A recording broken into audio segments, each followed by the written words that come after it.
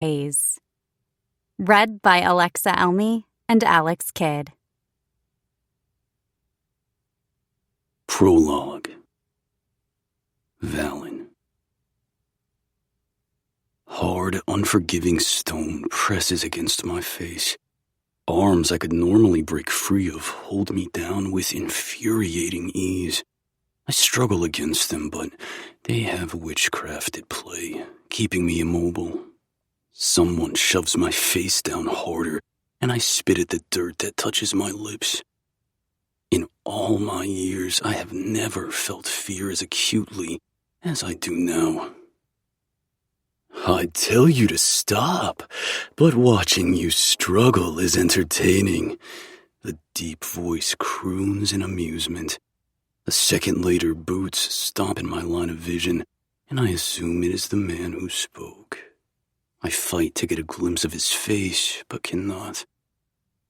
I will kill you, I spit out, knowing the words fall flat in my current predicament. I am at their mercy. I don't think so. He laughs, and I continue to fight with everything I have.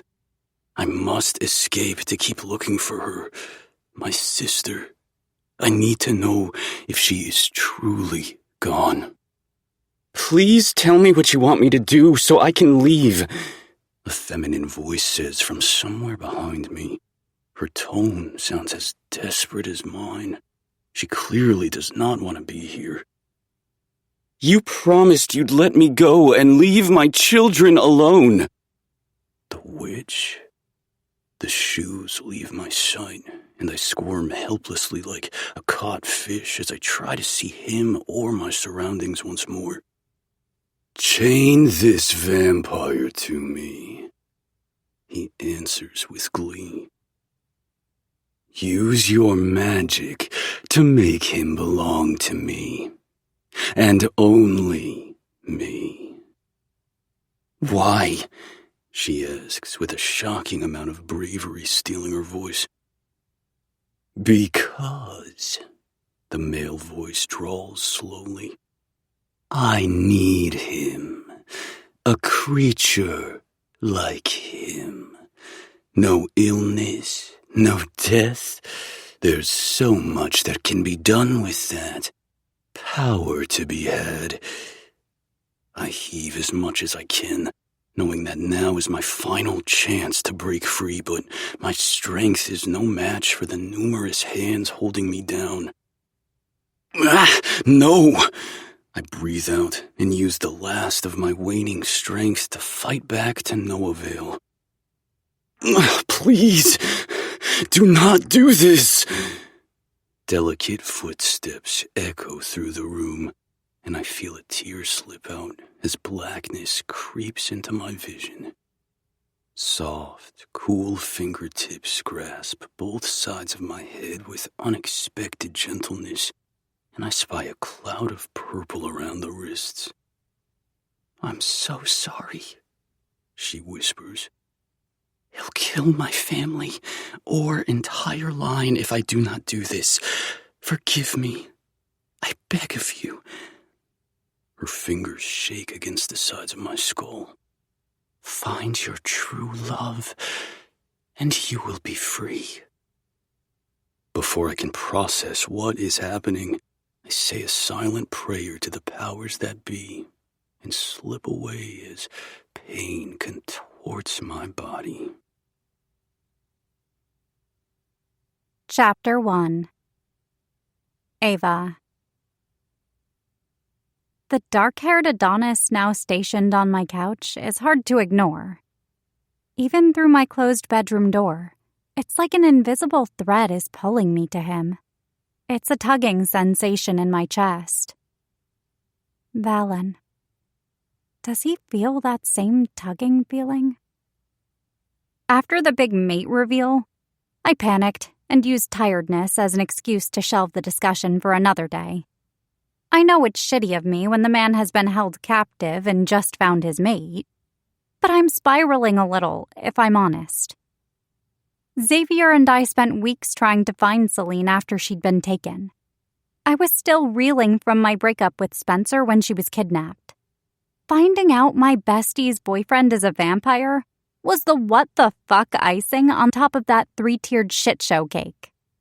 Thank God she's home safe and in one piece. But Valen popping up made me realize how much I internalized while all that was going on. I was so focused on locating Celine that I pushed my emotions to the side. And now they're starting to bubble to the surface. Valen's hot as fuck. And I'd be lying if I didn't admit I'm curious about him. But the wounds from my relationship with Spencer are still fresh. Our mutual breakup was the best decision for both of us, but it still hurts. He was someone I pictured spending the rest of my life with. I can't just suddenly turn those feelings off because I apparently have a mate. I know from Celine that this means Valen is my one true, purest kind of love. But I don't know him, so it's hard to see him that way yet. It was her suggestion that had him moving in with me. I know she's thrilled that I have a mate, and now I'm even more intertwined in the supernatural world like she is. I wanted to say no, but when Valen seemed so grateful for a place to stay and explained that he'd been sleeping wherever he could, including the roofs of buildings, I couldn't do it. So now there's a vampire sleeping on my couch. Ugh. I mutter out loud and shove my blankets over my head in exasperation. Just then, a weird sound comes from the living room. I pause and wait to see if I hear it again. A few seconds later, the murmuring continues and picks up in volume. My feet softly touch the ground, and I creep over to the door. If an intruder has already offed Valen, I need to be ready with the boxing skills Celine has forced me to learn. I'll karate chop their ass. I might be a mere human surrounded by supernatural creatures, but that doesn't mean I'm going down without a fight. Opening the door as quietly as I can, I peek around and scan the room, but find nothing out of the ordinary. A thrashing on the couch catches my attention, and I find the source of the noise. Valen writhes and lets out whimpers of pain in the living room.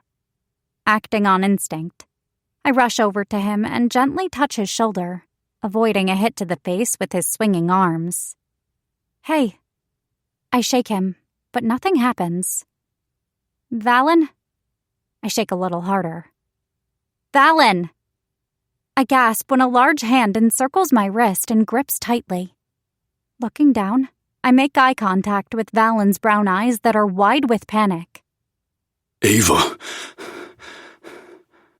Valen breathes out between short pants. Once he realizes it's me, he loosens his grip but doesn't fully let go. Are you okay? I ask, my heart racing in my chest. The black t-shirt he wears sticks to his sweat-soaked skin, and the urge to push wet strands of hair off his forehead comes over me. He lays his head back down and closes his eyes. A small tremor runs through the hand that continues to hold me. Go back to bed. Valen finally sighs and reluctantly releases my wrist. Sorry for waking you up. He rolls over, ending the conversation. I press my lips together, wanting to say more but not knowing what to say. Giving up, I shuffle back to my room, attempting to settle in. But now it's even harder than before. Valen has to be haunted by his imprisonment, and the trauma he must hold is immeasurable. This man is an enigma.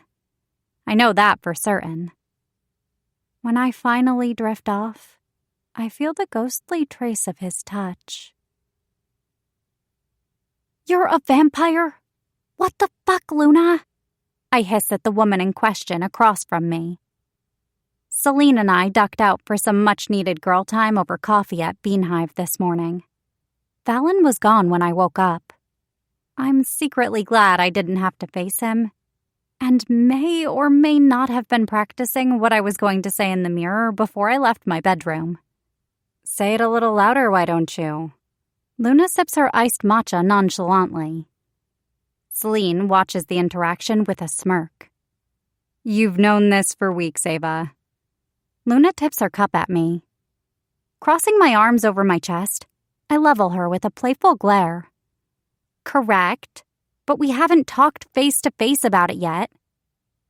While Zav and I were searching for Celine, he had plenty of time to fill me in on the supernatural world and how mates work. I had no idea how useful that information would actually be, since I certainly didn't expect Fallon to show up. What do you want me to say? Luna laughs and tosses her blonde hair over a slender shoulder. Her flowy boho top flutters against her body. I wonder how I didn't notice the ethereal glow to her before. She carries herself with an elegance and grace a normal human just can't possess. Well, I stutter. I hadn't thought that far. Just, what the fuck? I reiterate and hide behind my coffee after the embarrassing retort. Luna giggles, and Celine snorts. The whole vampire thing is crazy, isn't it? Celine's gaze drifts away. She keeps playing it off like she's fine, just like someone else I've recently met. Have you and Fallon properly chatted yet about the situation? She raises a dark brow at me. No, I promptly respond, and Luna squints at us. What situation? Who's Fallon? She questions. Get a load of this. Celine hooks a thumb at me and lowers her voice. Not only am I the mate to a vampire, but so is she. What? Luna gasps, laughter bubbling out of her. One human being the mate to a vampire is unheard of, let alone two. The fact that you two are best friends makes it even crazier. I lift my hands in a what do I know gesture, and Luna lets out a harumph. That's odd, Luna muses. Really odd. With a shake of her head, she asks, So you're avoiding him at the moment? My chest rises and falls with a loud sigh. Maybe. I wince, and Celine flattens her lips at my lie. Okay, yes.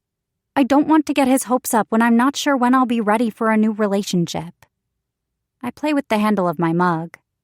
Being mates is a huge deal, and I can't rush into anything. Look at you and Zav. He follows you around everywhere like a puppy. I'm not ready for that. I point to where her red-headed mate sits on the opposite end of Luna's coffee shop, sipping at a mug that I think might be filled with blood instead of coffee. When he catches me looking, he looks away and whistles innocently. I'm sure Fallon understands, Celine reasons. He's probably feeling very overwhelmed by the state of the world and everything. He didn't tell me exactly how long he was held, but it sounded... She pauses, shaking her head. Like an unfathomable amount of time. She rests a hand on top of mine. Meet him where he's at and just get to know him, okay? He probably needs a friend right now more than anything. She has a point. Who am I to act this way toward someone dealing with their own demons and trying to find their way in a new world? A friend seems like an easy enough thing to be to him. Yeah, you're right. Filled with a new sense of invigoration, I formulate a plan in my head to get to know the quiet, brooding man, vampire, who landed on my doorstep. Chapter 2. Fallon. The clock ticking is the only noise that fills the room as I continue to stare at the vampire sitting across from me. We have been doing this for 5 minutes now, and I tilt my head at him in question. Red hair falls over his forehead and brushes the top of the frames of his glasses. Emerald green eyes study me, unreadable. A black cat sits in his lap, purring contentedly as he strokes a hand down its back, its tail swishing every few seconds. I'm not sure what we're doing, but I'm used to sitting in silence, so it doesn't bother me. Finally, the vampire sighs and opens his mouth. You're the one who bit my honey while she was imprisoned. You're thinking about her right now, aren't you? He hisses, hand slamming down on the table, and my eyes jerk back to his. I remain silent. He reeks of a recent mating bond, and I'm certain it's making him more testy than normal. I suppose she is a sexy little vixen who's hard not to think about. He looks wistfully out the window for a moment before his gaze swings back to me, his eyes narrowed. But you have your own mate, so keep your thoughts off mine. She saved me. My gruff voice, unused to talking, echoes through the room. I don't think of her that way. I'm simply grateful and can never repay her for what she did. I'm not sure how much I want to reveal to him. Not only do I not know if I can trust him yet, but it has been a long time since I've had anyone I could share my secrets with. I finally decide to go with. I was held for a very long time. Freedom is strange, but I wouldn't be here without her. You have a smart, kind mate. Xavier studies me, and I watch as his face transforms into a grin. He wraps the black cat around his shoulders and stands up. I'm just fucking with you. He moves to pat my shoulder, and I jolt away and farther down the couch before he can make contact. Whoa, sorry. He holds his hands up in the air. I get it. No touchy. Thinking about his hand on me makes my skin crawl. I suppress the shudder that wants to make its way through my body. I was shocked last night when Ava woke me up from my nightmare, and I wasn't revolted at the sensation of her skin on mine. The feel of her soft wrist was grounding for me as I came down from the horrendous nightmare. Every day since I've been out of the cell has been both a blessing and a curse. I'm physically free, but mentally I'm just as much a prisoner as if I were still there. It is tiresome. My brain hasn't seemed to have quite caught up with the idea of freedom yet. Xavier whistles and fidgets like he doesn't know what to do with me. An invisible light bulb seems to go off above his head, and he snaps his fingers. Want me to take you on a tour of the city? I know it's a much different time from when you were last out and about. He grins, and the cat on his shoulder makes eye contact with me before jumping off and wandering into the bedroom, tail swishing lazily as it goes. I can show you all my favorite places to watch Celine. Ava's usually with her. He does a weird wiggling motion with his eyebrows at me. Ava, the mate I never thought I'd have. She has been avoiding me. I heard her talking to herself in the bathroom this morning, rehearsing what to say, so I left, not wanting to make her uncomfortable. Let's skedaddle then. They already left Beanhive. I checked in earlier, so they could be at the gym, but since Ava's along, it's more likely they're shopping. Xavier babbles as I follow him quietly. I love sitting on the roof across the way where it's secluded and watching her. He continues to prattle, but I don't hear a word. All I can think about is seeing Ava and being close to her again. Even if she doesn't know I'm there, lurking nearby, just being near her will help soothe the chaos of my mind. When she's close, my brain gets quiet, and I like that. Has anyone ever told you that you don't really talk? Xavier pauses by the door and hands me a jacket. That's my second favorite, so be careful with it. I look at the worn leather jacket before shrugging it on. Xavier puts his own jacket on and grabs a pair of keys. Discovering the invention of the things I've since learned are called cars was a shock, to say the least. The world has changed immensely since I was captured. I still haven't set foot in the thing called an elevator, a tiny box that closes me out from the rest of the world and goes up and down on a pulley system Doesn't sound like something I want to trust, even as indestructible as I am. In those first weeks after Celine helped me escape, I found a library to hide out in and consumed as much as I could to understand the world as it is now. But there are still many things that don't make sense to me. The English language now and slang are an ongoing struggle. More books wouldn't be a bad idea. Can we stop by the library? I ask Xavier as we head for the stairwell. I don't bother to ask how he knows I won't take the elevator. The library? His eyes widen.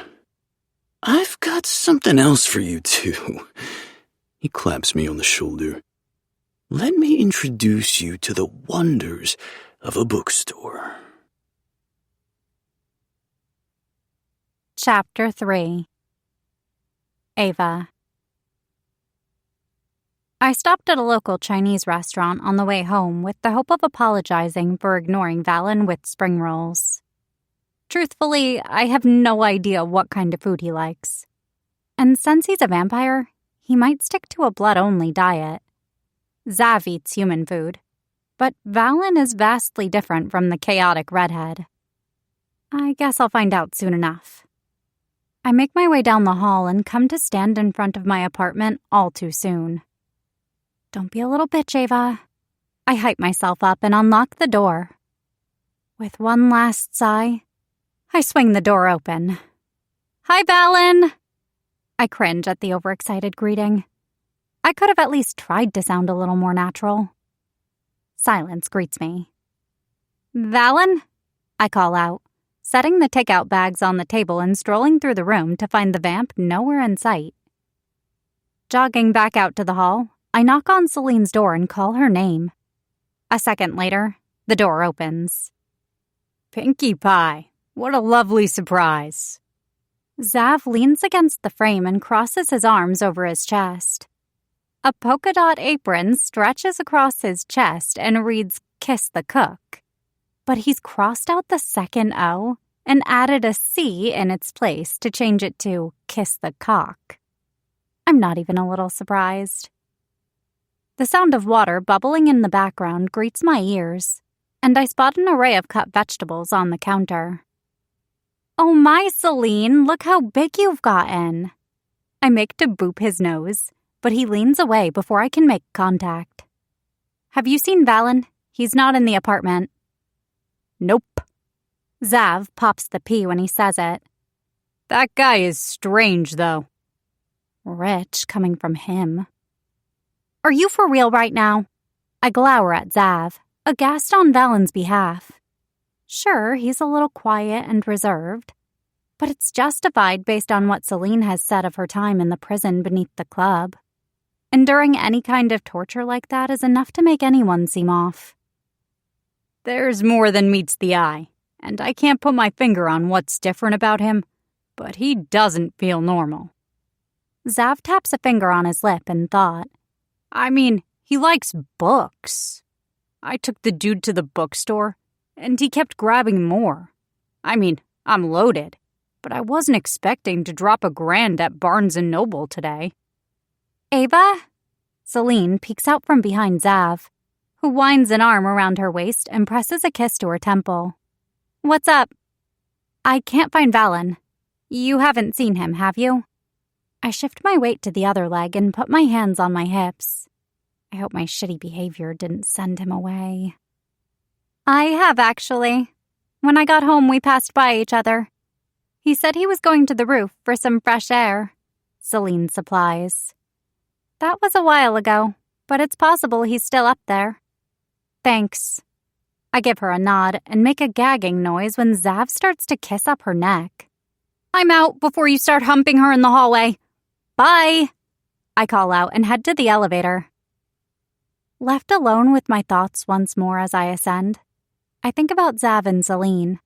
For the longest time, I tried to set her up on dates because I wanted to see her happy.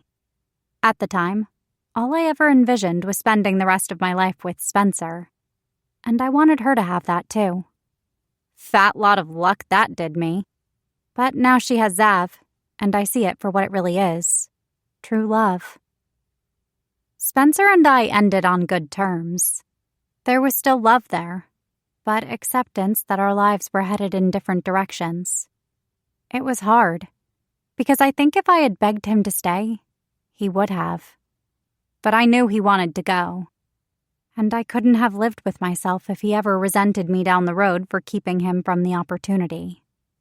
Never in a million years did I expect Valen to show up weeks later and announce that he's my mate. Even though I watch Celine and Zav and see their obvious connection, I still don't know what that means for Valen and me.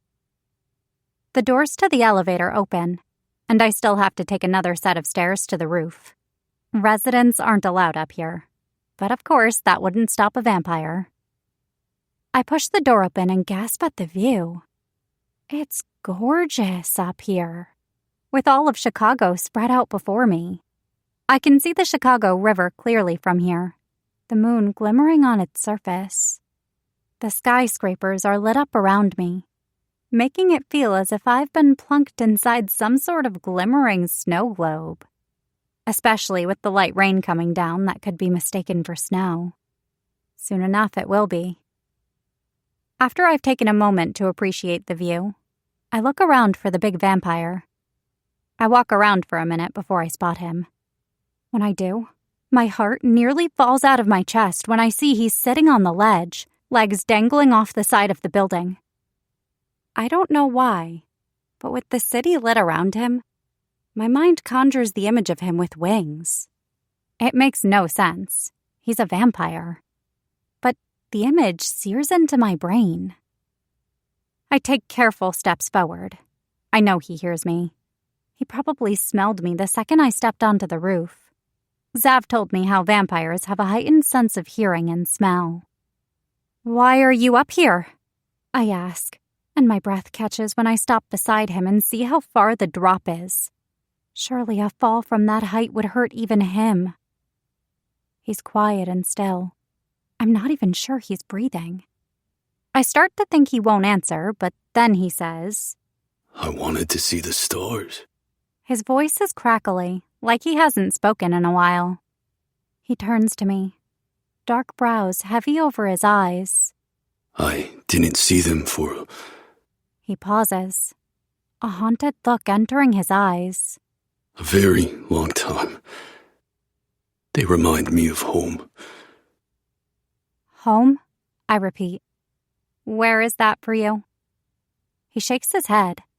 In a time that no longer exists. In a place I no longer belong. It doesn't escape my notice that despite his cryptic statement, he's talking more than usual. His voice is deep and sultry. It pulls me in. And I wonder if that's the mate bond or something else. I brought Chinese takeout home for dinner. Would you like some of that? He shakes his head no, but I don't let his rejection sting. If you've never tried it, you should. Spring rolls are like the best thing ever. He looks to me, angling his chin down. His face is mostly bathed in darkness, but I still feel the weight of his gaze. "Will it make you happy if I eat these spring rolls with you?" It won't make me unhappy, I counter. With a sigh, he swings his legs back over to my side of the roof. "You've piqued my curiosity. Lead me to these rolls." The laugh that comes out of me is unexpected, startling both of us. Sorry. I look down at my shoes. I don't know why I thought that was funny. His eyes are locked on me, and I start to squirm. I can't resist the urge to look at him for long. When I meet his eyes, he says, "Your laugh. It is very lovely." "It is very lovely?" I parrot back. Valen tilts his head, looking like an adorably confused puppy. "It's very lovely." I emphasize the contraction. "I see we need a crash course in modern English. You've already got some contractions down, at least, it seems." Part of me doesn't want to teach him because the contractionless sentences he mixes in are cute. Let's head back. We amble back down to the apartment for a shared meal of spring rolls, where I mostly talk at him, and his eyes sear into me as he listens. Befriending Valen is going to take time, but I'm always up for a challenge. Chapter 4. Valen. I flip the last page of the book I'm reading and close it with a sigh. Setting it on top of the growing stack next to me, I wander over to the tall windows and observe the rain as it slides down the panes. There seems to be a consistent pattern of rain and cold weather. It's been limiting my chances to sit out on the rooftop, which I don't like.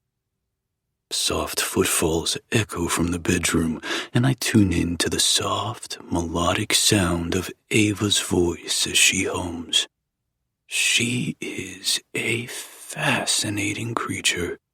She speaks often, a contrast to myself, and seems to be attempting to teach me the ways of this new world. I appreciate the effort, but it's been overwhelming, and sometimes unpleasant. Ever since our night on the roof, she's brought home a different cuisine for me to try each day. I'm not a huge fan of any of it. Blood tastes best.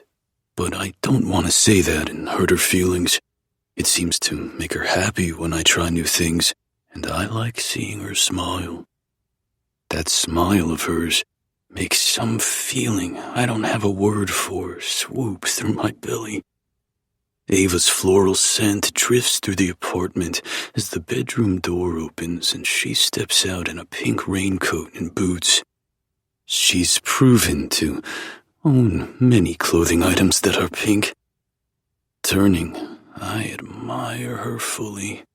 Pink hair falls in soft curls around her face, long lashes grazing her cheeks when she blinks, and lips shining with an unknown substance. I can't help but be enamored by her natural beauty. A pretty blush stains her cheeks, as it often does when I stare. I'm heading out to go furniture shopping, She says cheerfully. Do you want to come? I continue to stare in silence, processing her question. There's still so much I don't understand. I mean, you don't have to. I just thought I'd ask. Ava tries to backtrack. What does this furniture shopping entail? I speak the word slowly, foreign on my tongue. Well, we'll go to a huge warehouse that has different pieces of furniture and decor, which I can then order and have shipped here. She explains with a flurry of hand gestures. I want to replace the couch because who knows what Zav and Celine got up to in here. Plus, Celine's old neighbor's soul is probably trapped inside one of the cushions. I'm not about to be haunted by some frat boy ghost because Zav can't handle a little competition. I mull over her nonsensical explanation and waver on going or not. It doesn't sound particularly fun, but when she nervously tucks hair behind her ear, I make my decision. If she's continuing to make an effort to get to know me, I can do the same. I will accompany you. I stride toward the door and grab my jacket. Oh, great! Surprise coats her words like the thick syrup she likes to put on her pancakes. A rare smile fights to stay on my lips, and we head to our destination in the metal contraption she calls a car. The flamingo or salmon-colored pillow. Ava holds up two pillows that look exactly the same to me. That one. I randomly point toward one, and Ava gives me a stern look. You didn't even think about it. Don't you see the shade difference? This pillow skews warm-toned, and this one cool. It changes the whole room dynamic. Ava attempts to explain shades of pink to me once more, but I'm too fascinated by the way her lips move as she talks to pay attention. The plump shape of them is mesmerizing. With a sigh, she lets her arms fall and plops the pillow I didn't pick into the cart. Okay, let's head toward the back. I need a new vanity. Ava pushes the small cart that holds her purchases. I offered to push it for her, but she seems possessive of the thing. I've been steadily brushing up on modern times and trying to read multiple books each day.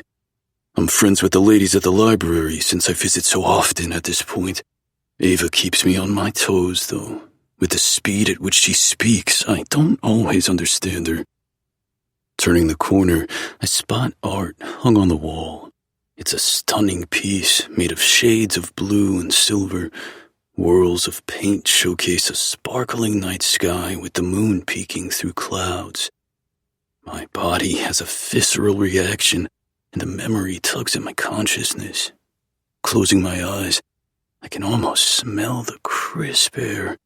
Soft wisps of wind flutter strands of my hair, and I take a deep breath, the expansive space free of any burdens.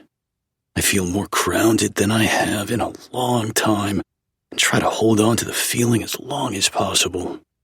A soft tap to my shoulder breaks the reverie, and I turn to find Ava staring at me with wide blue eyes. Her delicate hand is not an unwelcome weight. Are you okay? She removes it when she realizes I'm staring at where it's resting on my shoulder. I called your name like 5 times before I came over here and found you looking comatose. With a short glance back at the painting, I start to walk toward her cart that's now overflowing with items. How she managed to find more things in such a short time, I do not understand. Come on. She grabs my hand and I gasp at the touch. If she notices, she doesn't show it. She places my hand on the side of the cart. Keep a hold here so I don't lose you again. I feel like I'm being scolded, but for some reason, I don't mind.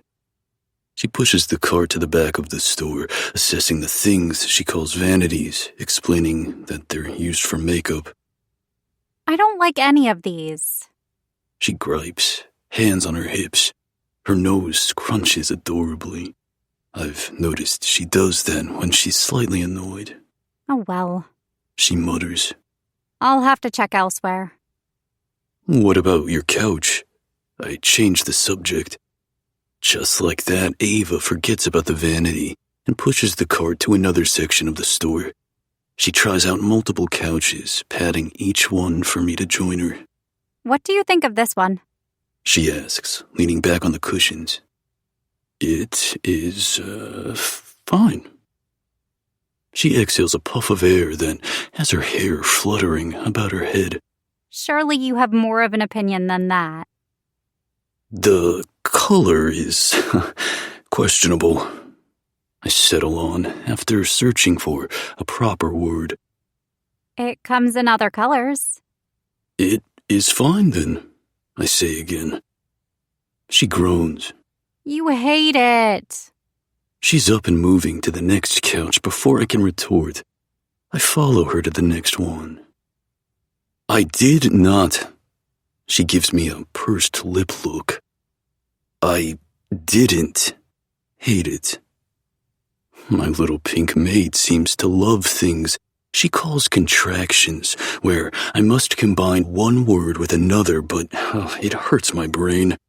I picked up a few from my captors and reading, at least.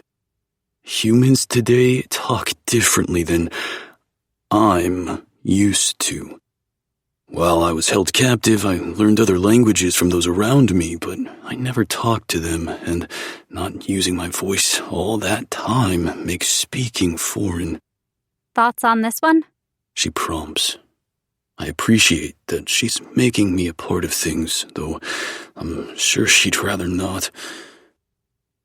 I look to her for approval, and she nods. A weird shape. You're right. She frowns. Let's try that one. She points. I follow her to the one she's indicated. Ah, She sighs happily as she sinks into it. this one is perfect, don't you think?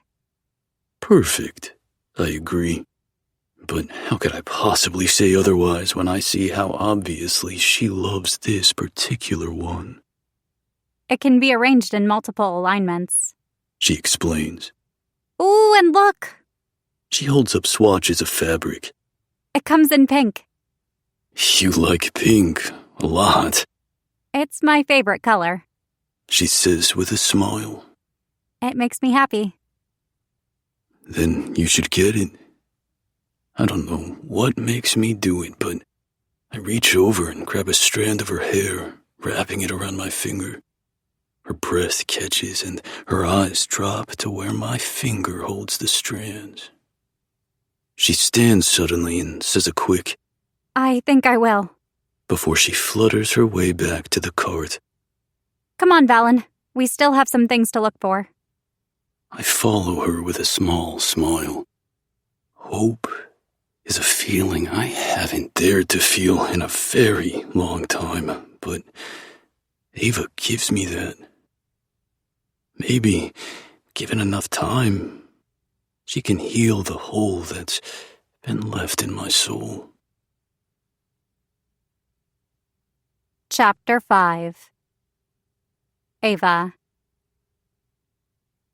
Shit! I shout as yet another Lego piece falls onto the ground. Whoever said adult Lego sets were calming was a fucking liar. I lean over sideways and grapple blindly under the new coffee table for my piece. I don't know what you're talking about. This is great, Luna says with a smile as she puts the last piece on her orchid. Her bamboo set is already finished and sitting proudly on the side table. Luna's been joining us more lately, which has been nice. I think now that we know she's a vampire, it's especially freeing for her to hang out with us. Her drinking blood in plain sight does take a little getting used to, though. Yeah, Ava, sounds like you're just impatient, Celine adds unhelpfully with a smirk.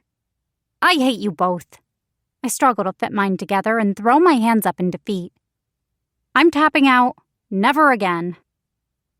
Falling dramatically against the couch, I clutch one of the pillows to my chest and catch a whiff of Valen's citrusy sea salt scent. I throw the pillow to the side before I continue to smell it like a weirdo. Standing, I clap my hands to get the girl's attention. Back to what I really called you here for. Operation Valen. Celine and Luna situate themselves on the couch and face me attentively. What's the problem, boss? Celine asks. She practically radiates happiness now that she's consistently getting dicked down by the chaotic and insufferable Ginger next door. The past few days at work have been extra boring without Celine. She decided to take an extended leave of absence after the kidnapping, and I know she's seriously considering quitting altogether. Befriending Valen is impossible. I pace back and forth and try not to think about the way he wrapped my hair around his finger at the furniture store. When I manage to locate him, since he likes to disappear, I end up in a one-sided conversation. I don't want to make him uncomfortable, so I try not to push, but at the same time, I feel like I'm getting nowhere. Though shopping with him wasn't too bad.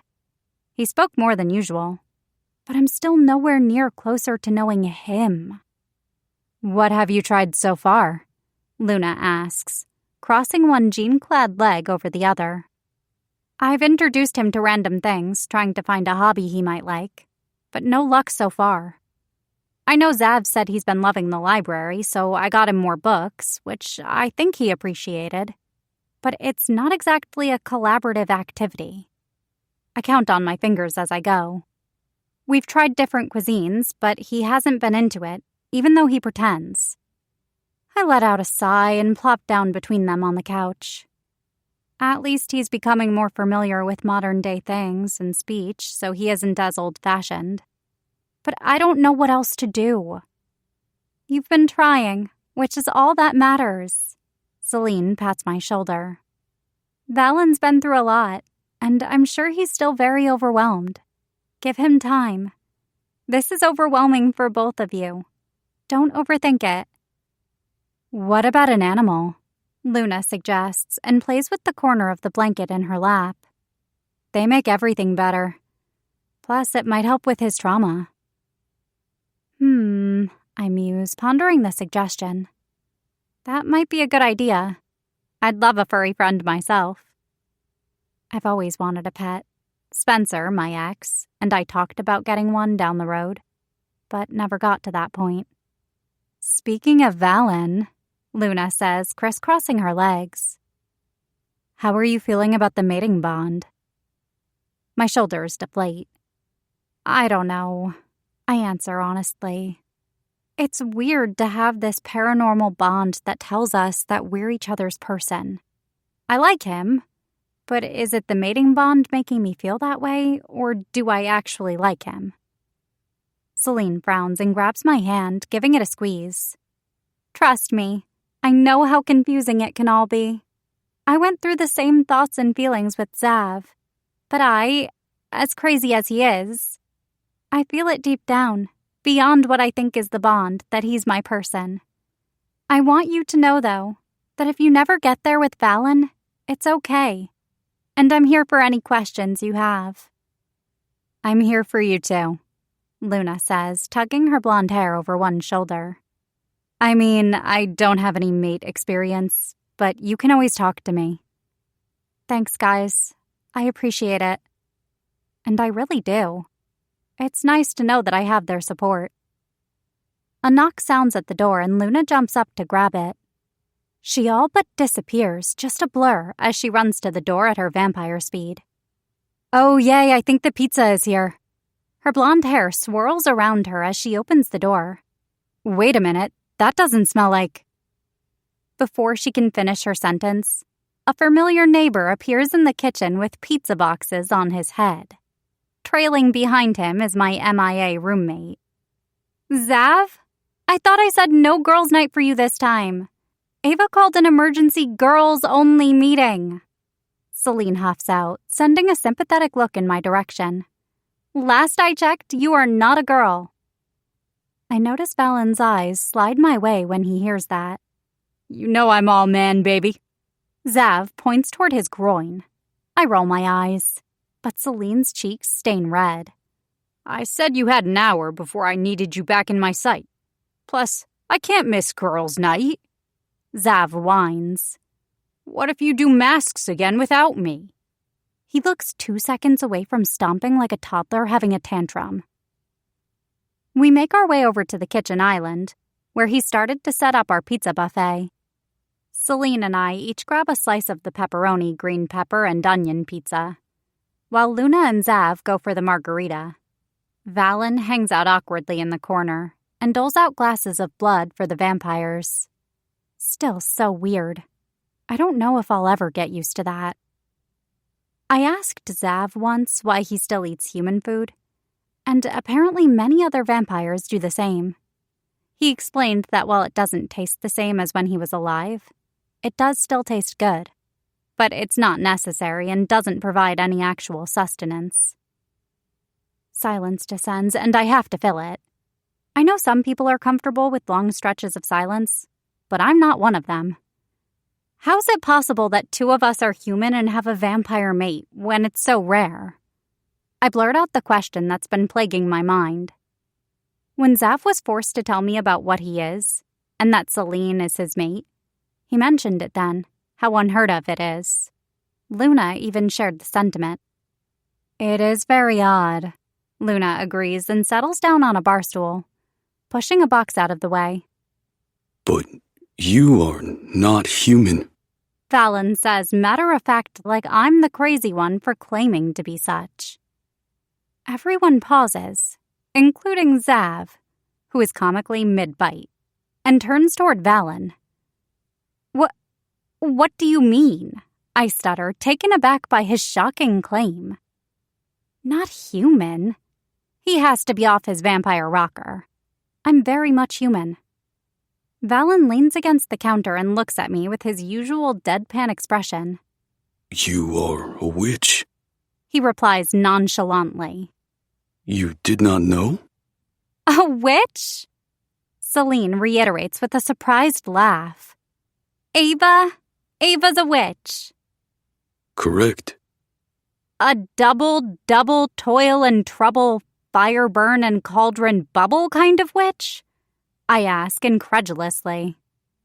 I don't know what that means, but yes, you are a witch descended from one of the most powerful bloodlines. Fallon supplies as surely as if he's telling me that it's raining outside. He says it as a fact, indisputable. I laugh out loud at how ridiculous he sounds. Maybe it's payback for making him try all the food I've brought home. No, I'm human. I think I'd know I was a witch. A million thoughts are running through my mind right now, and every one leads to the conclusion that I most certainly am not a witch. How could I go my entire life and not know? Yeah, that feels a little far-fetched, Zav says. She might be an energetic little pixie, but she feels just as human as any other in this city. How can you be so sure? Valen simply shrugs and says, That's something I would prefer to discuss mate to mate. I'm sure you understand. For the rest of the night, I struggled to settle down. Could he be telling the truth? I don't know why he'd lie. I didn't know my life could get even more complicated than being mated to a vampire. But now I'm a witch? Fuck. Chapter 6. Ava. Hocus pocus! I shout at the candle in front of me. Nothing.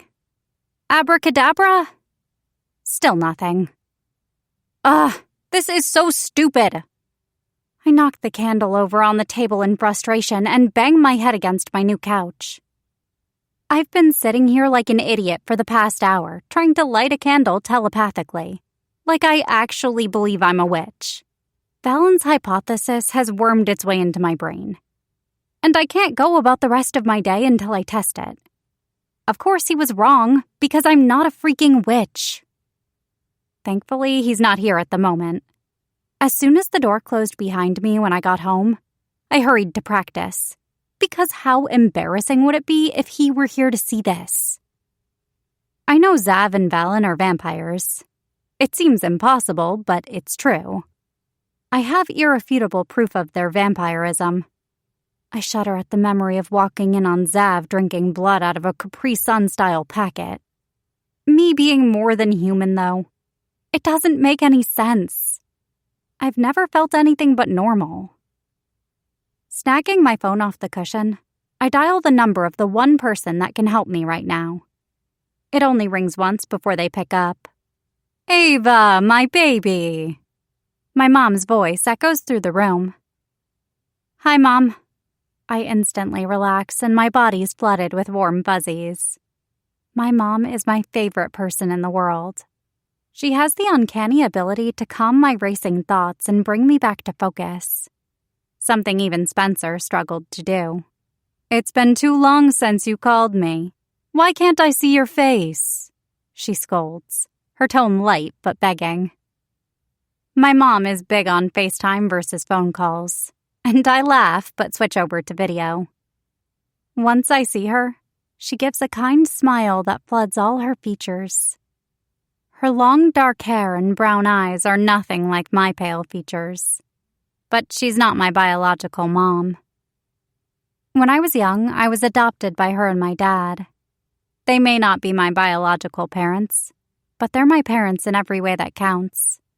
I was spoiled growing up as their only child, and I have nothing but fond memories when I think of my childhood. Family really does run deeper than blood. There's my gorgeous girl. How are you? Her eyes dart around my face like she's taking me in. Pretty good. I try to fake enthusiasm, but she sees right through me. Ava, just because I'm virtual doesn't mean I can't tell something's wrong. What's going on? Her expression softens when I bite my lip nervously. Can you tell me about my bio parents? I cringe a little when I ask. My parents have always told me if I wanted to know about them, I could ask. That they wouldn't judge me for doing so, and they'd tell me what little they knew. I think it's a natural thought process to wonder about that kind of thing. But truthfully, haven't wanted to up until now. I love my adoptive parents, and I've never felt any kind of need or desire to discover who I really am, because I already know who I am. But if what Valen says is true, and I am a witch, maybe information about my birth parents could help. Of course, but what's brought this on all of a sudden? She replies after slight hesitation. I'm sure I've caught her off guard with the question when I've gone my entire life, including my angsty teen years, not caring. Unable to sit still anymore, I pace around the apartment. I carefully word my response. Someone said something recently that had me curious about my heritage. It's not like I can come out and say a vampire who's been held hostage for hundreds of years claims I'm his mate, said I'm a witch. It was a closed adoption, as you know, so we don't know too much, but I'm happy to share what we do. They were killed in a tragic accident when you were 3. Their names were Hannah and James. We were never given a last name or even the location of where you came from, though we always assumed it had to be somewhere in or around Chicago. I'm sorry I can't tell you more. Her sigh is one only a mother who's worried about her child can make. We did try to look into things over the years, just in case you asked, but we didn't get far. Maybe nowadays, with social media, you might get somewhere. I tuck a piece of hair behind my ear. Her response is not what I wanted to hear, but not entirely unexpected. No, I get it. Thanks for answering what you could and being so willing to. I twirl a piece of my pink hair around my finger. Are you sure you're okay? She asks, peering at me over the top of her glasses. I bet I called her in the middle of working on one of her crochet projects. Do you need to come home for a visit? I really do need to get over and see them soon. I'm good. Just big life changes between the breakup and moving. Celine and Luna have been great friends through it all. We plan to go to paint pottery soon. I ramble and walk over to the balcony to look out the sliding glass doors. The last thing I want is for my mom to worry about me. Okay, sweetie, if you're sure. Your father and I would love to see you. Maybe we can get together soon and hit the Korean spot we all love. She blows a kiss, and I give her a wave as we say goodbye. I toss my phone onto the couch and watch the clouds roll by. Just then, a huge dark figure appears on the balcony, scaring the shit out of me. I'm pretty sure my scream can be heard by the entire floor, and a little pee might even come out. Valen tilts his head at me in question, and I open the door for him. He walks through nonchalantly like he didn't just fall from the sky. Dude, what the hell? You scared me! I screech and try to calm my racing heart. Sorry. Valen offers and plants his toned butt on a chair. Maybe stick to walking through the front door, or give a girl a warning if you're going to do that again. I hold a hand to my chest and move to sit. I feel a little lightheaded. Where'd you go? The library. I returned some books and then got pulled into a conversation with Edith about her pet squirrels. When he says it so monotone, I can't help but smile. I see. I stifle a giggle. I just got off the phone with my mom.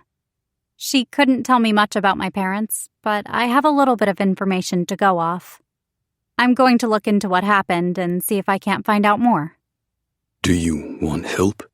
Valen crosses his arms over his chest, and the veins bulge, making me lose my train of thought for a second.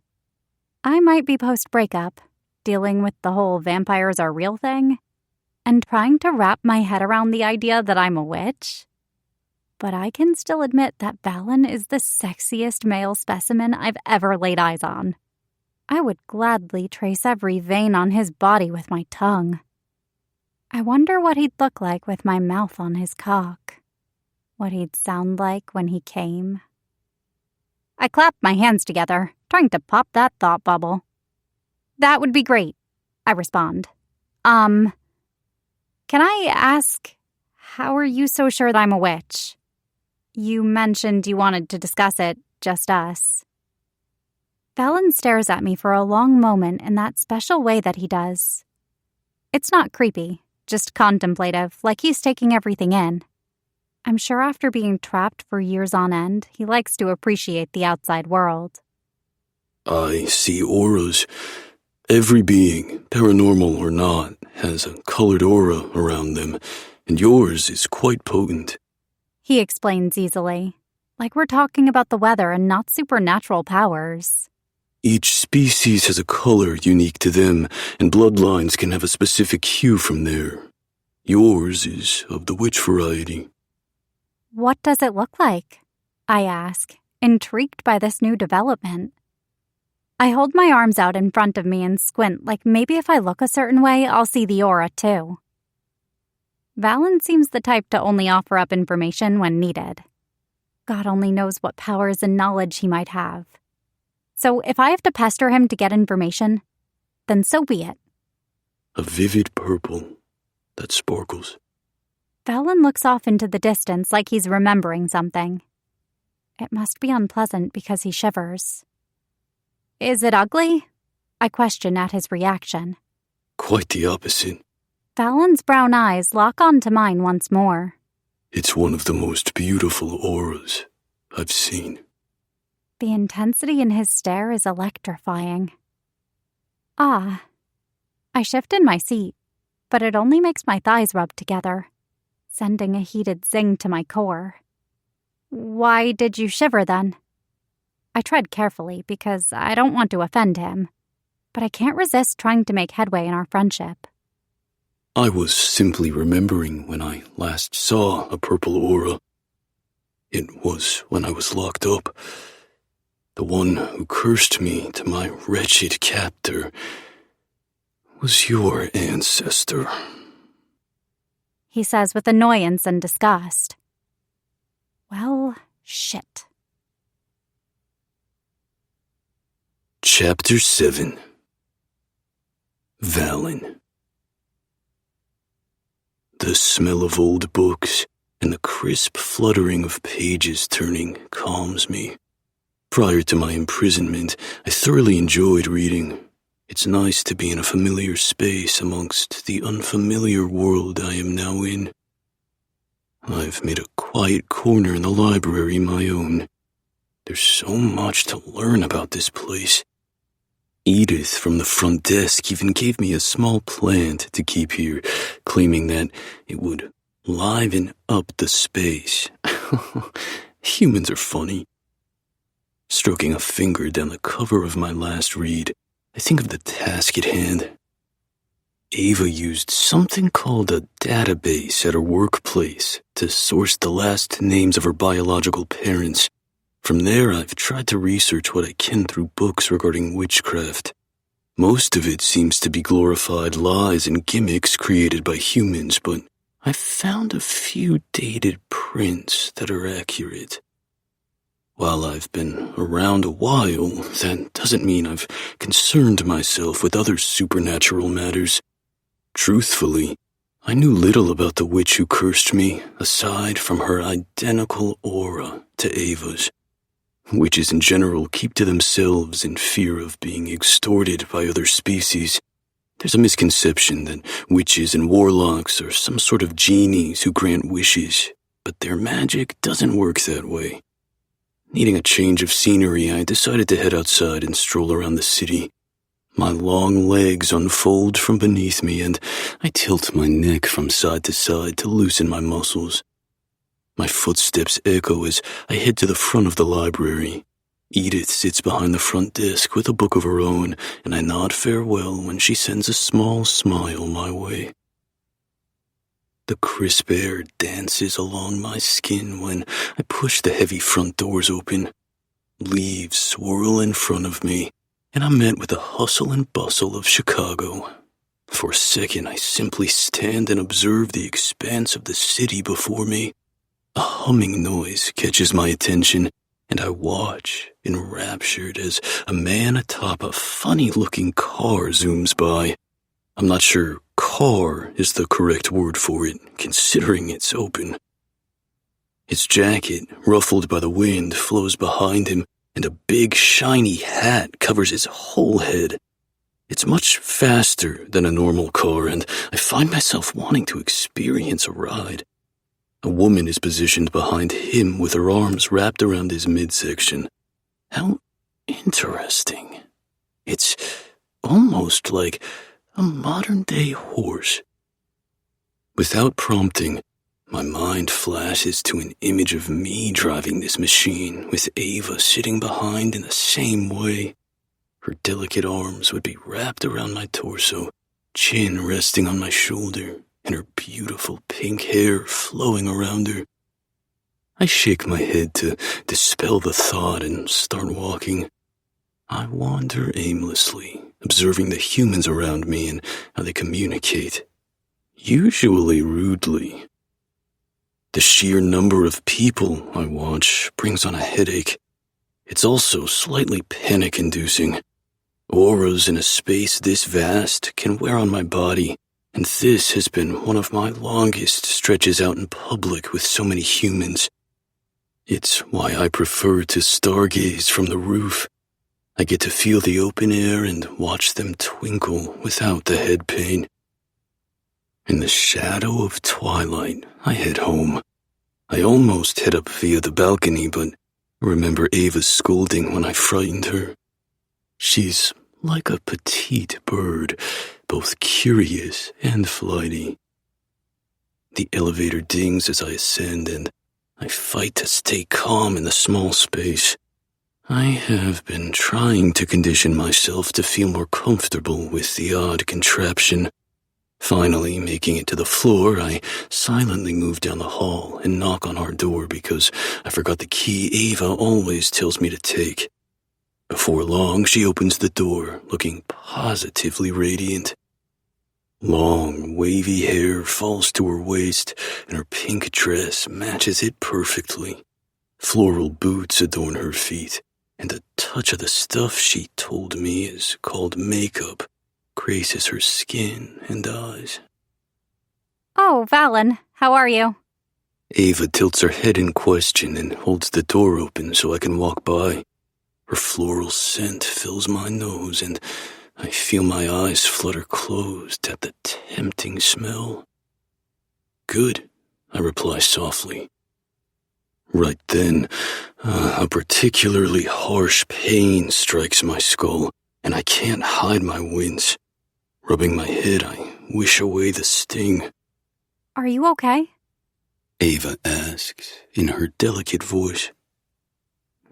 Too many auras can hurt my eyes, I admit. I was walking through the city for fresh air and may have overdone it. Ava gently directs me to the bathroom, and I turn to her in question. Strip down, Vampy. She states as I continue to stare.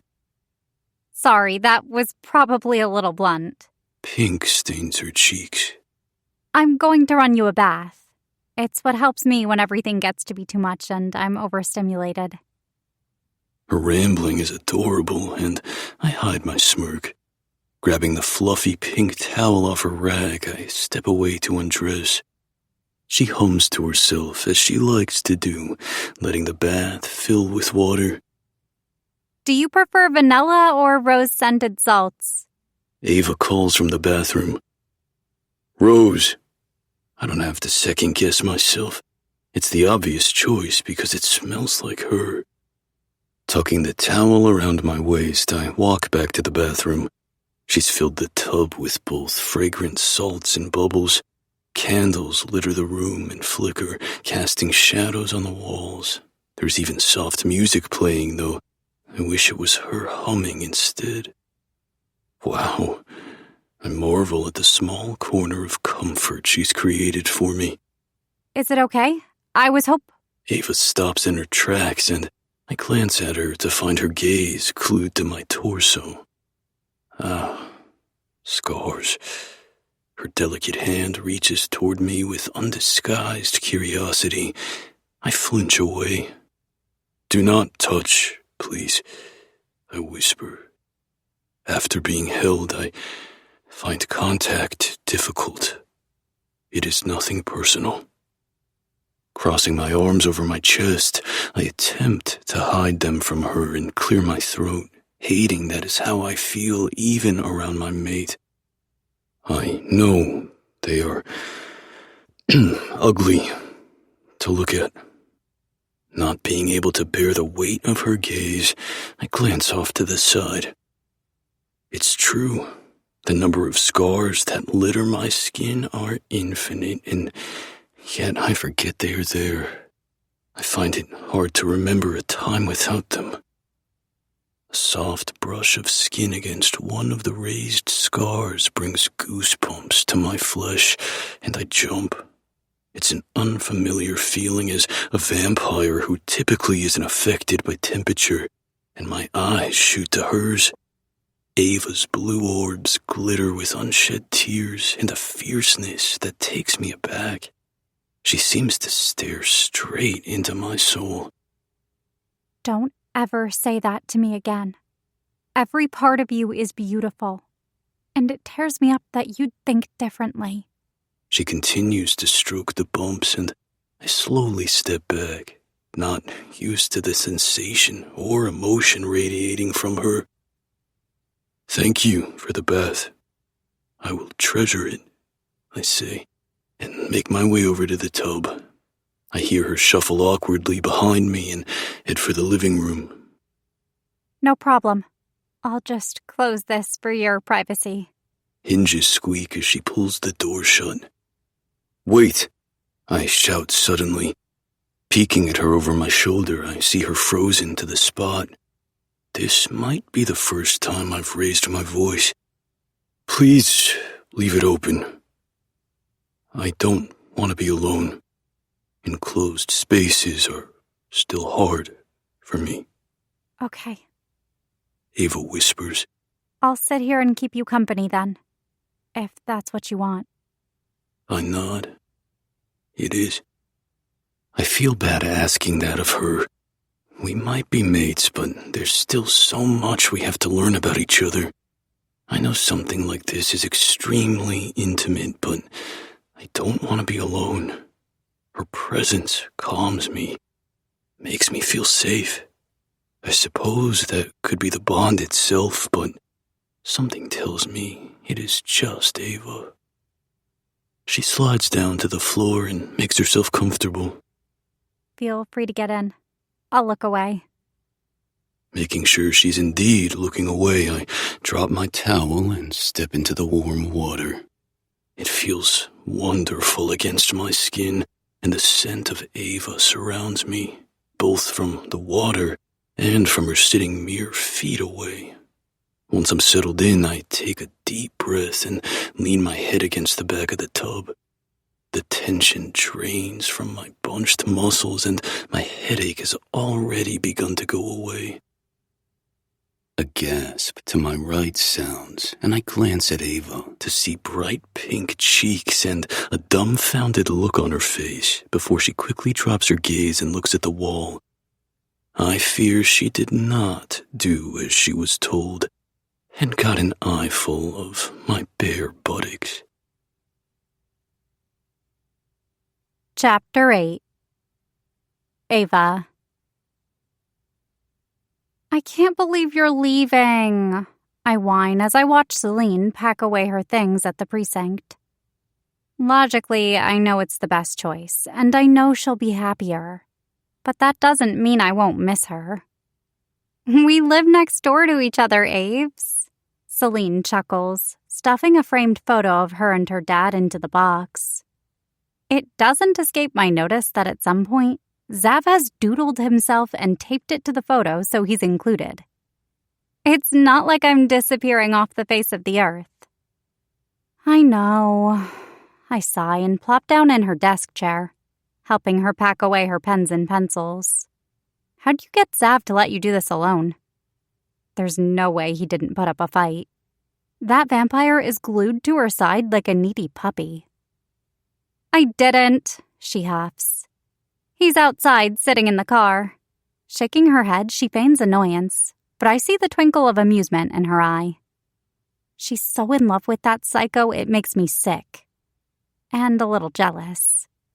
In the car, huh? I turn my head to see the crimson hair and eyes level with the front window of the precinct. Celine simply ignores him and wipes her desk down. Other detectives and officers stop by to say their goodbyes. Between her dad's legacy, her work ethic, and her fighting spirit, Celine will be missed. "How is your dad doing?" I ask carefully, knowing it's a sore subject. Celine sighs and leans a hip against the side of her desk. A wistful look enters her eyes. "Okay. I took Zav to meet him the other day." She smiles sadly. "Thankfully, it was a good day and they got along well. Zav can be charming when he wants to be, and he told him all about how well he takes care of Midnight." I pat her leg in silent support. Even I haven't met Celine's dad, so it goes to show how much she trusts Xavier to be that vulnerable. "Midnight still giving you a tough time?" I muse and toss a piece of chocolate I confiscated from Celine's desk into my mouth. Caramel. Yum. Celine levels me with a disgruntled expression, which answers that. Or else she's pissed I stole her chocolate, but that's not really like her. The cat loves to terrorize me, and yet he'll sit on Zav like he's his own personal throne. If I have to hear the words cat surf uttered one more time... She trails off, and I laugh. "What's the plan after closing this chapter of your life?" I tilt my head in question. We haven't had a chance to talk too much about her future plans with the job change. Another girls' night might be in our future soon with the rate things keep changing. Take it easy for a while. Up until now, I haven't had much opportunity to travel, so that would be nice.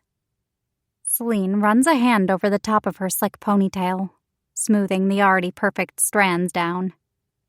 Maybe I'll find a new hobby. The possibilities are endless, I suppose. But I don't want to jump into another profession too quickly. She shrugs and I nod. I need time to heal and find myself again. Speaking of hobbies, I whisper, is Zav still doing you-know-what? I mention his gory pastime. You think I could get him to stop? Celine mutters dryly. I asked him to be more discreet with it, and the man had the gall to look appalled and say, I couldn't silence his art. She throws up quotations with her fingers and deepens her voice like his. He still does it, but I've told him to at least rein it in when it comes to guys who talk to me. I still can't believe he threw Corey out a window. Have things gotten any better with Fallon? She turns the topic of conversation to me. I should have known this was coming since I avoid any talk about my roommate at all costs. What about the witch thing? I picture the silent but strong vampire of my own. Last night's bath felt like a step in the right direction. Nothing more on the witch front as of now, but I'm looking into it. As for Valen, the man has a fine ass, that's for sure. I envisioned the sculpted butt I couldn't resist peeking at when he got into the tub. I knew he'd caught me, but all it did was send a shiver of anticipation down my spine. When did you see his butt? She shouts, and everyone around us looks our way. Shooting a wide grin their way, I playfully slap her and we giggle. After that, we finish cleaning up her desk and Celine goes around saying a final goodbye to everyone. She shares a firm handshake with Captain Barnes, who thanks both her and her father for their service to the city of Chicago. I swear I see a sheen to his eyes when she walks away, but know the burly man would never admit it. Ready to go? Zav asks, strolling up when he can't take it anymore. He wraps an arm around her waist and pulls her into his side before burying his nose in her neck. She swats at him when he gives a small nip, but he doesn't let go. Wow, you made it a full 30 minutes before you came in. I'm so proud of you. Celine replies sarcastically. Oh, sweetie, I can come as fast or as slow as you want me to. Xavier says with a rakish grin. Vomit, I fake gag, and he sticks his tongue out at me. Some of us have actual work to do, so unless you want the waterworks to start, get gone. I shoo them out the door, but not before giving both a hug. I watch as they walk toward her car with sadness in my heart. I'm so happy for Celine and all that she's found in Zav and her new life. But it feels like I'm losing her at the same time. Chapter 9. Valen. I wish to ride the horse with wheels, I blurt out. Ava sputters and chokes on the burrito she's eating. Come again? She wipes delicately at her lips before scooping up the particles of food from the counter and putting them on the edge of her plate. The horse with wheels. Can you teach me how to drive it? I tilt my head in question, not sure what she's not comprehending. She continues to stare at me in bewilderment, and I look out the window to see one conveniently parked on the side of the road. I motion her over and point at it. Ava giggles when she spots it, the sound quickly morphing into a boisterous laugh. I don't see what's funny. I cross my arms as she loses it. A motorcycle! Ava wipes tears from her eyes and pats my arm. It's called a motorcycle, but points for creativity. She's been touching me more lately, and I don't have the urge to cringe like I used to. Even though I know she's not actually using magic, the way she affects me still feels like witchcraft. Whatever it may be, I want to learn how to operate it. It seems fun and freeing. Two things my life hasn't possessed for an incredibly long time. Ava finishes off her food and washes her hands in the sink. Around the bulge in her cheek, she manages to garble out, Onward, then. As she heads for the door with a purpose, I scurry after her, shocked that she agreed and we're going this quickly. You own one of these motorcycles? The word feels strange in my mouth. I prefer horse with wheels. Makes the most sense to me. Hell no. Ava replies breezily. We're going to start with learning how to drive a car, which I do have. Motorcycles can be dangerous, so we're walking before you learn how to run. I am confused. I thought you were teaching me how to drive, not run. I question. Ava turns toward me with an open mouth. Next lesson after learning to drive is going to be expressions and their meanings. We reach the garage, and she leads me to her car. A carriage with wheels, if you ask me. She pushes a magic button, and lights flash. Door's unlocked, she says in a sing-song tone, when I stand there, flabbergasted. I reach for the handle and swing it open. I haven't sat inside one of these since I've been back in the real world. There's plenty on the road, but I find them scary. People act like they're going to hit you with them. I might be indestructible, but pain is not pleasant. I settle into the seat. The car smells of her, a mix of roses and candy and pure sweetness. I inhale a big whiff, and she sends a mystified expression my way. Are you okay? I am good. I smooth my hands down my hips and flex my fingers. I'm good, she says. That is what I said. Ava sighs, a tone that makes her sound tired, but there's a smile on her lips, so I find myself confused about what she's feeling. No, I was correcting you. You don't have to say, I am good. You can just say, I'm good. The I am shortens to I'm. I'm good. I've heard you use the contraction before, so don't act like you haven't. I'm good, I say to pacify her. See? She pats my arm encouragingly and releases me. I stare at her hand. My skin feels heated beneath it, humming beneath the surface, screaming for more touch from my mate. but I cannot push her, and I need time of my own to heal from the horrors I've survived. That wasn't so bad, was it? Now buckle up. Buckle? She practically sprawls across me and reaches around me for something. Oh, a strap. She tugs it over my torso and snaps it into place. That's a seatbelt. She points at it. It keeps you safe. I pull it away from my chest.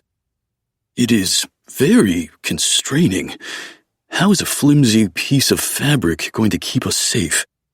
She laughs. That's the point, and it just does. She pushes a button, and the car roars to life, sounding like a wild beast coming awake. We drive for an indeterminate amount of time while she tells me about breaking legs, spilling beans, and other phrases that don't make sense. I find I love her incessant talking, especially after such a long period of time of silence. Being alone with nothing but your thoughts makes for terrible conversation. Arriving at our destination, Ava pulls the car into an abandoned field far away from the city. Pulling on a stick in the center to stop the car, she turns to me.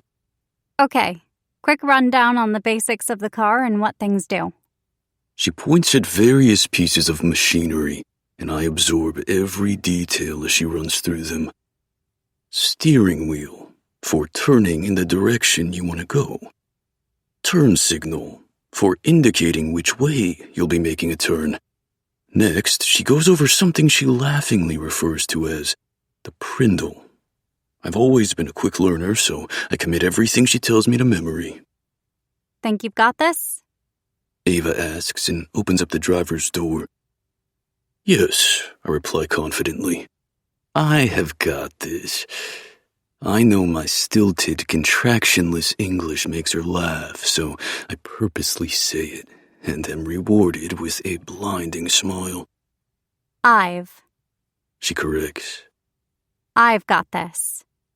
She smacks my arm when she realizes I'm messing with her. All right, smarty pants. I settle into the seat she's vacated and buckle my seatbelt as she taught me. My eyes briefly flutter at the floral scent I'm encompassed in. Ready to go, I pull down on the middle handle and push my foot against the gas pedal. We jolt forward, and I hurry to push the brake, which only yanks us against the seatbelts once more. Whoa there! Ava holds a hand against her chest and lets out a breath. You have to take it easy. The pedals are sensitive, and it doesn't take much force to go. With an encouraging smile from her, I try once again. This time I push gently against the pedal, and the car starts to move forward slowly. I keep it at the same pace as we roll across the field. Once I feel comfortable, I go faster and make a slow circle to turn around and go back the way we came. Look at you go! Ava whoops. Let's go a little faster, even. From there, my confidence only grows, and I attempt harder maneuvers, such as backing up and parallel parking between trees. Ava's a patient teacher and cheers me on, which feels nice. I think I like having someone in my corner. Okay, I think we should take a break. Ava says after a while. Darkness has begun to set in, and I didn't even notice, so set on learning how to drive. There's something I think you'll like out here. Ava motions for me to join her outside the car. She pulls a blanket from the back and heads out to the field. The blanket makes a snapping sound as she opens it up, and it gently falls with the breeze to lie on the ground. She pats a spot beside her, and I lie on my back as she does the same. Look. Ava points above us. My throat threatens to close up from the emotion choking me. Hundreds upon hundreds of twinkling lights fill the night sky. In the city, you can barely see the stars. This is far beyond that. With the openness of the field and the vast expanse of night sky without smog and buildings, I feel safe and comfortable. Having Ava here with me makes it even better. That's the Big Dipper. Ava points at a particular cluster of stars. There's Orion. I point at another set. You know constellations? Ava turns her head to look at me in question. Of course. When do you think constellations were named? Yesterday? I scoff. I might be new to your world, but I'm not new to this world. How should I know? It's not my skill set. Plus, you never tell me anything about you or your past. She mumbles and goes back to stargazing. I ponder what she said and realize she's right. After my capture and imprisonment, I've withheld information from everyone. Not trusting is a hard habit to break, but Ava is my mate and she's shown me no reason thus far not to. My full name is Valentine. I hesitate but continue. I came to your world to find someone, and was intercepted before I could finish it out. I was imprisoned for quite a long time, and I'm not sure of the full reason why. Speaking the words I haven't up till now feels like barbs in my throat. At the same time, it feels freeing, like the chains around me are slowly loosening. Ava's silent, taking in what I've said, and I'm shocked when she doesn't reply. She must know how hard it is for me and simply takes my hand in hers. It rests against the soft plaid blanket, and I feel her thumb rub against the scar. Glancing at her, I watch as the stars reflect in her sky-blue eyes, and her silky hair lies against the blanket. Starlight, I murmur. Ava mumbles without looking at me. That's what you remind me of. You are Starlight, I explain. I've been wondering what you remind me of, and it is not the sunshine. It's starlight. Beautiful and magical and awe-inspiring. She gives me a tiny smile. Thanks, Valentine. I prefer Valen. I turn my gaze back to the sky. Valen it is. She says in a soft voice. Don't let Zav learn your full name is Valentine, though. You'll never hear the end of it. My lips twitch in amusement at the reminder of the vampire. He's a bit odd. Ava snorts and sits up, resting her head in her hand so she can look at me. You have no idea. It's quiet between us for a few minutes before she says, Are there things you want to learn to do? Besides learning to drive a motorcycle? I think on her question before responding. Learn more about you? Me? Ava sounds surprised. I'm nothing special. She brushes a strand of hair out of her eye and fails. I reach out and tuck it behind her ear, giving her a look. I highly doubt that. After a beat, I ask her the question I've been wondering. How are you doing with the whole witch thing? Ava glances at me and sighs before gazing back up at the stars. Okay, I guess. I've been trying not to think about it because it feels so outlandish. I know you and Zav are vampires, but me being a witch sounds silly. She shrugs a delicate shoulder, and I resist, tracing her collarbone peeking out from where her shirt is slipped. I keep hoping maybe you're wrong.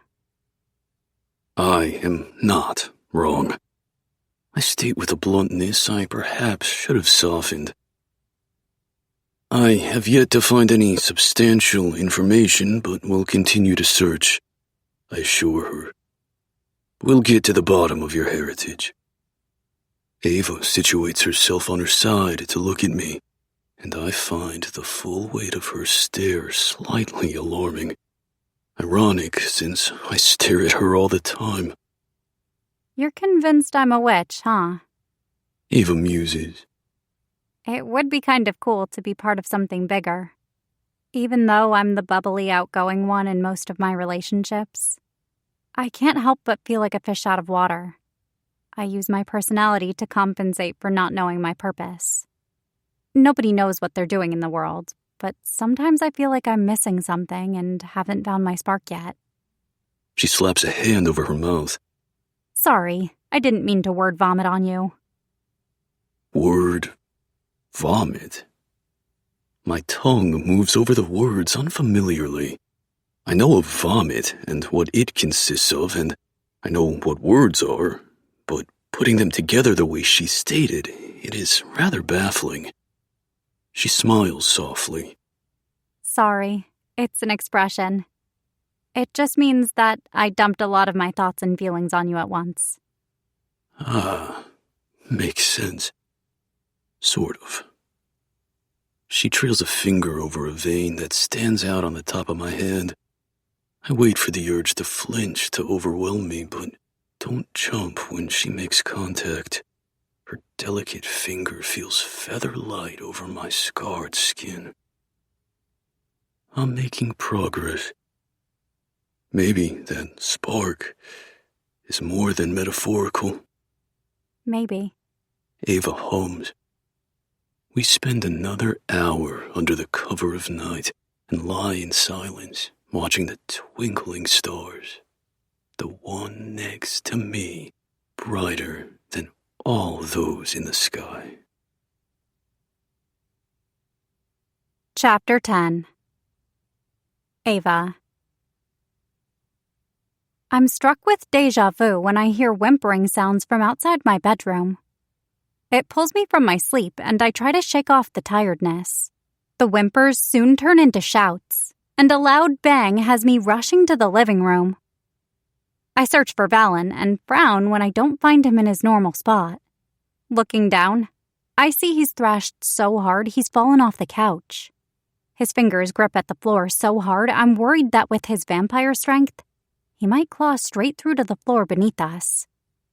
Valen! I shout, desperate to pull him from his nightmare. Valen, please wake up. You're safe. I approach carefully, wary of his flailing limbs. Valentine! Resting a hand on the sliver of skin at his ankle peeking out from under his sleep pants, I hope it's enough to ground him.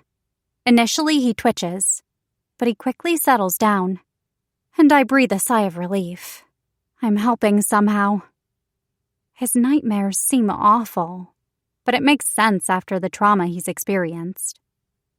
Just when I relax, a gasp comes out of my throat as I'm flipped to my back and laid down on the couch.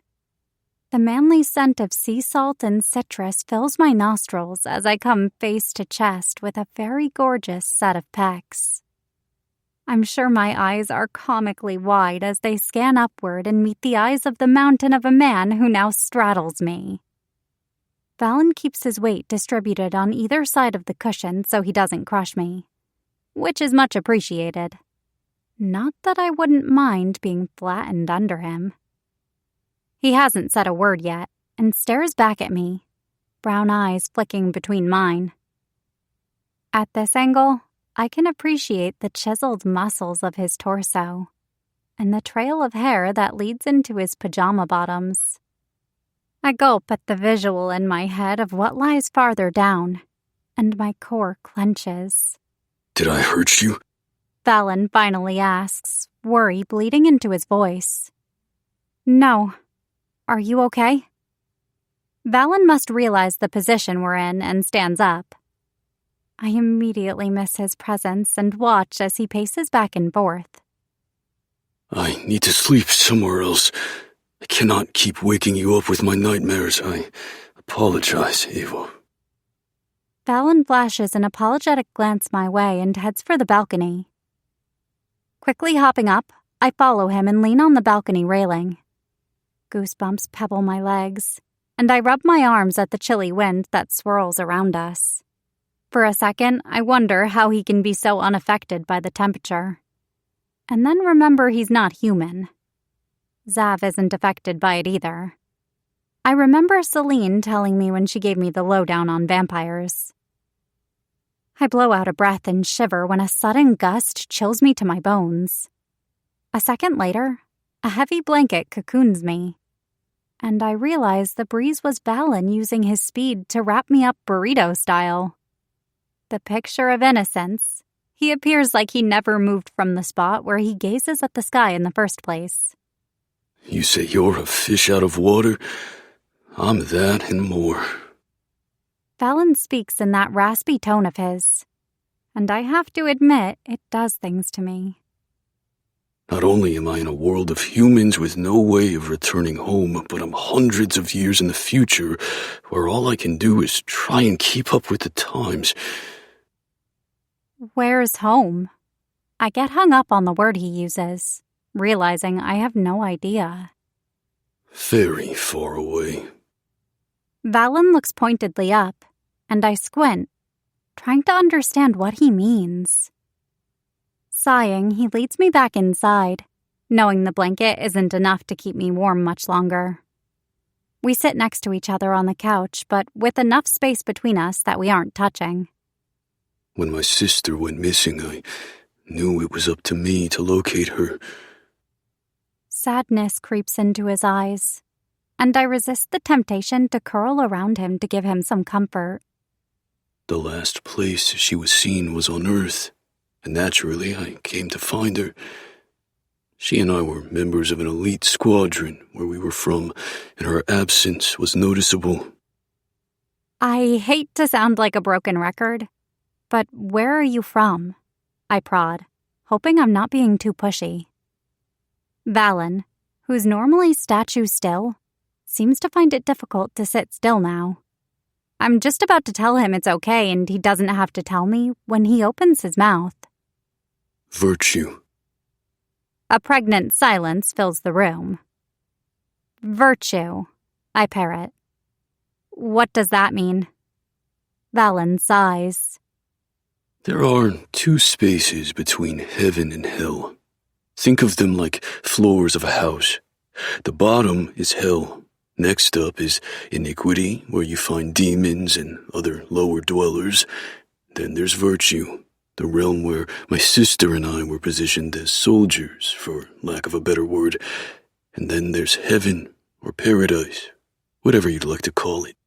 Uh-huh. I nod my head like this conversation isn't bonkers, like every other conversation I've seemed to have lately. Wait, I tilt my head in confusion. You said you're a vampire. There are vampires in Virtue too? No. He shakes his head. I wasn't always a vampire. He rubs his shoulders faintly, and his eyes glaze slightly, like he's remembering a time long ago. I used to be an angel. I stare at the big hulking vampire angel alien, whatever he is, creature in front of me. Used to be? What does that even mean? He sighs, rubbing his temples. I suppose I still possess some of my original angel characteristics, but I defied my orders by coming here in search of my sister and defying direct orders like that. He trails off and shakes his head. Punishment was quick and swift. I was stripped of my wings and cursed to an immortal life here on Earth, with the need to drink blood. What I am is a vampire in the purest form. Does this mean vampires like Zav, ones who aren't originally fallen angels, are created by you? Like your children? Oh my god! Are you like Zav's vampire daddy? Valen chuckles, and I guess I should be happy he's at least able to find humor in all this. Yes and no. I could be his daddy, if you want to put it that way. Hearing Valen say daddy like that in his deep, silky voice is making me feel things I shouldn't.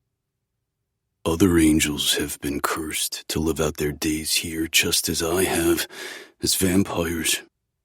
And I am sure I am not the only one who has been captured over the years by those with nefarious purposes. When I was taken, I have been used for lots of things. He pauses and his eyes drift closed. A whole body shudder rocks through him. And if I wasn't currently wrapped so tightly, I'd reach out and touch him. They would experiment to see how far they could push my body, collect blood from me, and leave me isolated for indeterminate amounts of time where I thought I was on the cusp of losing my mind. I cringe and decide to backpedal. What else did they do to you? They used my venom to make more vampires. I think. He shakes his head and a muscle in his jaw pulses. I think at first they had pure intentions, thinking they could use my healing properties to cure illnesses, but they soon realized I couldn't die. And so I became a way to immortality, and then... Then what? I prompt when he's silent too long. He gives me a significant look. I think they're up to something dangerous. Dangerous for who? I ask, almost scared for his answer. His eyes are distant when he responds. Everyone. Chapter 11.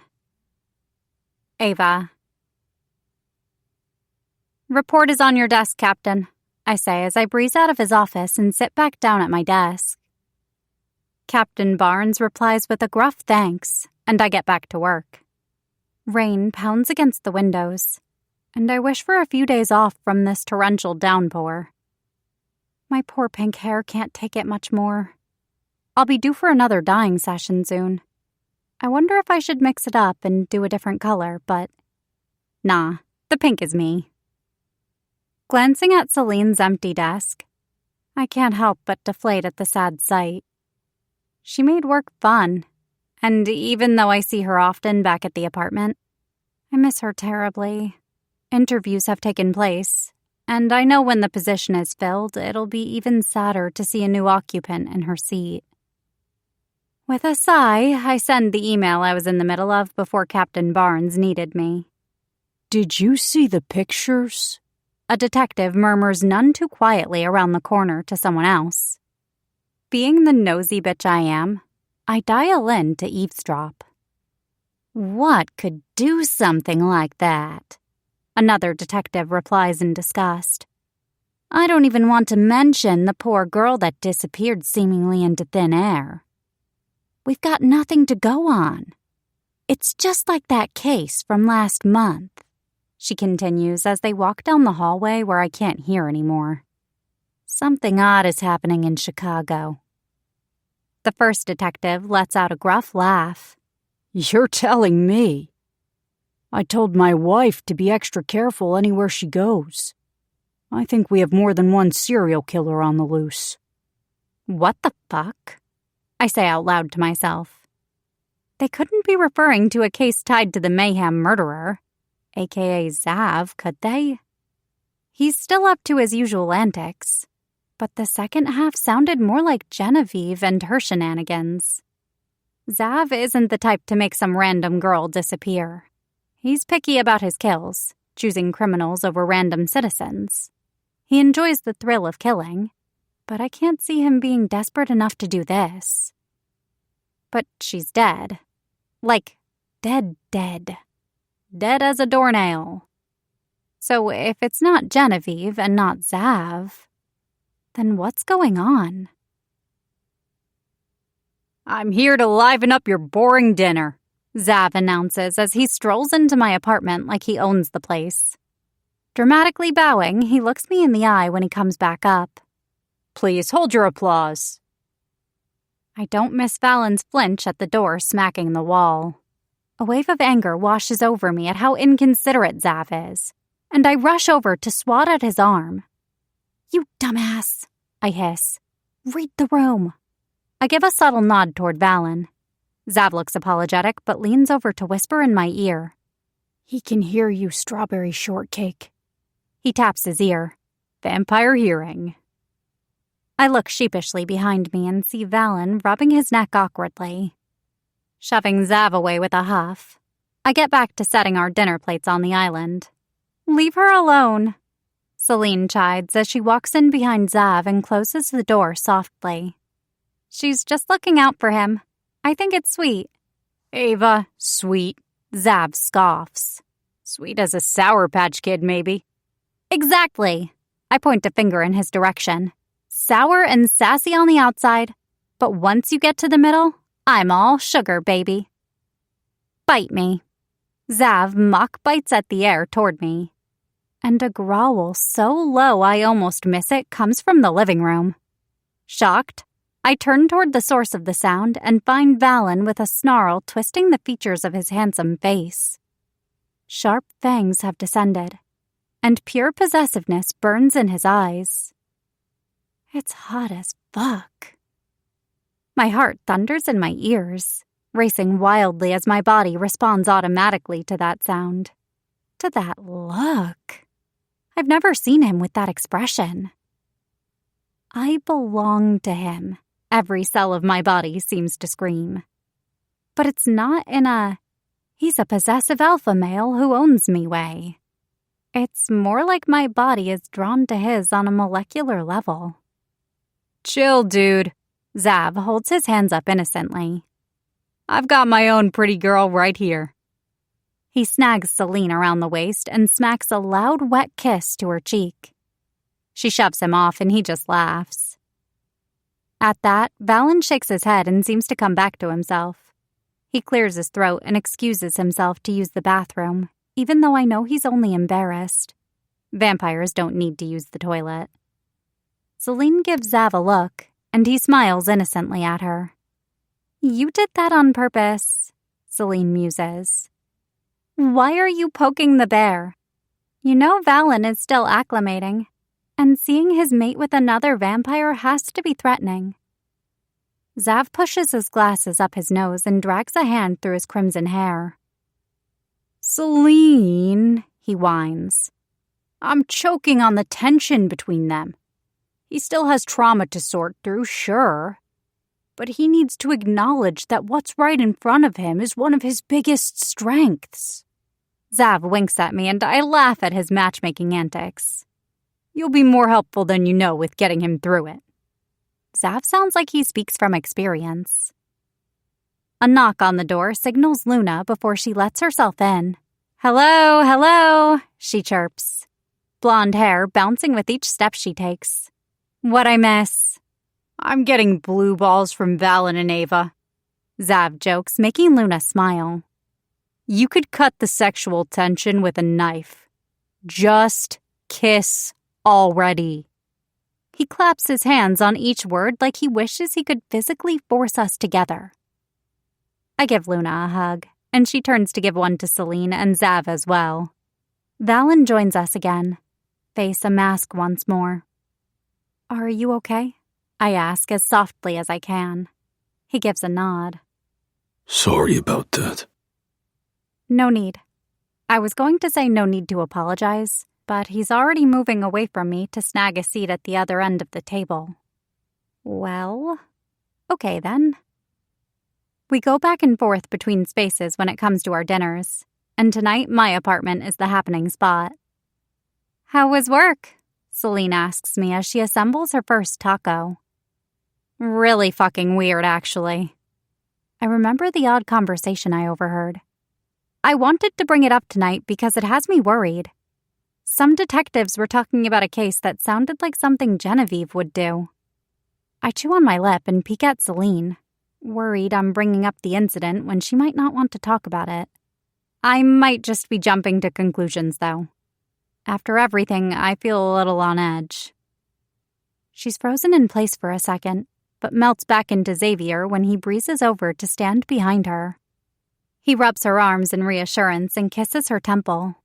Sorry, I didn't mean to be dramatic. Sometimes it hits me out of nowhere. The crazy shit that went down. Celine sighs and gives Valen a sympathetic look, and he does the same to her. You're not dramatic, Luna chides her. It was a horrific thing that happened, and you're valid in your feelings. Celine nods at me to keep going. I don't have much more than that. They were talking about a girl disappearing, and I thought it resembled the case that Genevieve was involved in. It felt fishy, and I couldn't shake the feeling that it's all tied together. Isn't Genevieve dead? I questioned Zav, even though I already know the answer. I held her decapitated head in my own hands and ripped her apart piece by piece. He grins manically, and I shudder at the predator shining through the boyish-looking vampire. It's easy to forget what he is. And then lit those pieces on fire for good measure.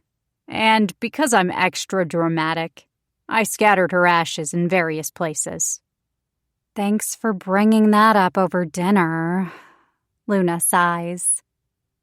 Zav downs a juice pouch-style blood bag, bendy straw and everything, before responding. I'm going to check in with my contact and see if there have been whisperings of what's going on. The rain hasn't let up, and since that's a sign of a lot of supernaturals in one place, it doesn't make me feel warm and fuzzy.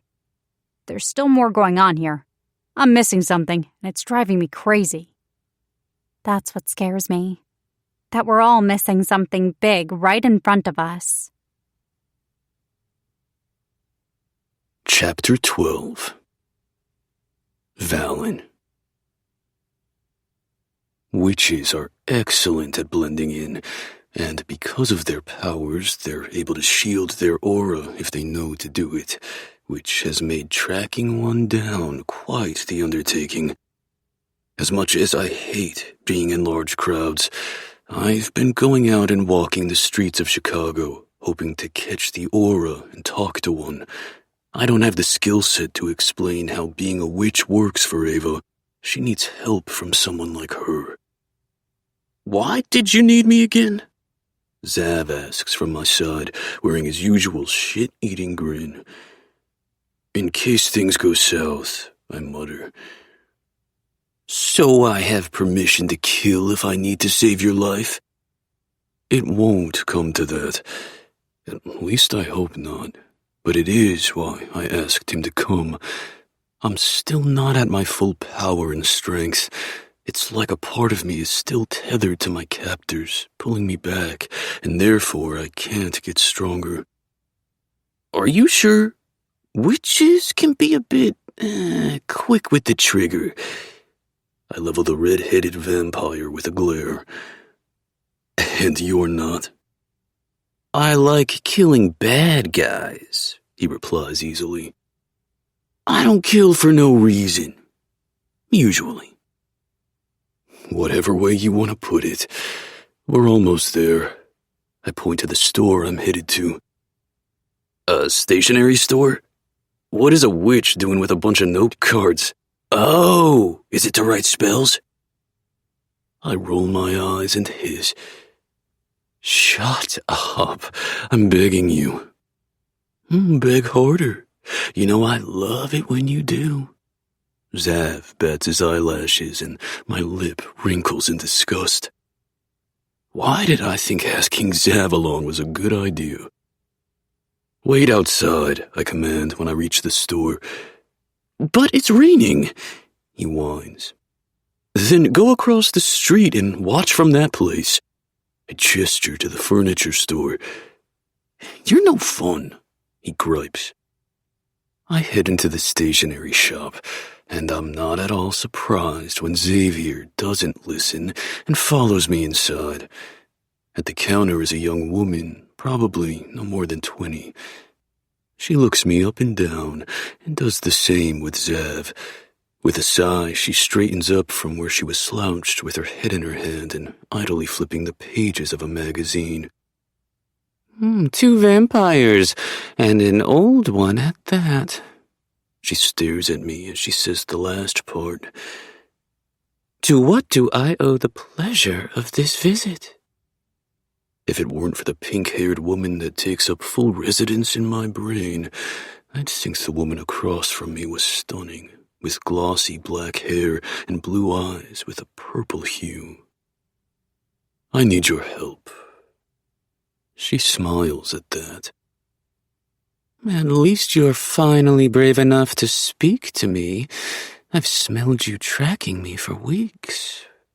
I cock my head to the side. You smelled me? I've never known witches to have an exaggerated sense of smell, I comment. More to me than meets the eye. Don't touch that, she snaps at Zav, who very quickly pulls his hand away from the strange-looking vase. I ponder her words, but don't push further. Why? He asks as his fingers edge closer again.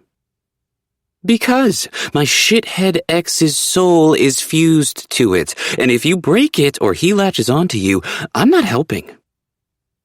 There's a tiny smirk pulling out her lips, so I can't tell if she's being serious or messing with him, but luckily he takes a step away.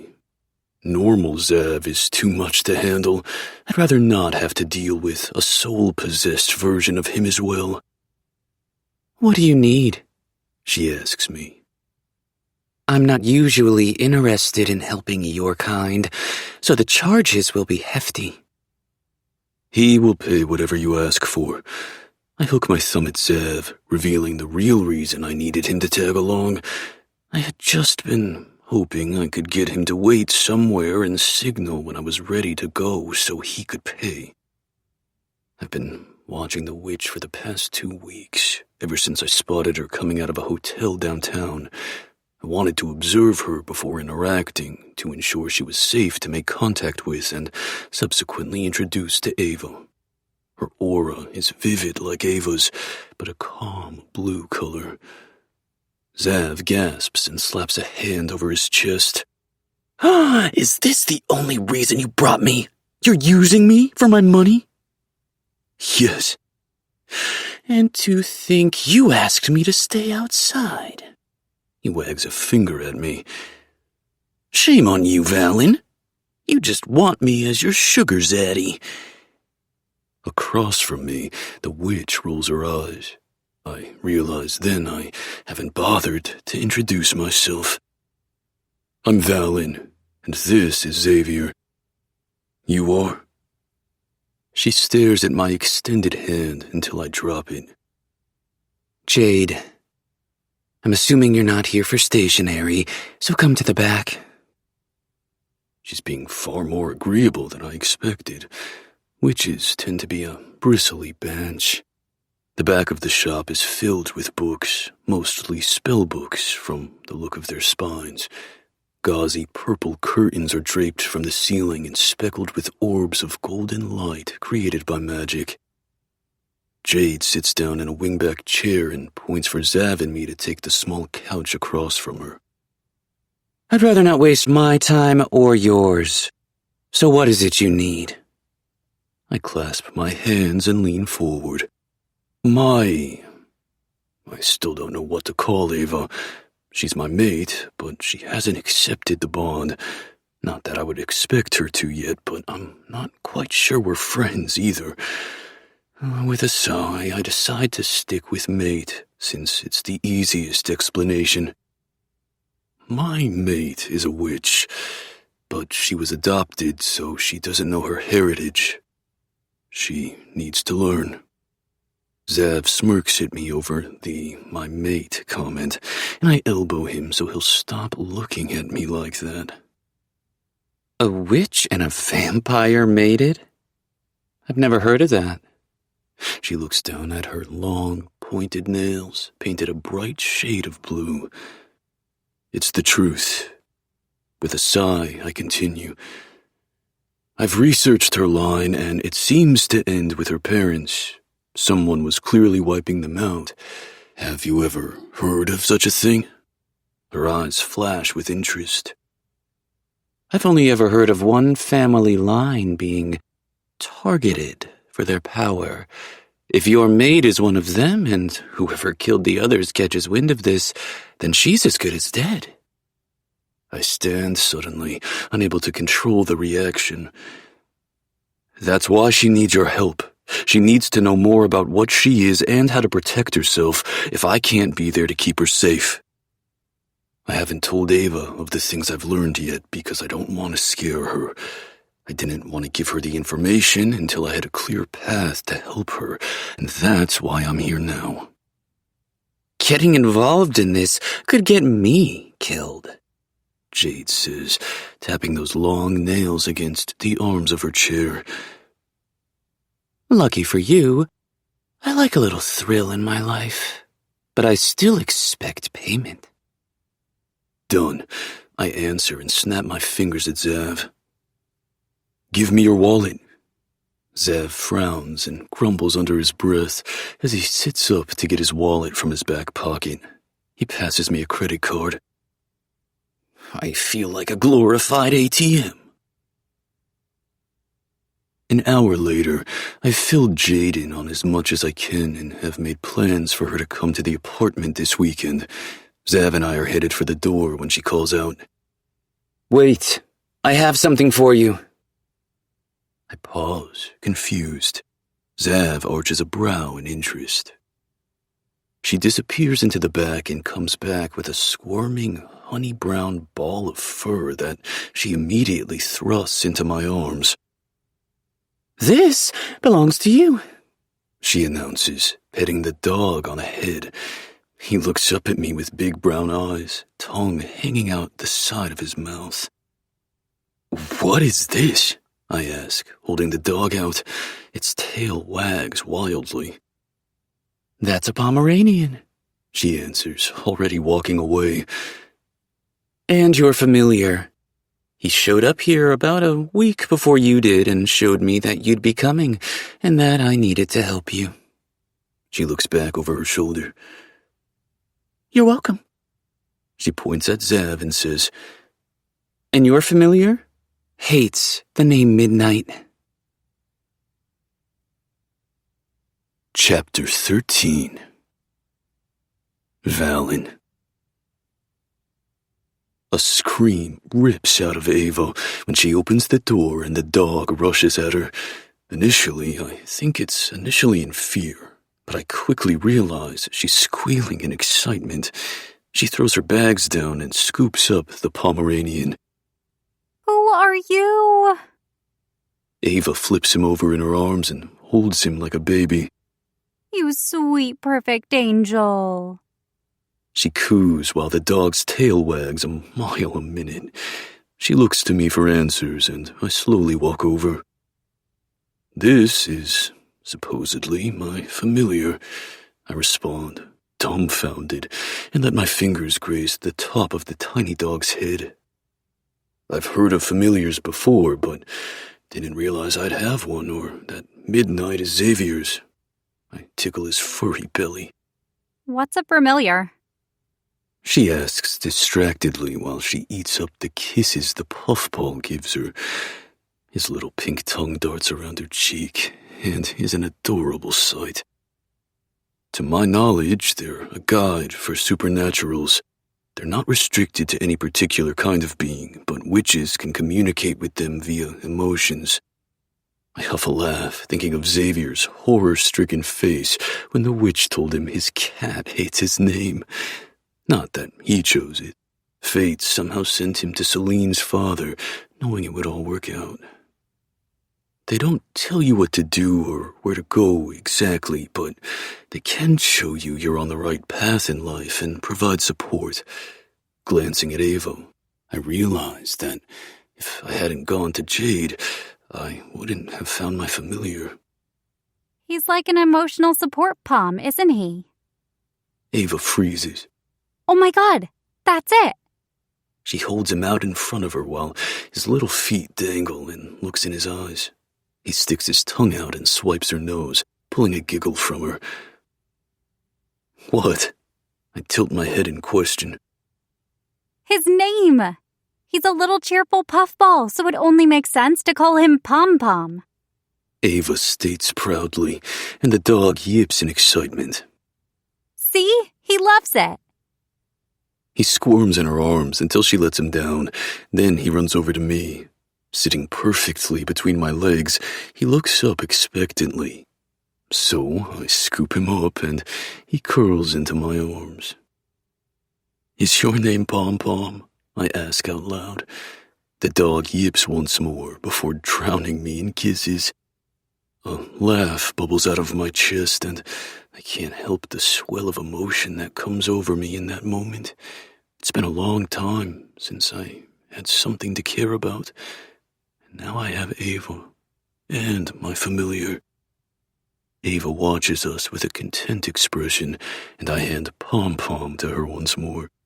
He settles against her chest, tail still wagging and tongue lolling out the side of his mouth. You said witches can feel their emotions.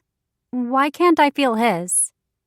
She frowns once she processes what I previously said. I'm sure it will come in time, once you've practiced and have fully tapped into your power. I reason, hating the downward pull of her lips. You've thought you were human up until now. Your magic is inside you, but has not been unlocked yet. How do I access it is the question. Ava muses and tosses her pink hair over her shoulder when Pom-Pom tries to chew on it. I have a solution. I sit on the couch and cross a leg over my knee. Ava sits beside me and plops Pom-Pom down in the middle of us. He immediately starts gnawing on the pillow fringe. I located a witch named Jade. She's going to come here this weekend to help you learn more about your heritage and hopefully guide you to begin to tap into your power.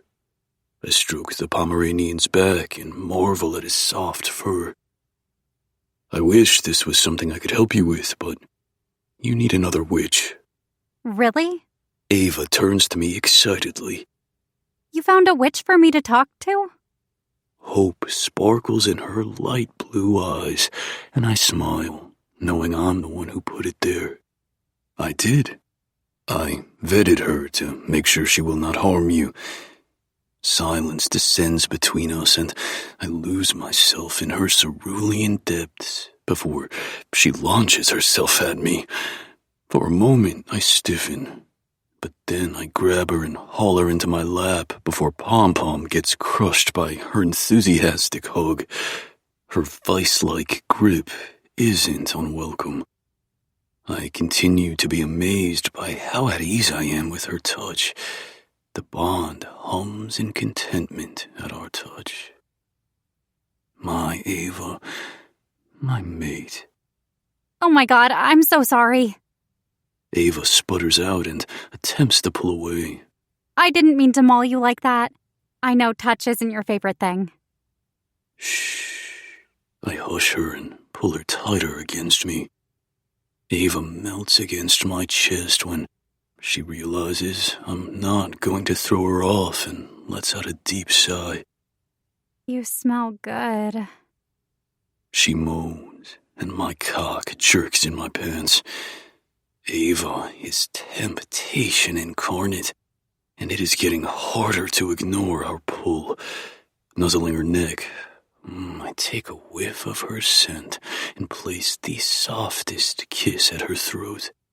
The blood rushing there is intoxicating, and I hear every whoosh as it travels through her body. Thank you for helping me. This is all new to you too, and yet you continue to go out of your way to help me. Lithe fingers comb through the hair at the nape of my neck, and I press into her hand, seeking more of her touch and comfort. Of course, Starlight. I use the nickname that fits her perfectly. Thank you for not giving up on me. She gives a soft, understanding smile. Never. I smell Jade before she knocks on the front door. Breezing over, I open it before her fist makes contact. She jumps slightly at my appearance, but is otherwise unaffected by me. I hate when you vamps do that shit. Jade strolls past me and makes herself at home when she drops her gargantuan tote bag down on the kitchen table. Wearing a hoodie and skinny jeans with a sleek ponytail, Jade looks unassuming. I can sense she's powerful and hope she can help Ava like she says she can. Ava stands up from her spot at the island and nervously approaches the witch. Normally quite the extrovert, Ava isn't one to be nervous about anything, but I can tell from her erratic aura that she is now. I know the whole witch thing has her on edge, since she doesn't know what to expect or how to tap into her powers. Hi, I'm Ava. She puts out a hand for Jade. Jade. She replies and gives a firm shake. Ava rubs her palms down her jeans and looks at Jade expectantly. Relax. Jade softens and guides her over to the living room. I'm not going to bite. We'll take it easy and I'll answer any questions you have. Another knock on the door has me rolling my eyes. This time, it's Xavier. He's like an overexcited golden retriever, and I can only take his energy for so long. Celine pokes her head up from over his shoulder to look in. So, how's it going? Xavier rocks on his heels and smirks. We don't mean to interrupt. Celine winces as they slip into the kitchen with me.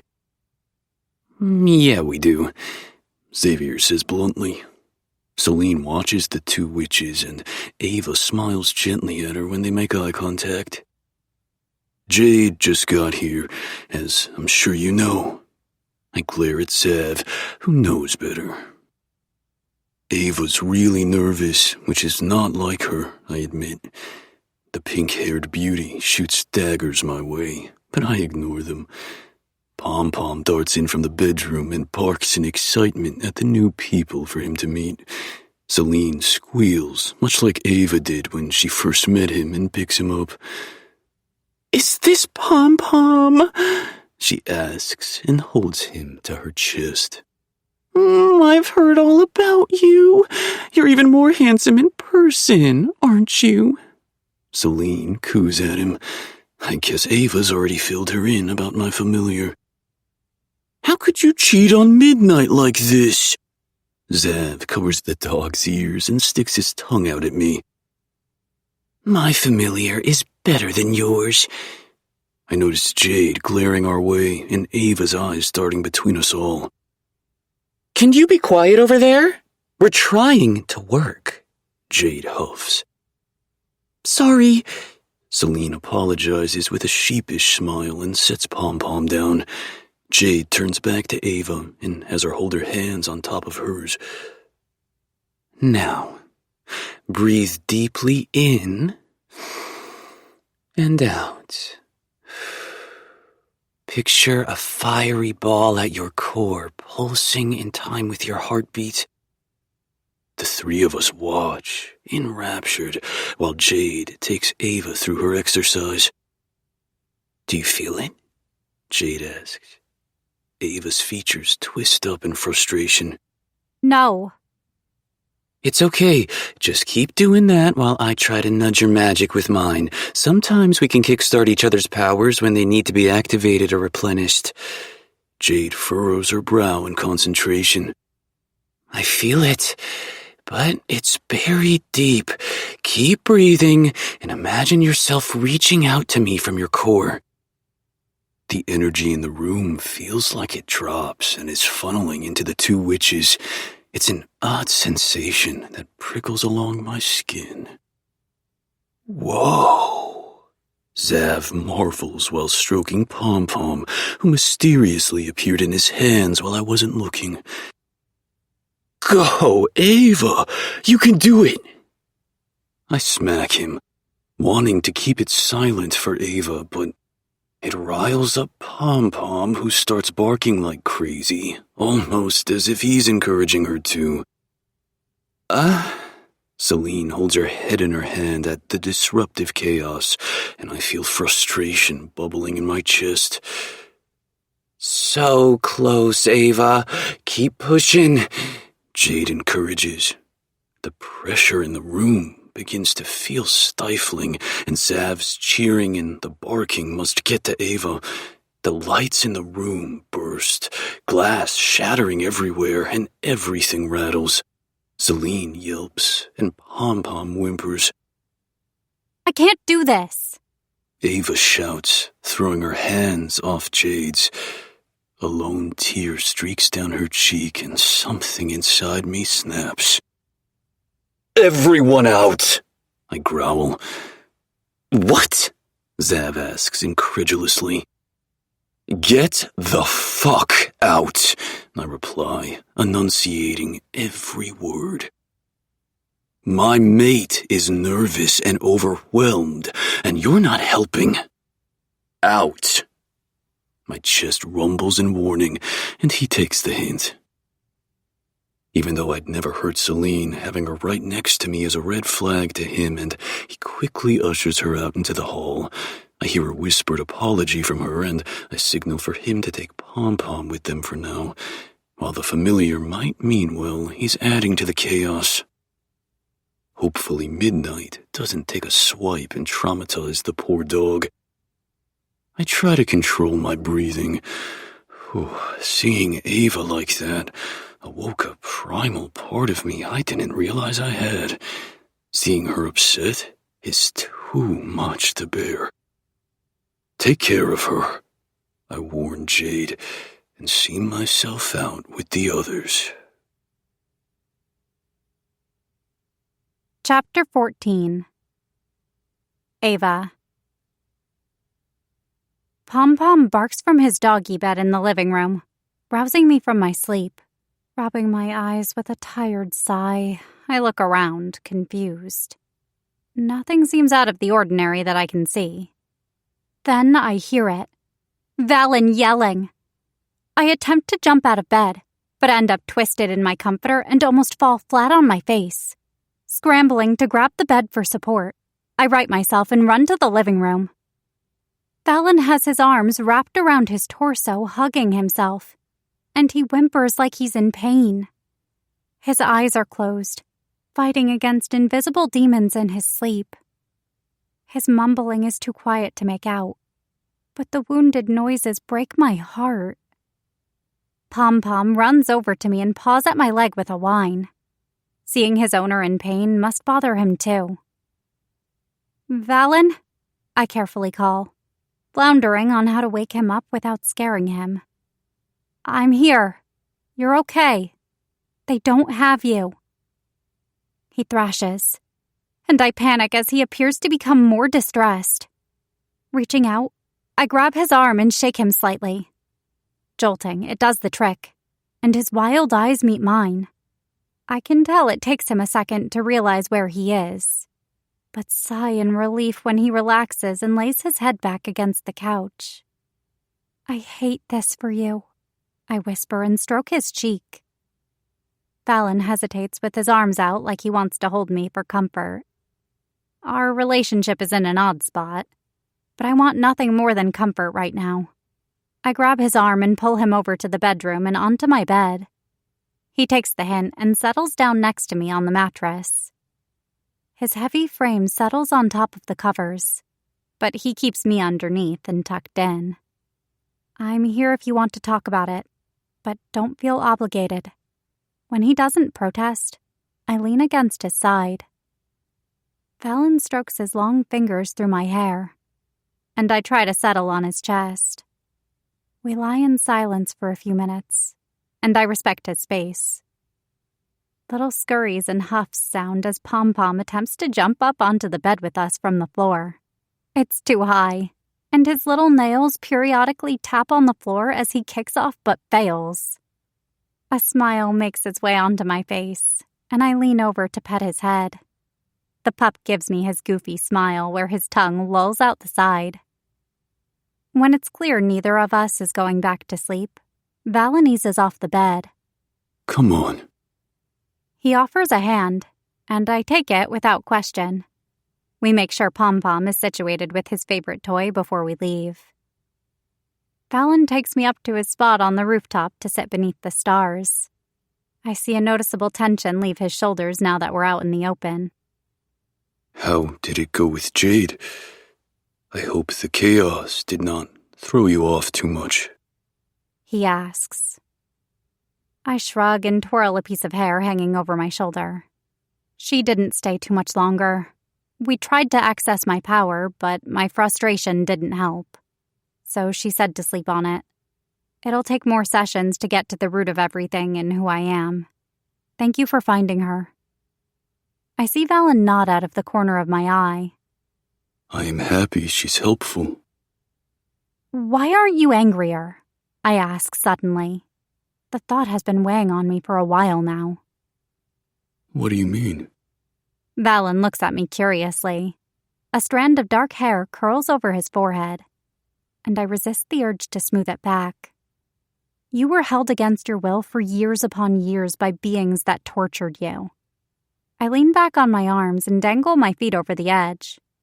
Every movie I've seen where it's a similar case, the character is hell-bent on getting revenge and fueled by anger. I wouldn't blame you if you were, but you're not that way at all. You're just you. I am me. Thank you for the observation, Ava. Valen replies dryly. I lean up quickly and bring myself close to his face, which makes him startle a little. Sorry, I'm just shocked. Did you crack a joke? Valen smiles in response and leans toward me. We stare at each other for a minute, and I fight my body's instinct to lean in and kiss him. This gorgeous man might tempt me beyond belief, but it's still such a new relationship, if you can even call it that. And when we do kiss, I want him to initiate it. After everything he went through and how touch-resistant he is, that's his move to make. My breath catches when he leans forward and his soft lips connect with my forehead. His light kiss feels like a spark against my skin, and a sigh leaves me. It's heaven and hell wrapped in one being this close to him, yet holding myself back. I don't know how, but even though I've been set on taking it slow after everything with Spencer, there's part of me that wants to dive headfirst into this pull. Valen breaks the spell, which pun very much intended, and lies back on the blanket-covered ground beneath us. I suck in the drool that threatens to come out at the sliver of sculpted skin that's revealed when he puts an arm under his head. I glance at his face and smile to myself when I see his smirk. He knows I'm checking him out. Good. I am tired, Ava. Valen replies in a voice layered with age. I can't find it in me to be angry. Of course, it is upsetting to realize how long I've been in captivity and not understand why, but I cannot waste time being angry. I am out and safe.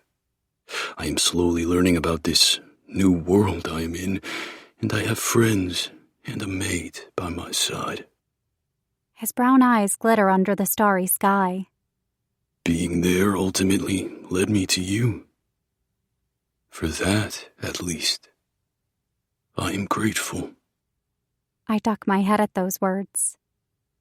Valen enduring what he has and being grateful in some way that it brought him to me is astounding, and a testament to his character. Settling next to him, I gently thread our fingers together and kiss his knuckles. His skin roughened from all he's been through. I marvel at Valen and his wise words. I'll continue to support him the best I can, and show him he'll never be in that dark place again. Chapter 15. Ava. Valen pushes the door to a stationery shop open, and a bell chimes our arrival. I look around, surprised when I find Jade standing behind the counter. Valen said he was bringing me somewhere, but didn't say it was to see Jade. I can guess why you two are here. Follow me. She nods for us to follow her into the back. She perches on a large chair and motions for us to sit while taking a bite of an almost finished apple I didn't notice previously in her hand. I take the couch across from her, with Valen at my side.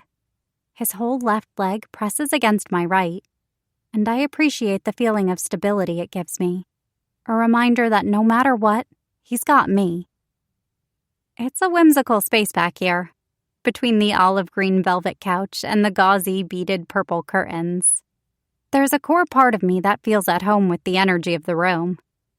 Ready to try again, sans the entourage? Jade asks, smoothing a hand down her burgundy skirt. Valen's trying to help me out, and the others want to support. But I guess it didn't pan out the other day, did it? I'm rambling and making little sense, thanks to my nerves. They might have done more harm than good. I tuck an errant strand of pink hair away. Jade takes one more bite and tosses her apple core into a trash can across the room in a way it should be impossible. Physics seemed to bend to her will. It's nice you have the support system you do, but for now, it's best to have fewer people involved. Let's get down to business. She wipes her palms on her skirt. I feel your power, and it's strong, but it doesn't want to come out yet, as we found. Her blue, almost purple eyes narrow as she thinks. It's going to take some digging on my part. Can I ask you a few questions for now, since the power thing is at a standstill? Jade nods for me to continue. What can witches do? I know what I've seen in shows and movies, but it could all be fake. Did you always know you were a witch? Do you have other witch friends?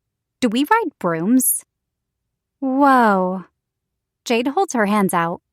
Her nails are long and sharp on the ends, painted a plum color today. Slow it down. I promise I'll answer all your questions, but one at a time, please. Sorry, I wince. I'm clueless. I'm still wrapping my head around the fact that I'm a witch. She gives me a sympathetic smile, and her glossy black hair falls over her shoulder in effortless waves when she glances off to the side. I always knew I was a witch, as the gene is passed strictly from mother to daughter, or father to son for warlocks. Her eyes grow distant. My powers manifested when I was a little girl. Unfortunately, my mom was with me when it happened, and it resulted in her death. Jade's eyes glaze over with unshed tears, and I reach over to place a hand on hers. Powers can manifest in times of great stress, and that's exactly how mine did. She slides her hand out from mine and plays with a frayed piece of her jeans. My mom owned this apothecary shop and dealt with all kinds of supernaturals. She was well known for her powerful spells, and they came from far and wide to see her. She also had a passion for stationery, which made the shop a perfect cover. I remember sitting in her lap as she cut and arranged her pieces. Jade smiles sadly. Being that powerful meant she had enemies, too. And a warlock who felt wronged by her painted a target on her back. We were out shopping when we were attacked. Mom was bound, and I watched helplessly as they beat her. Wanting to do something, I fought until my powers manifested. And the explosion of magic did what I wanted it to. It killed the bounty hunter.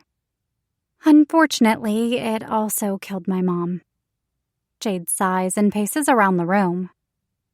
Jade, I'm so sorry. Not knowing what else to say, I leave it there.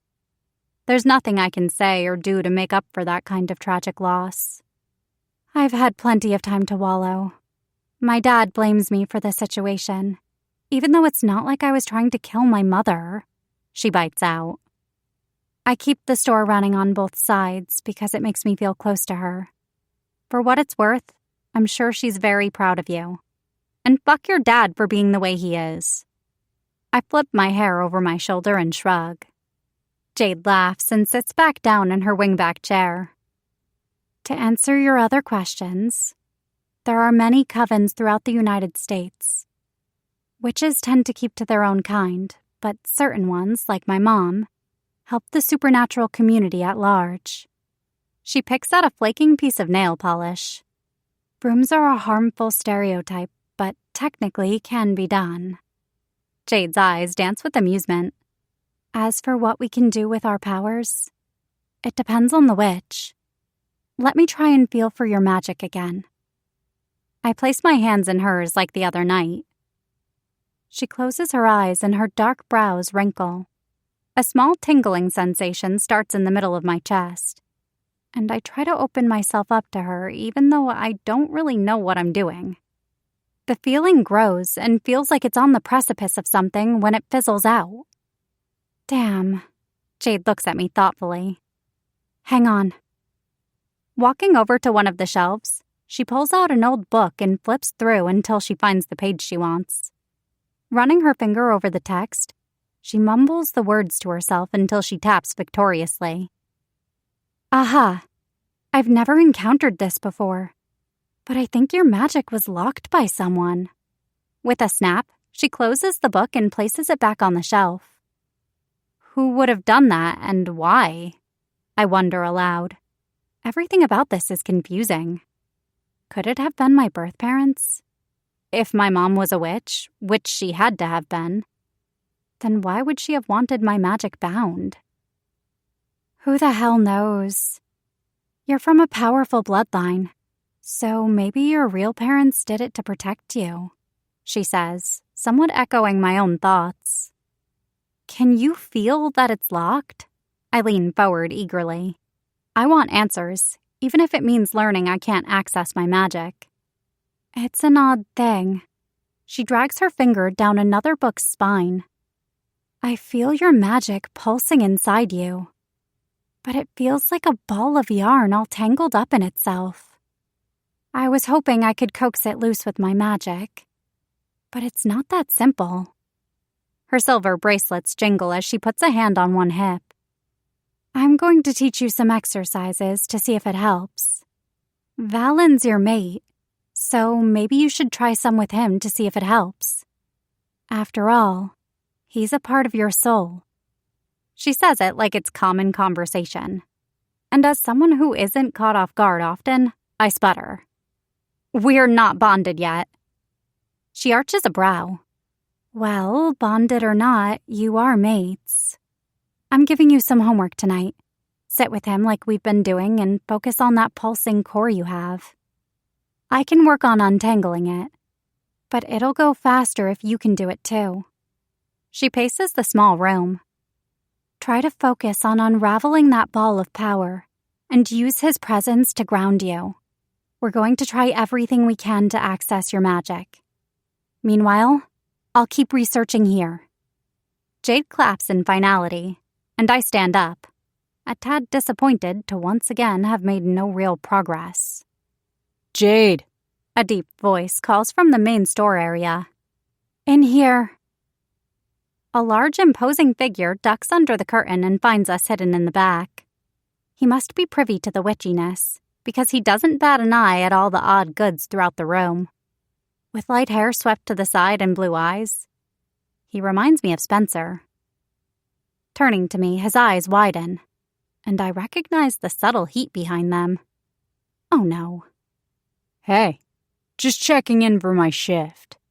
He speaks to Jade but continues to stare at me. Thanks, Liam. Jade snaps her fingers at him when he doesn't look her way. Bad idea, my guy.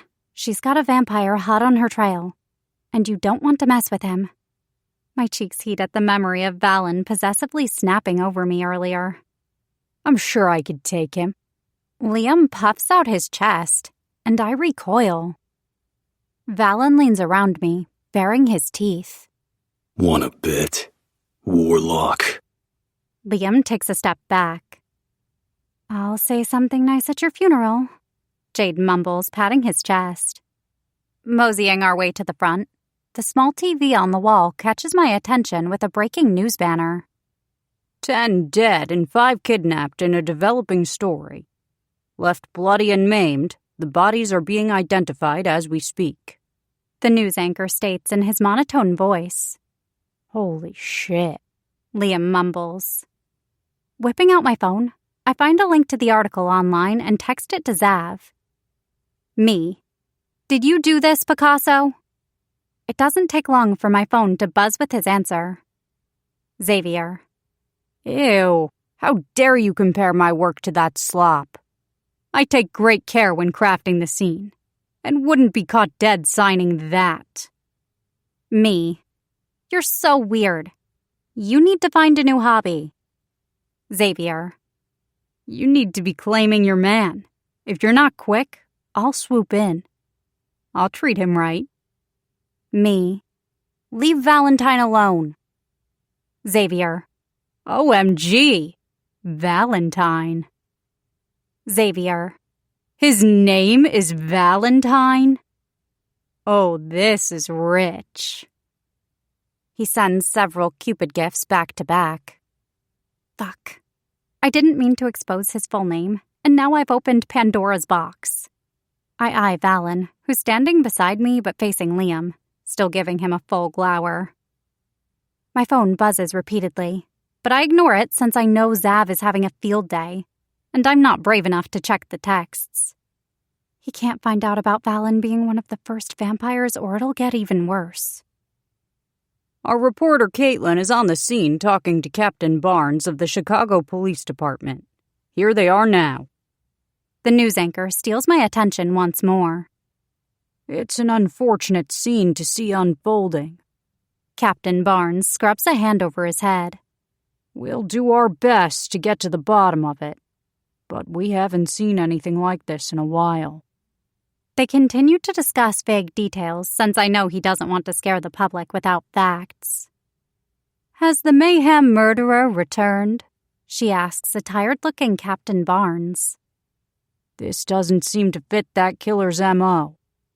If anything, I'd say we're looking at gang initiation activity. I tune out the rest as my thoughts spiral. With everything I know now, I'm not buying that it's gang activity. I have confirmation from Zav that it wasn't him. So who could it be? Genevieve is gone, but based on what Celine has said from her time in captivity, there might be more at play. The people, or more likely supernaturals, who held Valen must be more extensive than we know. What if they try to get Valen back? Obviously, he was an asset. Having him taken must have been a huge blow to their operation. They can't have him. The possessive thought takes root deep inside me. I might have trouble acknowledging that he's my mate, but there's no denying the pull I feel for him. I steel my resolve and decide right then that I need to unlock my powers as soon as possible. Not only for myself and my own curiosity, but for Valen. If they come for him, they're going to have to get through me. I need to be ready. We might not have sealed the mating bond, and are still learning about each other. But I find myself pulled closer to him as each day goes by. I'd love to see them try to take him from me. I might be small, but I'm not afraid.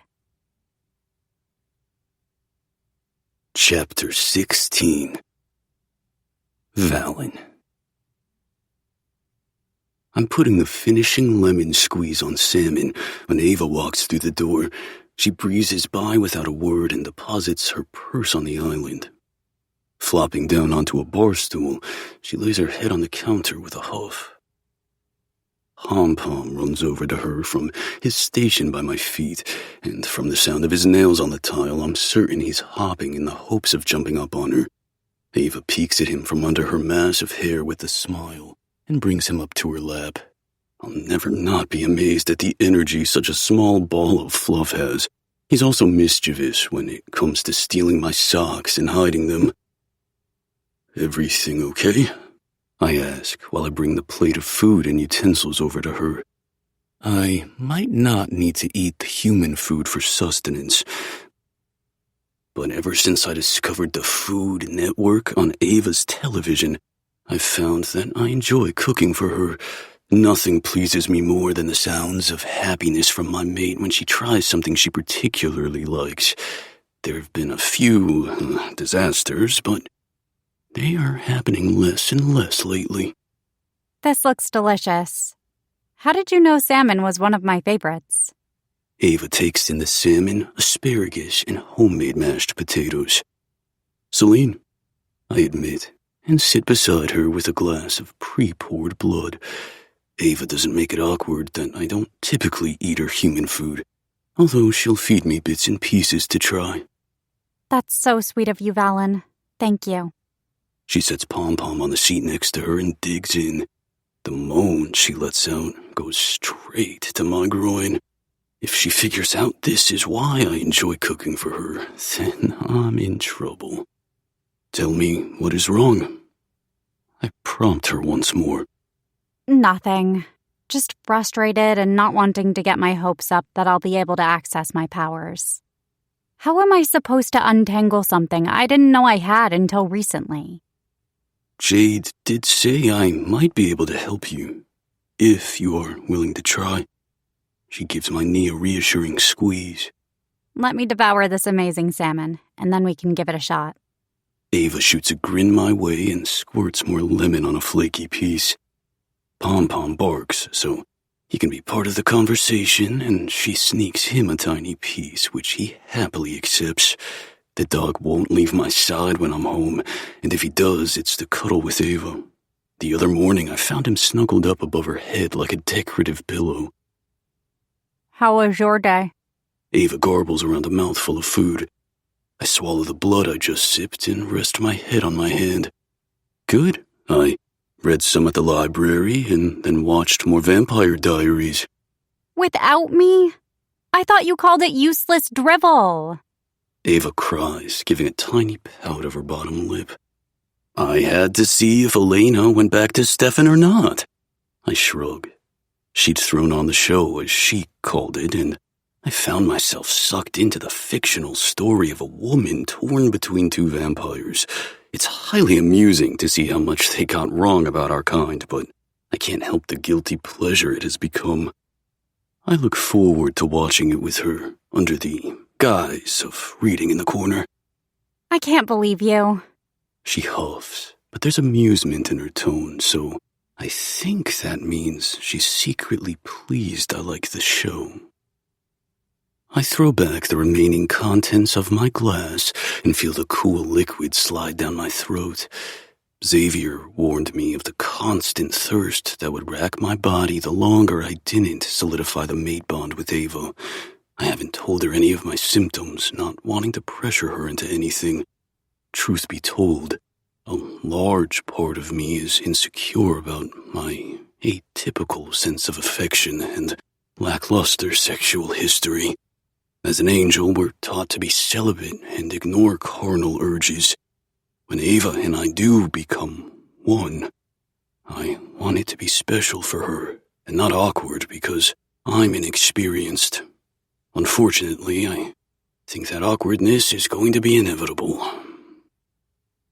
Let's try and get this thing done. Ava wipes her mouth and throws her napkin down with a flourish. It's comfortable in the living room. Pom-Pom and I follow her to a sitting position on the rug. My familiar plants himself in my lap and his tail brushes against my leg, his happiness to be a part of what we are doing evident. I grab Ava's tiny hands when she holds them out and run a finger over the smooth surface of her pink, polished nails. She lets out a breath and closes her eyes, so I follow suit. Clear your mind and focus on your breathing. Ava murmurs. Silence rings through the room, aside from Pom-Pom's snuffles. Ava's floral scent swirls around me like a gentle hug, and her soft hands are a welcome weight.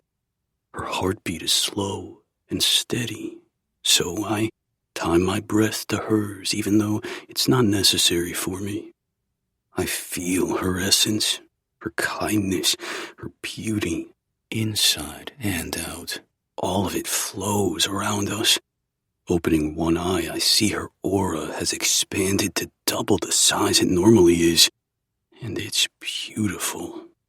The more I tune myself into her, the more I feel the gentle pulse of something more within her chest. I feel it. Ava whispers and tightens her hold on me. With her encouragement, I attempt to pull on that pulsing beat. She gasps, and I stop, not wanting to hurt her. Ava shifts in place. Don't stop. I'm okay. Pulling once more, I feel for a tangible end to unravel in the endless loop of magic. It's tight, though, pulled so taut that as I tug at it mentally, it feels more like I'm physically yanking at it. A tightness forms in my brow as I concentrate. The scent of arousal blooms around us, and I stiffen at the delectable scent. Ava. Wow, that feels unreal. Sweat drips down her neck and falls between the valley of her breasts. I watch, enraptured, my fangs pressing against my gums in desperation to plunge into that very spot. My breath catches, and if she hears, she doesn't open her eyes. I can't stop myself from asking, what does it feel like? Jade didn't tell me it would feel this intimate with your help. She pauses, and I bristle at the image of anyone else doing this with Ava. It feels like our bodies are plastered against one another, skin upon skin, and my magic twining with your essence. It's the closest I've felt to my powers. I can feel it now. It's like an animal that's been in hibernation and is beginning to stir. At the imagery she paints, I swallow thickly. Ava brings to light fantasies I couldn't have imagined before her. She is light and love and sin and temptation wrapped up in one. If I had come across her during my days as an angel, I surely would have fallen for the chance to be with her. Keep going. Ava prompts. I repeat the pulling, and a swell of heat radiates between us. Our hands lean closer to each other, and I lick my lips at the sight of her luscious pout. What would it feel like to kiss her? Resolving myself to finding out, it feels like a thundering symphony building to its crescendo. Just when we're about to fall headfirst over the cliff and my lips are about to touch hers, the door slams open with a thud. Both Ava and I jump in surprise. On any given day, I'd be more aware of my surroundings, but the pink-haired witch in front of me has a way of tuning me into only her and letting the rest of the world fade away. Guys, I think it's time for a familiar play. The words die on our intruder's lips. Were you about to kiss? Xavier rushes in with a jovial dance and a grin that nearly swallows his entire face. Holy shit! You were. Fucking finally. Ava drops my hands with a tired sigh, and I frown at the lost connection. Shooting Xavier a glare, I stand up with fluid grace while holding Pom-Pom to my chest. It's then I notice the black cat draped around his shoulders. Midnight watches Pom-Pom with disinterest, while the latter happy wiggles in my arms at the idea of a new friend. I tighten my hold, protective of my little fluff ball. My babies are growing up, Zav squeaks like an excited toddler. You crazy kids are taking the next step. I'm so proud. His features still, and a new look enters his eyes. He quickly goes from toddler to pestering parent when he asks, Do I need to give you the safe sex talk? Ew, shut up. Ava pushes at him playfully. Her cheeks are flushed, and she tries to play off the fire still simmering between us. She looks over at me, and when she finds me staring, she quickly drops her eyes. I scrunch my face in annoyance at the red-haired vampire. Well, Zav draws out the word, ignoring my glare. Since I'm already here, let's have the official meeting of these two. He places Midnight down, and I do the same with Pom-Pom, though reluctantly. Midnight's tail flicks in irritation as the Pomeranian runs in a circle around the cat and attempts to lick his face. He doesn't hiss, but his displeasure is apparent. Come on, Midnight. You need to make friends other than me. Pom-Pom assumes downward dog position, ready to play, but Midnight saunters over to me and stretches up on my pant leg like I'm his personal cat tree. When he starts to climb, I support his body and let him up on my shoulders. Soft fur nuzzles against my cheek, and I give a long stroke down his back. Okay, maybe he's not so bad. Both Xavier and Pom Pom growl in our direction, and I look over to see Xavier holding Pom Pom under his arm. It's kind of hilarious how similar they look. Midnight! You're cheating right in front of my face!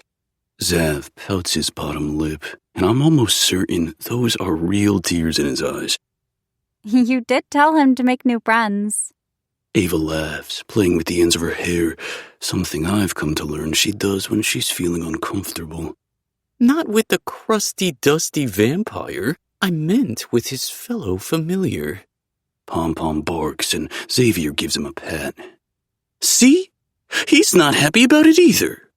Pulling a small swatch of fabric from his back pocket, Xavier fits it over Pom Pom and smiles. I even brought friendship sweaters for the two, although Midnight was being a tad difficult. Ava scratches the cat in question behind his ear, and his purr vibrates through my shoulders. Looks like your emotional support puss has moved on. She muses. Too bad for you. Zav pouts. Never. We're just going through a rough patch. I told him it was an accident that I got the wrong flavored food. It'll never happen again. I thought he might be bored and want to try something new, but I was wrong. I smell Celine enter the hallway, probably in search of her missing mate. Celine meanders in with an amused smirk, her glossy dark brown strands pulled back in a ponytail. I've rarely seen her with her hair down. Zav, get back home and stop bothering these two. She gives my familiar a gentle kiss on the head before depositing him in Ava's awaiting arms. Midnight must sense it's time to go home because he hops from my shoulder to wander back through the apartment and over to theirs. Fine, Zav groans, turning toward the door. Ava and Valen sitting in a tree. Kissing. Zav sing-songs as she quite literally drags him away by the collar. Shaking my head, I catch Ava's eye and smile, both because of the chaos of our found family and because of the bond we further solidified. She holds my gaze and gives me a tiny smile in return. I pocket that smile like a treasure, solely mine for the keeping. Chapter 17. Ava. The wind flows through my fingers and teases my hair as Valen coasts down the street. I'm amazed at how quickly he's picked up driving, but I also wouldn't expect anything less. He's like a sponge and wants to soak up as much information as possible. Never one to complain, Valen takes my critiques in stride and corrects himself. We moved on from the practice field after he aced multiple lessons and progressed from the suburbs to downtown. Driving in Chicago is not for the weak, but he's a defensive driver and can hold his own. He's one step closer to riding the horse with wheels he wants so badly. It's adorable when he says it, and at this point, I don't want to correct him. The windshield wipers swipe as droplets of rain start to collect, and I quickly close my window. I guess today will be another rainy practice, I sigh, sick of the gloom. Rainy and at night. Valen counters with 2 fingers raised. I haven't done both together. We're running out of things for me to teach you. I giggle at his correction. A small tug on my braid has me turning to find Valen letting go of the strands with a smile. He's been doing that a lot more around me. Small touches. And it warms my heart that he's feeling more comfortable with physical contact. He's still wary around others, so it gives me a sense of satisfaction that he's different with me. That he feels safe enough to let his guard down. I have a feeling I'll continue to learn from you for the rest of our lives, and I very much look forward to it. Valen says thoughtfully, and I feel my cheeks warm. I try not to think about the future because so many questions come with it when I do. If he's an immortal vampire who can't be killed and lives forever, what about me? I don't know about the lifespan of witches, and I've been too scared to ask. A car blares its horn behind us, prompting me to whip around and fix the driver with an icy glare. If you're going to ride my ass, at least pull my hair first. I right myself and cross my arms over my chest. Idiot. I can't help but mumble. Valen chokes at my comment, and I laugh to myself. That mouth of yours. Smirking at what I'm about to say, I let him have it. Want to see what else it can do? Sparks glow in Valen's brown eyes, and the heat in them leaves me wanting more. I won't push him to do anything until he initiates it, though. Oh, park here really fast. I want to look at their seasonal window display, and this would be a good opportunity to practice parallel parking again. Valen parallel parks with an ease that makes me jealous. I can't even park that well. Isn't it so beautiful? I marvel at the creativity of the store. Maybe I can convince Captain Barnes to let me deck out the precinct this winter. It doesn't have to be crazy, but in the past, all we've had is a sad-looking tree in December. I refuse to let it happen again this year. Valen tilts his head in question. Will you decorate our apartment too? Our apartment, he says, like it's no big deal. He looks inquisitively at the display, and I realize he probably hasn't experienced a proper winter holiday. Do they celebrate human holidays where he's from? I highly doubt it. It's then that I make a decision. We're going to make a winter bucket list, and we're going to cross off everything on it. You have to experience the cozy, nostalgic, and delicious time that is the holiday season. I'm talking ugly sweaters, sweet treats, holiday movies, the whole 9 yards. I practically jump in my seat at the idea of experiencing all of it for the first time through him. I start to mentally make my list and excite myself with all the possibilities. I'm so lost in my head that I don't notice Valen's face inching ever closer to mine. His smell clouds around me in the most sensual way, and one of his hands fits itself around my cheek, engulfing the whole thing. Ava, I am going to kiss you now. Oh. Holy fuck. We almost kissed when he was helping me with my magic. But when the moment was ruined by Zav, I didn't think this opportunity would pop up again so soon. It's the way he says it that really gets me. I am going to kiss you now. There's a certainty in the way he says it, no hesitation. He's not framing it as a question, but he is giving me a chance to tell him no regardless. But I don't. I can't, because I want him to kiss me. Soft, hesitant lips fit themselves to mine, and I hold my breath, not wanting to scare him off. My eyes flutter closed, and I focus on the sensation of his mouth on mine. Something I've waited what feels like ages for. Then, nothing. What happened? I can't help but ask after he abruptly pulls away before I can fully enjoy what just went down. Valen won't make eye contact and fumbles with the steering wheel in a move very unlike him. Gone is the cool and collected vampire, and before me is an almost awkward teenager. Valen, I try again softly. I don't know what I'm doing. He replies with a wince. I have never kissed anyone before. Are you kidding? No one? Look at you. I sputter. Valen is insanely good-looking. Tall and broad with sweeping dark hair and eyes that seem to see straight to your soul. You had to have had all the angel ladies lusting after you. Part of me bristles at just the thought of it. He shakes his head, his fingers flexing where his hands rest on his thighs. On the contrary, celibacy, remember? Both male and female angels focus solely on their jobs, especially the warriors like me and my sister. There's no fooling around. How are more angels born then? I blurt. He shrugs.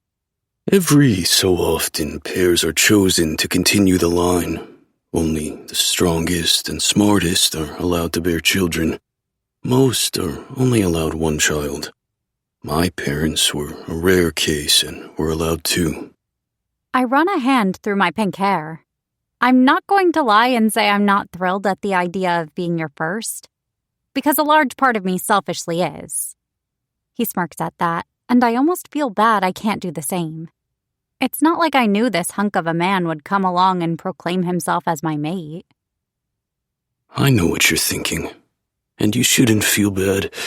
You had a life before me, just as I did, and the most important thing is that I'll be your last.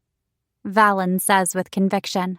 No other man, supernatural or human, will touch you, Starlight. The intense look he gives me sends a shiver down my spine and has me squeezing my thighs together.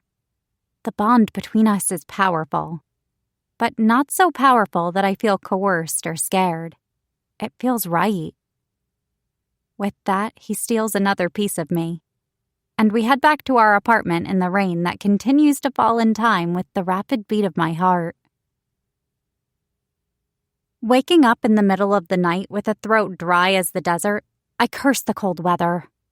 I shuffle to the kitchen for a glass of water, trying to be careful as I go. Stopping short in the living room, I see Valen's couch empty save for Pom Pom, who's made himself comfortable in one of Valen's shirts he somehow dragged up there. A cushion leans against the edge, proving to be a doggy ramp Valen must have constructed. I give him a pat on his head and search the apartment, coming up empty. He can only be in one place at this hour. I pull on a warm sweater to fight the cold I'm about to face. Stuffing my feet into a pair of tennis shoes, I make my way to the rooftop. I push open the door and shiver from the chill in the air. Scanning the area, sure enough, I find a lone figure sitting on the edge with one knee drawn to their chest, and the other dangling off the side. He looks so lost sitting there. I hate that for him. What must it feel like to be so old, but to have been held so long that everything is unfamiliar? Everything must feel so confusing and frustrating for him. With a sigh, I walk over to sit next to the troubled vampire.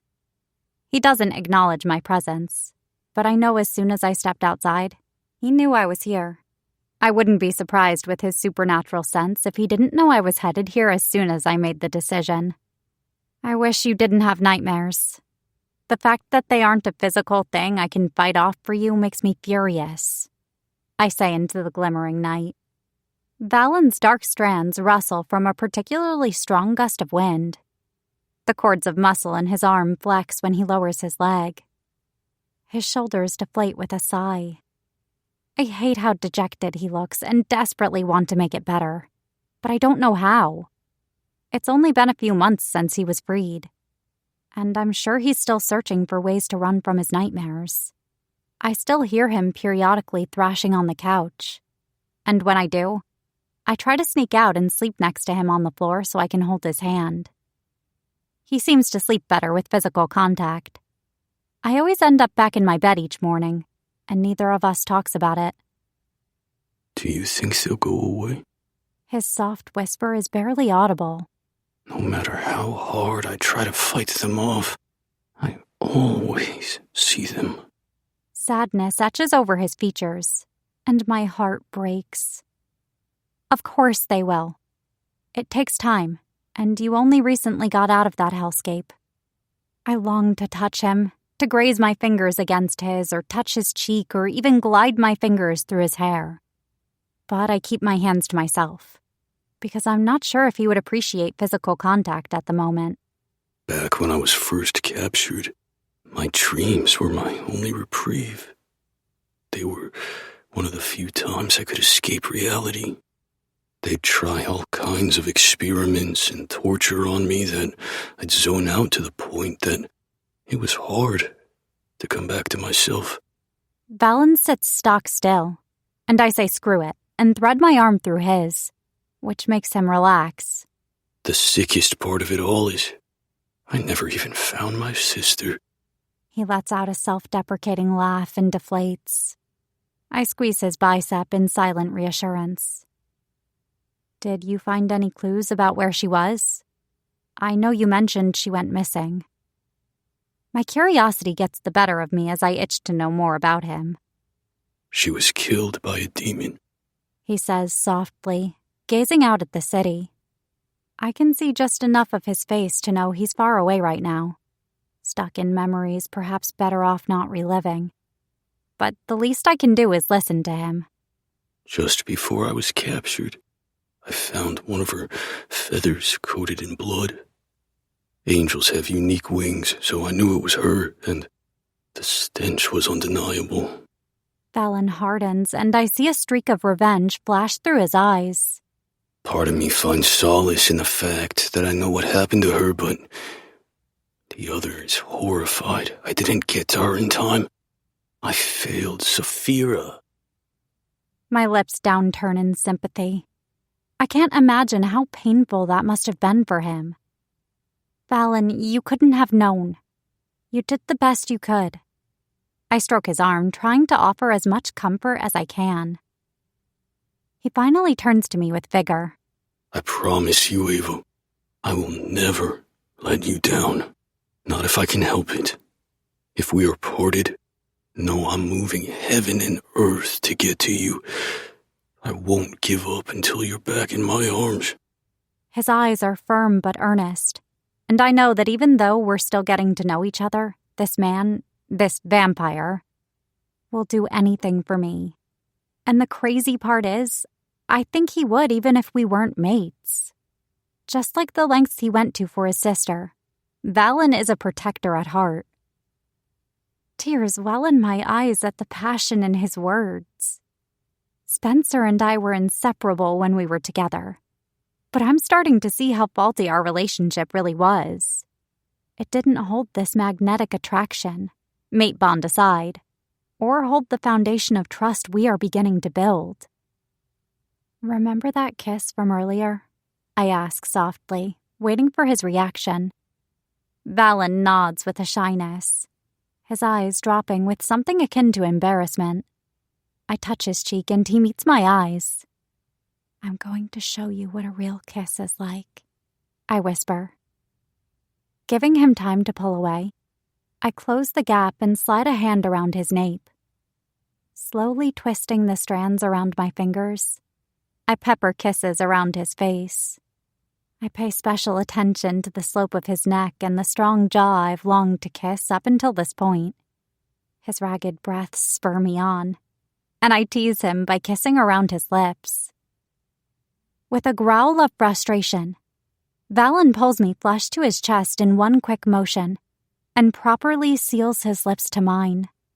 It's a little awkward at first, but he's a quick learner, following my lead. I run my tongue over his lips, which part in surprise, and slip between them to tease his. He rumbles in appreciation. My toes tingle at how he consumes me. I skirt my fingers along the hem of his shirt and feel the V-shape leading downward. When my full palm rests on his abdomen, he stiffens and pulls away. It's not an outright rejection, but I know we've hit the limit of what he's okay with for now. I'm sorry, Valen whispers sheepishly. He shakes his head. I got nervous. Don't apologize for anything. The last thing I want to do is make you uncomfortable or push you to do what you're not ready for. He smiles gratefully and plants one last kiss on the top of my head. Pulling me up, we head back downstairs to the apartment. That night, he sleeps on top of the blankets next to me with Pom-Pom curled between us. Chapter 18. Valen. Ava and I are on the couch watching another episode of The Vampire Show after work when her cell phone rings. I'm still baffled by the small, rectangular device that connects people from long distances. Hello? Ava answers while I fumble with the remote to pause the show. She points to the right button, and I turn it completely off on accident. Pom-Pom chews on a toy in his dog bed in the corner, unaware of what's going on. At second glance, it might be my shoe. Hey, Mom, what's up?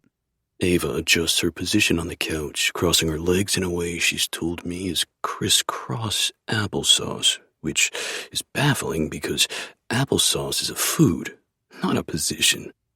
A female voice echoes across the line. It's hard not to hear the upbeat woman on the other end, but I pretend to be enraptured by the book I snag off the floor and not look like I'm eavesdropping. Ava is not dumb, though, and probably knows I can hear without even trying. Hey, sweetie, the chipper female voice replies. Fancy a visit home soon? I'll even make my homemade apple pie you love so much. Ava admires her newly painted purple nails while she talks. Yeah, that's a good idea. I miss you guys. Does this weekend work? I'll make sure your father doesn't have plans I don't know about, but I believe we're open. I can't wait to squeeze you, Aves. She gushes. I don't get to see you enough. The love Ava's mother radiates is palpable. Even though she's not her biological parent, it doesn't matter, and you can tell that's true for both. Filled with the urge to meet this woman, I tap Ava on the hand.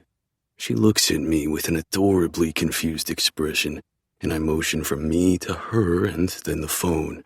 Her brows furrow, and I mime out what I'm trying to say. What? Ava hisses, trying to lean away. I'll come with you, I whisper. What's that? Ava's mom asks. I'll come, I say a little louder. Nothing, Mom. Ava replies while putting a hand over my mouth. Is someone with you? I thought I heard another voice. Her mother's voice is a mix of confused and curious. Ava's eyes close and she takes a deep breath before answering. Yeah. I'm going to bring a friend with me. Oh, is it Celine? I'd love to see her again. Ava pulls her hand away and gives me a look that tells me to be quiet. No, it's someone you haven't met before. Her mom starts to interject, but Ava keeps going. All right, see you in a few days. With that, she hits a button and throws her phone down. Are you sure you want to meet my parents? She asks, reaching for the blanket and draping it over her lap. My mom can be a bit much at times, and my dad... She shakes her head. They're going to assume we're dating and have a field day with it. Are you okay with that? I gently stroke my finger against her cheek. I am your maid. It makes sense for me to meet your family. I want to, I assure her. She gives a small, hopeful smile. Okay, just prepare yourself. A few days later, we stand in front of a cherry-red front door, and Ava fidgets nervously. I'm not quite certain how someone manages to make their fingers go around each other so many times. Don't worry, I speak up, in case her nervousness has anything to do with me. I remember everything you told me and will be on my best behavior. Pounding footsteps on the other side of the door signal the incoming hurricane. That is Ava's mom. Based on everything she's told me, Linda McGuire is a force to be reckoned with. But so is Ava, so I wouldn't expect anything less. It's not you I'm worried about, she grumbles. The door swings open, bringing with it a wave of floral perfume. Ava! A woman with graying blonde hair pulls her into a tight hug. She's shorter than Ava, petite, but the strength with which she holds her is shocking. Ava, who was grumbling just a second ago, beams and holds on just as tight. Burying her face in her mother's hair, she soaks in the attention. The women pull back from each other, and Mrs. McGuire holds Ava's cheeks. Love shines on every feature of her face as she runs her hands over Ava's arms in a comforting caress. Their auras intertwine with each other. Ava's a vibrant purple, and Linda's a pastel orange. Look at my beautiful girl. Oh, I know it hasn't been too long since you visited, but I'm glad you're here. She's so absorbed in her daughter, she hasn't noticed me yet. Me too. Ava grabs her mom's hand and swings their arms.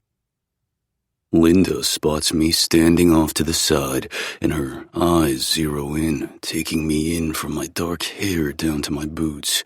I can feel her assessment and channel my angel training, standing still under a general's stare.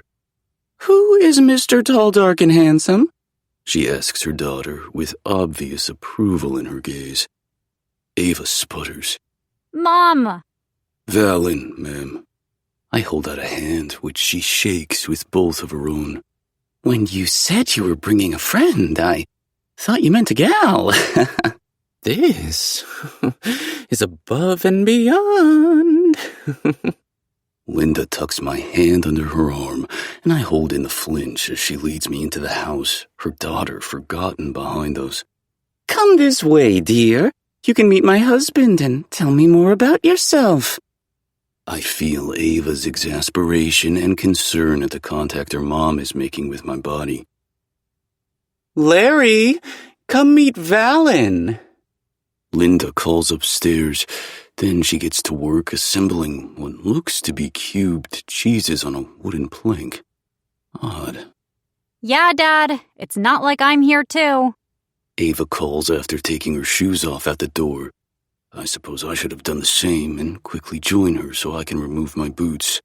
She gives me a small smile and grabs my pinky, giving it a tiny squeeze.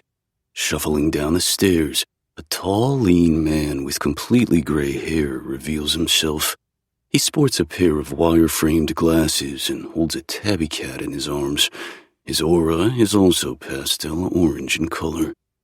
My favorite girl is here? He smiles, and the wrinkles around his eyes deepen. These are three people who have lived and loved together. I feel a pang at the memory of my own childhood.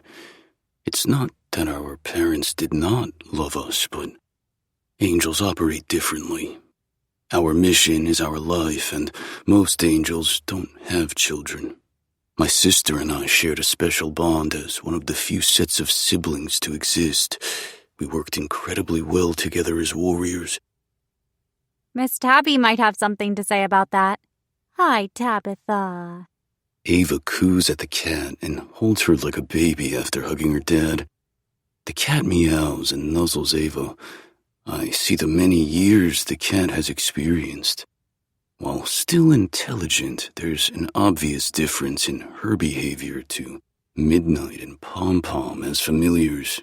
She doesn't have that look in her eyes, the one of knowing and understanding too much. Hi, Valen. I'm Larry.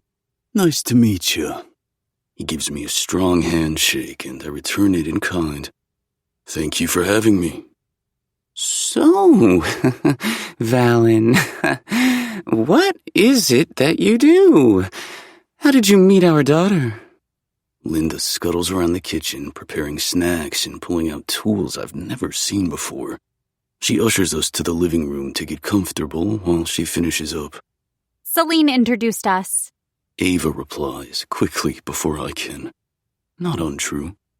That she did. As for work, I'm between jobs. I go with the safest answer and see Ava nod in approval. Perfectly okay. Larry waves a dismissive hand through the air. I went through the same thing a time or two. Sometimes you have to find yourself and figure out where you want to go next before you can dive into another job. How's your hip, Mom?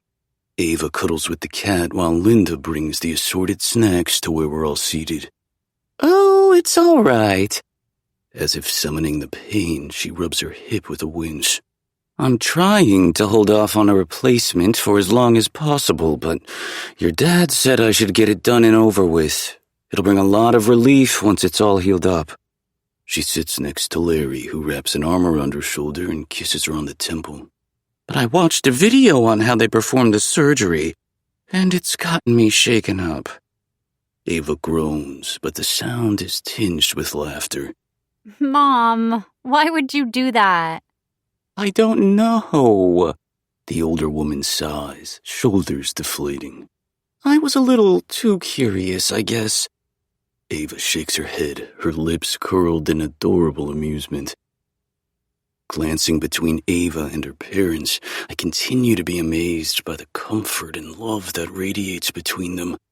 Their auras mingle with a happy shimmer, all three practically merging into one giant aura. How's work for you? I know it's been different without Celine there. Larry asks while indulging in some of the food. I politely reach for some of the strange cubed cheese and pieces of bread to be kind. Good. Ava replies, toying with the ends of her hair. I stay busy, especially with some gnarly cases popping up recently. Where are my manners? Linda suddenly stands up and grabs Ava's arm. The cat she holds yowls and runs off. Come with me to pour drinks. Is lemonade okay for everyone? She drags Ava away before we can respond. Ava sends a sheepish look my way before she's gone from my sight. Larry shrugs his shoulders at me and makes small talk. I converse with him, but can't help but listen in on the ladies. I struggle to hold in a chuckle when Linda exclaims how attractive I am. Where did you find him? Is he your boyfriend? Linda prods, and I feel Ava's frustration mounting. He's very attractive. I puff up at that comment. But no, Mom. We're just friends. I instantly deflate. He's up for grabs, then. A light smacking sound follows, and I smile to myself. I tune out the rest, opting to give Ava some well-deserved privacy with her mom. Larry and I continue to chat, and I pretend like I know what football is. He's very passionate about the sport, it seems, but none of the terms make any sense to me. When I ask him if a quarterback is another name for the coin, he gives me a funny look and quiets, focusing on the TV. Drinks! Linda bounces back to the living room and divvies up a yellow liquid I've never seen before. Sniffing it, I nearly recoil at the sour smell. Ava catches my eye and shakes her head. Ava, her mom says, getting her attention. You were asking about your birth parents. So I decided to dig through our paperwork from your adoption, and I came across the name of the adoption agency. Ava sits up straighter at the unexpected change of topic. Her mom pulls a piece of paper from her pocket and hands it to her. I know it's not much, but I thought if you reached out, they might be able to tell you more than I can. I don't know the policies, and they try to keep things hush-hush, but maybe since you're the adoptee and older now, they can give you something. Larry squeezes her shoulder in comfort. Thanks. I really appreciate it. She fiddles with the piece of paper, eyes filling with determination. Clearing his throat, Larry changes the subject. Are you coming here for Thanksgiving this year? I know last time you celebrated with your friends. Ava shrugs and tugs the folded piece of paper in her purse. Since Celine's got herself a boyfriend, I think they're celebrating with her dad. But I don't know for sure. I'll be here if you want me, so be sure to make extra food. Ava winks. You guys know how much I love Thanksgiving food. Tipping her head toward me, Linda says, Valin, you're more than welcome to join us. We keep it small, but we'd love to have you. I appreciate your invitation and gladly accept. I hold a hand over my heart and bow in her direction. She giggles, and Ava mouths around her hand, asking if I am sure. I nod at her, and the smile I receive in return warms my heart. Chapter 19. Ava. I think it's about time we cross something off your bucket list, don't you? I wave my spoon at Valen after licking off the ice cream. A sweet treat is always a must, even if most people consider it too early in the day. What did you have in mind? Valen leans against the wall with his lean legs crossed. I almost drool at the gorgeous man holding his tiny dog in his arms. Pom-Pom looks up at him with round brown eyes full of love, his tongue lolling out the side of his mouth. That's going in the spank bank. Forcing those thoughts from my head, I say, "The ice rink just opened for the season, and I've been waiting all year to go. It's so much fun." What do you do there? He asks curiously. "Ice skate. You put special shoes on that have a blade on the bottom that allow you to glide over ice. They usually have it decorated nicely and play music while you skate," I explain and pull my hair up in a ponytail. His eyes track the movement with undisguised interest. Sounds strange and dangerous. I roll my eyes at him and grab a coat off the rack by the door. That's what you say about almost everything. Let's go. My zipper gets stuck, and I pull on it to no avail. Ugh, come on. My hair blows around my face as Valen appears in front of me and carefully pulls the zipper up. While he does it, he locks eyes with me and continues to glide it toward my neck. "Stop making mundane tasks hot," I sputter, and accidentally hit him with my ponytail as I spin around. "My lady bits can only take so much." I throw my hands in the air. Valen chuckles and grabs his own coat, pulling it on with ease. Let us roll. I pat his chest. "Let's roll, big guy, but close enough." What the fuck? I fight not to fall for what feels like the 100th time while Valen skates circles around me. "Isn't this your first time? How are you this good?" Annoyance creeps into my tone. It's entirely unfair that he's good at everything. I'm now determined to find something he sucks at. Perhaps knitting, though he's unusually good with his hands. Or maybe drawing. Correct. He makes a circle around me. But it feels similar to a training exercise we used to follow. Muscle memory, I suppose. Valen concedes and playfully sprays me with a little bit of ice from his skates. It feels a bit like flying, he says in a wistful voice. I wonder if he misses it, being an angel. But I don't want to ask and ruin the fun we're having. I do an awkward shuffle to attempt to walk on the ice, but slip once more. My arms flail out as I try to grab onto anything, but I'm too far from the boards. Resigning myself to my fate, I close my eyes and brace for impact. Only it never comes. Clumsy tiny one. Valen chides as he pulls me around into the circle of his embrace. His hands lock on my hips and help push me forward. He holds me steady as we skate around. Every so often, his fingers flex against my hips like he's holding himself back from squeezing me tighter. It's on the tip of my tongue to beg him to do just that. The fact that Valen is a virgin in all ways is adorable, and yet terrifying at the same time. I want to continue to go at his pace and help him experiment with what he likes, but I'm also desperate for more. Lost in my head, it takes a moment to realize how Valen has locked up in a different way, or how his breath comes out in harsh pants near my ear.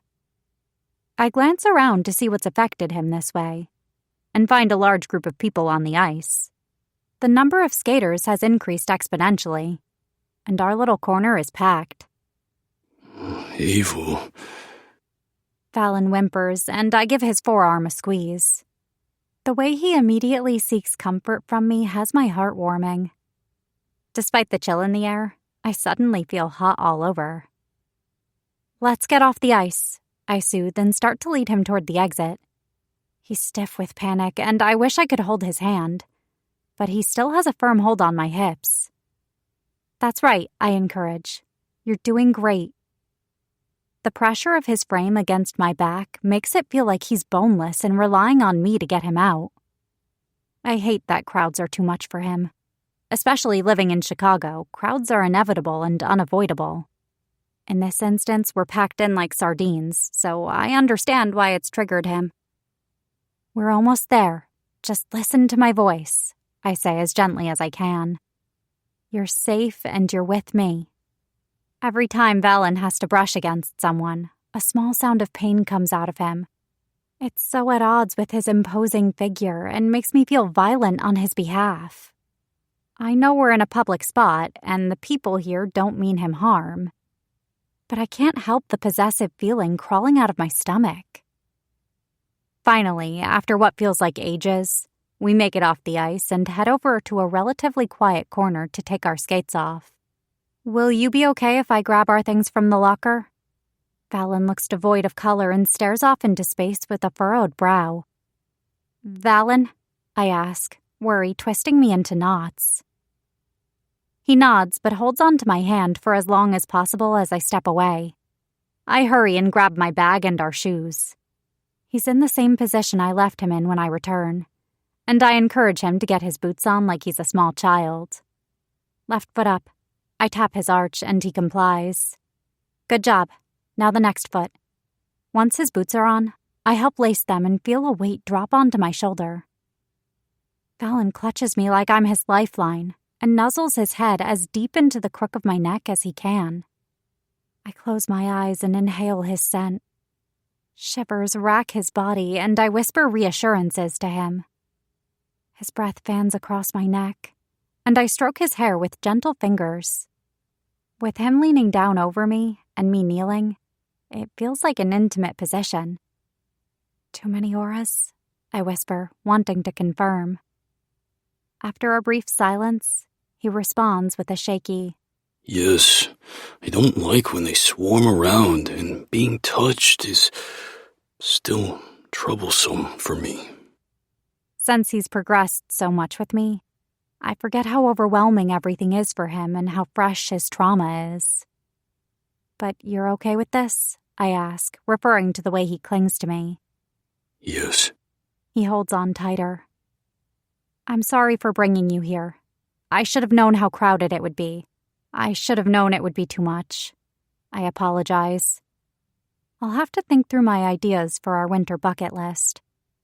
Soft lips press against my pulse, making it jump in surprise. A slight swipe of his tongue has my heart feeling like it'll beat right out of my chest. It is not your fault. Plus, I want to get better.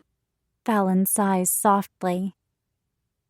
We sit there in silence for a while as the sky grows dark and the wind colder. Children giggle, parents scold, and couples coo over each other while we exist in our own special little bubble. Valen relaxes against me as I hide him away from the chaos. At one point, a woman walks a little too close, and I give her the stink eye when she almost brushes against Valen's back. If I were a cat, my claws would be out.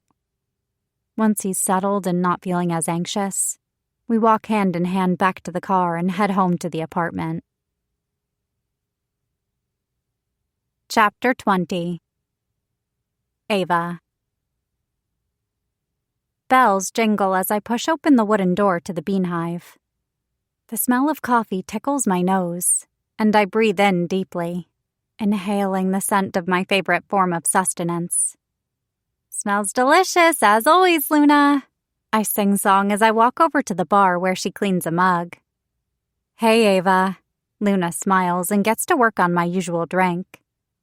How's it going today? Busy? I set my purse down on the bar and take a seat. Pretty busy. The cold drives more customers in, plus we just changed our seasonal menu. She glides around with the grace of her vampiric self as she pours coffee. It makes me wonder how I didn't notice before. She's so obviously more than human.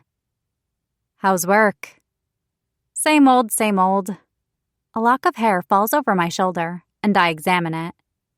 Ugh, I need to refresh my pink. It's getting duller than I like it.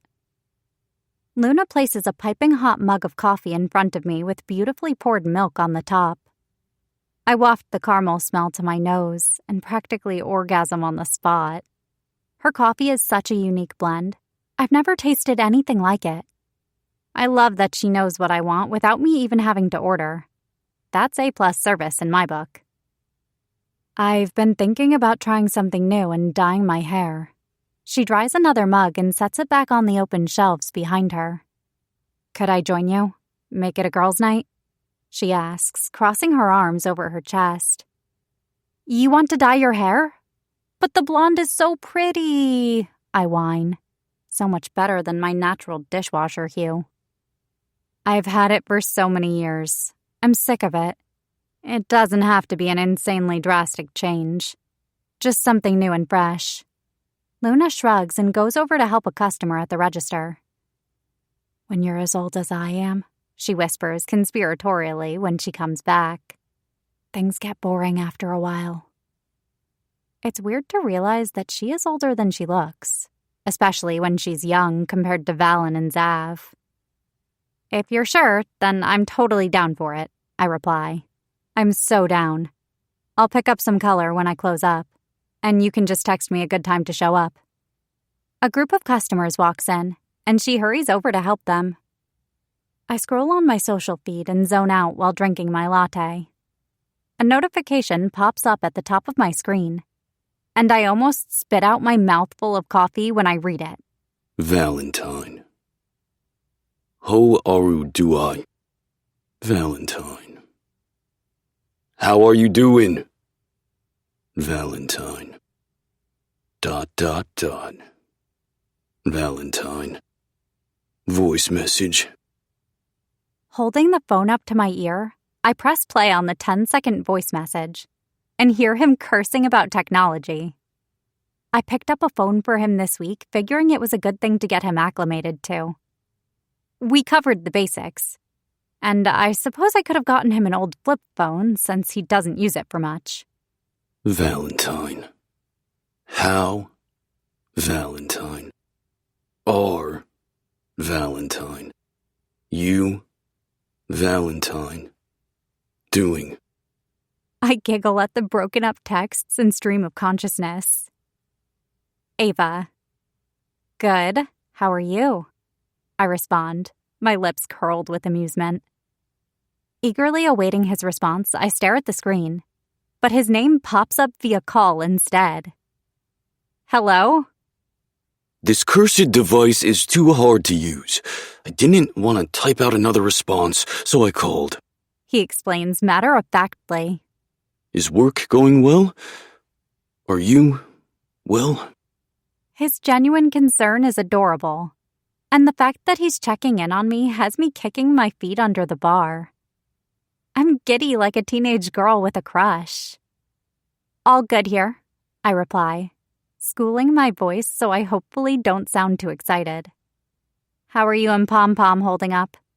Did you end up taking him for a walk like you mentioned? Luna smiles over at me, hearing Valen on the other line. Yes. He decided to pee on every plant we came across and bark at anyone who looked my way. Quite the attack dog. I hear Pom Pom yip and Valen praises him. Glad you're having familiar bonding time. Is Zav still trying to force you on a cat daddy, dog daddy play date? He's been asking every time he sees Valen, and I know my vampire isn't amused by it. Whoa, my vampire? Since when? Yes, you're mates, but that's a little possessive. Unfortunately. He grumbles. He is persistent. I snort.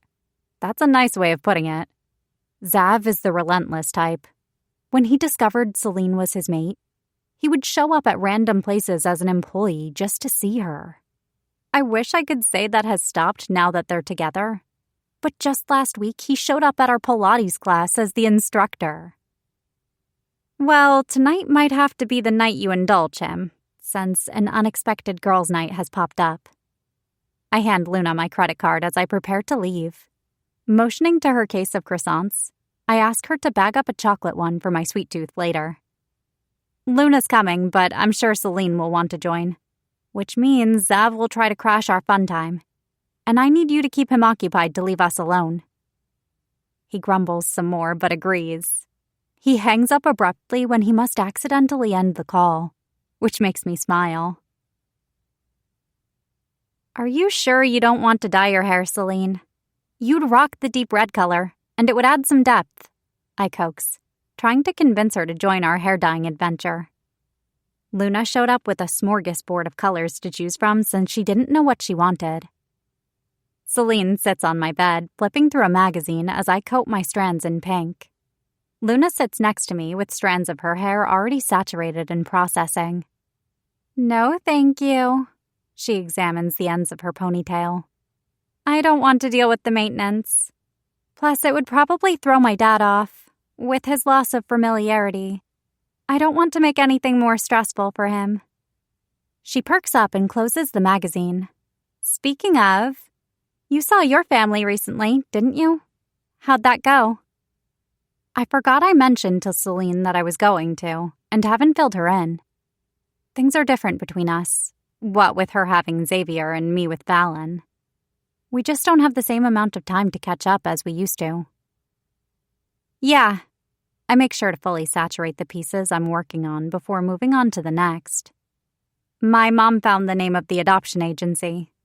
Obviously, I didn't tell her anything about being a witch, but it might be a new lead. I finish with the back section of hair and lay it down on the ratty t-shirt I wear. I don't want to admit I don't have much hope of anything working out. But at this point, any sort of lead is better than nothing. I hear Valen went with you. She quirks a brow at me for leaving that part out, and I blush. Valen is so hot, Luna pipes in. He stops in for blood and is always such a gentleman. I can't say the same for Xavier. She side-eyes Celine. Celine throws her hands up in surrender. You think I have any control over Zav? That man does whatever he wants, whenever he wants. Are you trying to steal my man, Luna? I give her a look charged with fake insult, but part of me bristles at her comment. I know it's my natural reaction with him being my mate, but I hate how out of control I feel sometimes when it comes to him. As if. She scrunches her nose at the smell of the hair dye. The stench of the dye is bad enough for me, so I can't imagine what it must be like for her with vampire senses heightening everything. Whenever I find my person, I kind of hope he isn't a vampire. How's that going to work? I ask, twisting my hair up with a clip. Don't you want to have the same lifespan? I've asked Celine something similar before, and she said she wasn't ready to change yet, but that she fully plans to have Zav turn her into a vampire at some point. I grab my basket of nail supplies, and the three of us make our way out to the living room to paint our nails at the coffee table. We sit in a row, Celine, me, and Luna on the end. I turn the TV on to a station that only plays music, then set the volume low so it's merely background noise. Celine tries to play it cool with a straight face, but she's squirming at my question meant for Luna. I realize belatedly that it's something that affects her as well. I haven't talked to her recently about her thoughts on turning, but I know while Zav is understanding, he's also antsy to change her. The longer she goes being human, the more risk there is. Luna purses her lips as she pulls out some of the bottles of polish and assesses the colors. There are plenty of other supernatural species out there, and many of them are immortal as well. I gape in surprise. I feel so dumb when it comes to this supernatural world. Despite learning I'm a witch, I feel entirely separate from these things. I fear it'll take me an eternity to learn all the things I should know. You want a hairy werewolf? Maybe a scaly dragon? Celine laughs, breaking the awkward air.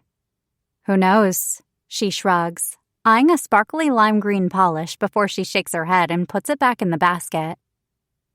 I hear shifters are packing heat, if you know what I mean. How much? I ask curiously.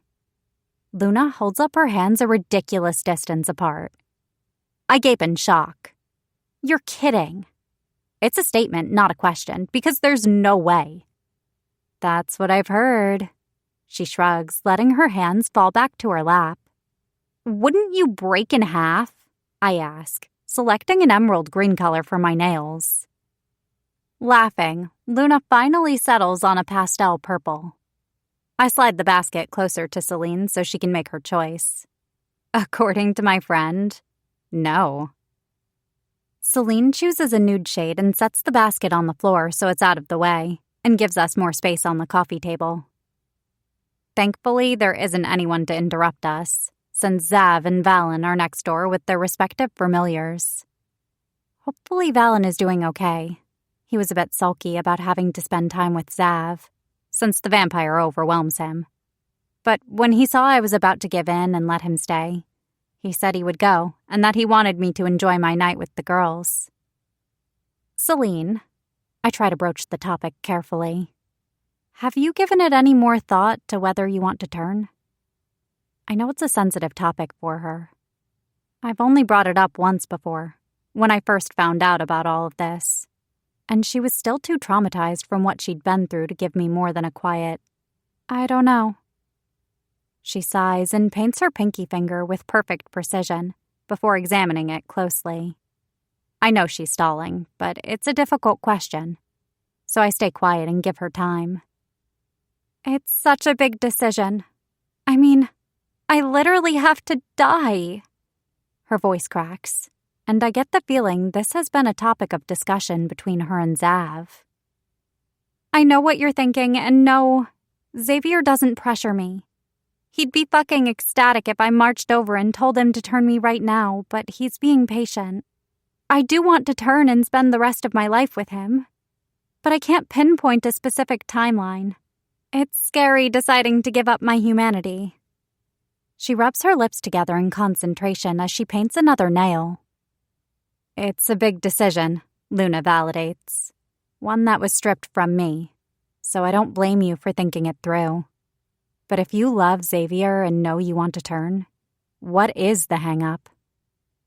Celine bristles slightly. Of course I love Xavier, but I've always been a cautious person. I can't change who I am at my core just because I've learned all this exists. She finishes her left hand and lays both flat on the table to dry. Xavier has warned me there's a small chance I won't make it through the change. And I know it's extremely unlikely, but I can't risk that right now. I don't want to leave my dad behind if that were to be the case. He was always there for me, even when my mom wasn't. Yes, he has great care at his facility, but I can't help but worry when I'm all he has left. He might barely remember me now, but I remember. Always putting others before herself. It makes sense that Celine is hung up on her dad. Celine. Luna rubs her shoulder gently while being careful not to get polish on her. It's such a slim chance. The survival rate after change is very high. The longer you wait, the more Zav is going to annoy the shit out of me at the cafe. He likes to come in and whine that his schnookums, she puts air quotes around the word, could get hurt at any point in the day. I tell him you don't even work for the police anymore. But he's a baby. She rolls her eyes and hugs a pillow to her chest. I think it's an excuse to follow you around like a little lost puppy. You have a point. Celine sighs. I'll talk to him about it some more. A thud comes from the other side of the wall, and I look at the other two in confusion, although they don't seem surprised. Rapid knocking at the door comes a second later, and I open it to see Xavier. I'm getting déjà vu, Celine mutters. Did I hear you right? Xavier practically dances into the living room to crunch Celine to him.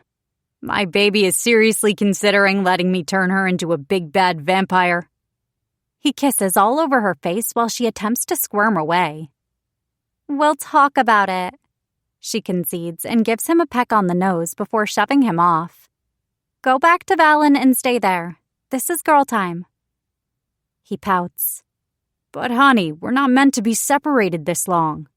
It's painful for me. I can paint my nails too if that's what you want. She points at the door. Out, Xavier, I mean it. He sighs. Fine. But only because Midnight and Pom Pom are bonding. She shakes her head, trying not to smile. After his exit, we settle in the living room to watch a movie until our timer sounds. Luna and I take turns washing out our hair and blow-drying it. Celine helps Luna straighten hers while I curl mine. I feel like myself again, I gush as I play with my rose gold curls. Luna examines herself and fluffs her hair. What do you guys think? As she turns to us, I see the subtle addition she's made to her light blonde hair. Lavender streaks are mixed in, gently flowing through and catching the light in a subtle way. If you're not paying close attention, you might even miss them. Luna! I clap my hands and Celine smiles. It looks amazing. Great call on the lavender, Celine adds. It's definitely your color. Luna smiles back at us, and we spend the rest of the night giggling and generally having a great time. We pop some popcorn and put on Titanic, because peak Leonardo DiCaprio is not to be missed.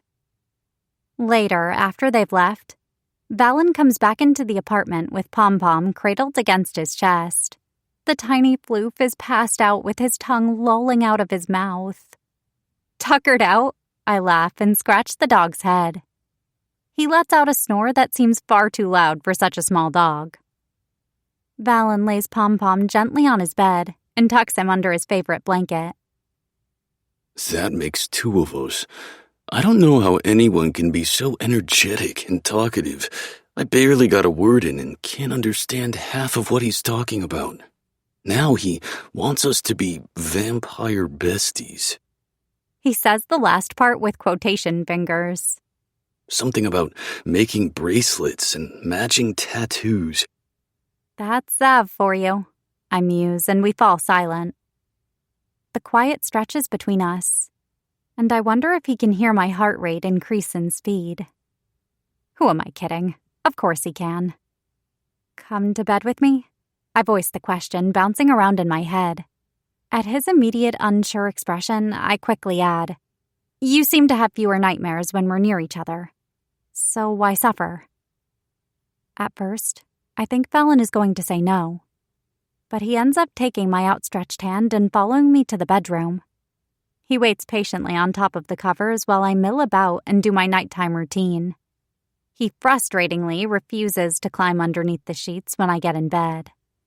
But he does let me rest my head against his, and wraps his arm around my shoulder. His thumb rubs in soothing circles around my arm. The last thing I hear before sleep takes me is a reverent, Good night, Starlight.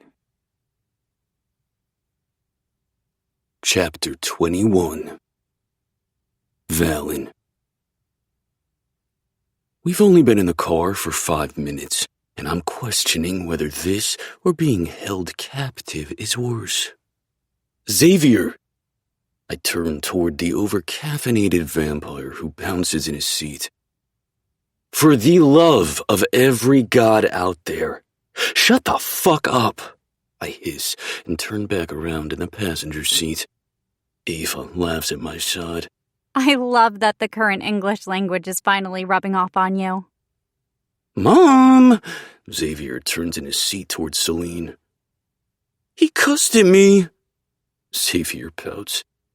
I hope you don't call her mommy in bed. Ava snorks. Celine groans. Everyone, please stop. I close my eyes and melt into the headrest behind me. I know Ava was being kind by inviting Celine and Xavier to spend the actual Thanksgiving holiday with us, since they ended up seeing her father yesterday instead. But I'm regretting letting them tag along. Xavier's chaotic energy has me feeling drained before we've even arrived. Linda and Larry are going to love me. I just know it, Xavier says with utmost certainty. I hope Midnight and Pom-Pom can get along while we're out. They made big strides the other night. We thought about bringing the two familiars, but decided the car was already full enough and they might not get along with Ava's family cat. I'm sure they'll be fine. You made sure they had a mountain of food. I see Celine run a hand through her dark hair in the rearview mirror. even though I told you it wasn't necessary since Midnight has an automatic feeder. What if we die tragically in an accident and they starve? I had to make sure the babies were prepared. Zav defends himself. Celine's sigh is loud enough to shake the car. Thanks for putting that energy out there. Ava scolds. I'm the one driving here, so let's send out positive vibes that we arrive safely. I don't need your weird vampire mojo jinxing me. The remaining 40 minutes drag on with much of the same banter. I drown out most of what's around me since it's the only way I can cope in the close quarters, and occasionally I feel Ava brush her hand against my thigh in a reassuring gesture. Finally, we reach the house and she turns into the driveway. We file out of the car with our side dishes to find her parents waiting at the door for us with cheery smile. Look at this group of hungry kiddos to feed, Larry. Linda hugs all of us, and I scoff at being called a kiddo. I'm centuries older than everyone here. Good to see you again, Celine. Who is this handsome young man? She motions towards Xavier, and I roll my eyes, knowing what's coming. Xavier Lockwood, at your service. He bows and gives her a kiss on the hand like some chivalrous knight. If he were around back when I was an angel, he surely would have been a resident of the hellish variety. Linda blushes at the treatment, and I make my way into the kitchen before he says something else idiotic. Doing okay? Ava hugs me around the middle from behind, and I rub her forearm. Good. Thank you for checking in on me. I look at the array of dishes spread across the counter in wonder. What is all of this? Xavier and I downed a few blood bags before we left, but we'll still eat some of the human food to be polite. But this seems like enough food to feed hundreds. Of course. This is your first Thanksgiving. She points to various dishes, all of muted orange, brown, and green tones, and explains what they are. Personally, it sounds very odd to me, but I'll indulge in the human holiday for Ava since it obviously makes her happy. I'm so glad you got to spend the holiday with your father too, Celine. Linda says as the two of them join us in the kitchen. She drags Celine over to the counter near the refrigerator, and they get to work assembling drinks for everyone. It's so sad what you've had to go through with your father. Alzheimer's is a horrible disease. At least you have Xavier now to help lighten the load. She winks at him as he enters the kitchen, and he sends a slightly fanged smile her way. It's not enough to notice something is off, but I shoot him a glare anyway. Thank you for acknowledging how great I am, Linda. Xavier puffs out his chest. Linda sends him a funny look, but he's looking at Celine's butt, so he does not notice. Doesn't, my brain corrects as I hear Ava's voice in my head. She is extremely fond of the things she calls contractions. Tabby appears in the doorway and winds her way through all of our legs. She rubs against Celine, who picks her up and coos at her. This kitty likes me, don't you? When Xavier tries to pet her head, she hisses at him, and his mouth drops open in shocked offense. A taste of your own medicine, perhaps? Celine chuckles and sets the cat back down so she can grab a plate. He mumbles behind her, something about needing his emotional support pussy. Everyone take a plate and fill it up. Let's get eating. You don't want it to get cold. Linda corrals everyone to the food, and I try to pick the least offensive-smelling dishes. Xavier doesn't seem to have a problem and piles his plate high. Celine's and Ava's look much the same, so I end up adding more. I don't want to insult Linda by taking too little. We settle at the dinner table, and I have to admit, this feels nice. Having family, even one as mismatched as ours. A deep ache settles inside me, one I normally ignore. For my sister. Conversation flows easily. I have to give Xavier credit. He can befriend anyone. He's a big personality, but he's easy for people to like. I worry I'm not as easy to like, what with my quieter nature. Where is your family? It takes me a moment to realize Linda is talking to me. What? Sorry, I didn't hear you. I apologize. Where is your family? She asks again. You weren't able to spend the holiday with them? Mom. Ava hisses in annoyance. My parents and sister are no longer with us. I say. It's the truth, as far as I know. Oh. Linda's face falls. I'm so sorry. She clears her throat. Well, I'm glad you're able to spend the holiday with us, then. I push food around my plate and try to force it down. I'm not used to eating human food in the way Xavier or Luna are. While I was held captive, I certainly wasn't provided human food, and what blood I was given was only enough to keep me alive. Ava's hand finds my thigh beneath the table, and she gives it a gentle squeeze. Somehow, she always knows when I need grounding. I look down at her, and her face is filled with worry. Are you okay? She asks softly under her breath. I nod and place my hand over hers. The cool kiss of her rings is a welcome sensation. I'm still getting used to the nice way her touch feels. Being held for as long as I was, and beaten and tortured on a regular basis, has made adjustment hard. But I know Ava means me no harm anytime she touches me. In fact, I'm beginning to crave it. I let her touch soothe me as I force more food down. Xavier keeps the conversation going, even though the exuberant vampire often drives me crazy. There's something to be said for the effortless way he does it. When we finish dinner, Ava and I clean the dishes while Linda, Xavier, and Celine pack up the leftovers. Ava's mom insists on sending us all home with some. I'd be okay without most of it, especially the mushy bread dish they call stuffing. But Ava is ecstatic, saying it's even better next day. Your cooking is divine. Xavier compliments Linda. How did you learn to cook like that?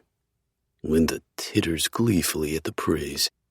Lots of practice, she replies. Beside me, Ava shakes her head. Zav always knows the right thing to say to everyone. There's this saying about selling milk to a cow, and that's him. Selling milk to a cow? I give her a mystified look. Cows do not need milk. They already have it. She laughs and bumps her hip playfully against mine. It's an expression. Hyperbole. Hyper what? I stammer. I'll explain it to you some other time. We settle into silence while I scrub the dishes clean and she dries them. I find that I greatly enjoy these simple moments between us.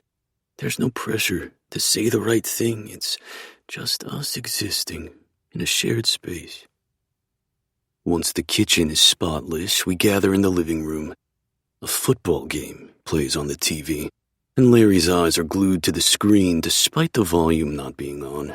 I only recognize what's happening as football because after our last visit, Ava gave me a rundown on sports.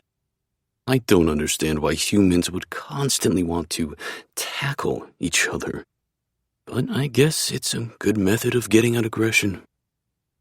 I'm so glad you all decided to stay the night.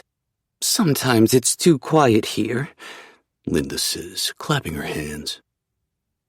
I thought we could play charades. I lean over to Ava at my side on the couch. My lips brush her ear as I ask, charades? It's a game where you act something out without talking, and everyone has to guess what it is.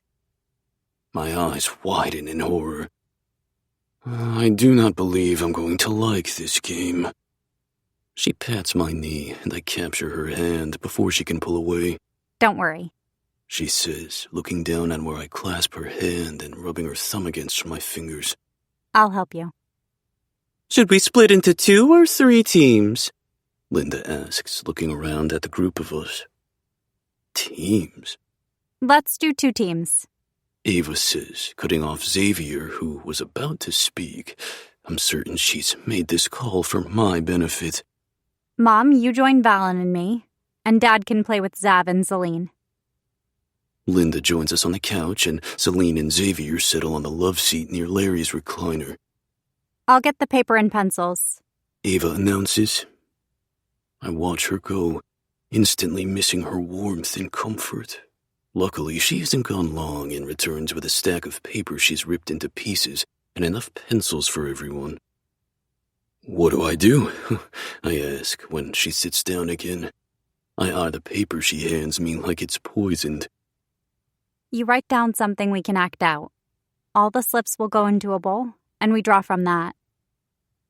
She turns to Xavier. Keep it PG, you nasty boy. He gives her an innocent look in return, but I see the devious sparkle in his eye. Panic wraps around my lungs, and I hold my breath at how out of place I feel right now. Don't worry, I'll help. She assures me. Her tongue sticks out slightly between her pouty lips, something I've noticed she does when she's concentrating. Put down driving a car. She whispers under her breath. Showering? Brushing your teeth? Just think of things that are easy to mime. Mime? My eyes widen in panic. There's too much going on with this that I don't understand. Act out. You can't speak, so you have to use your body.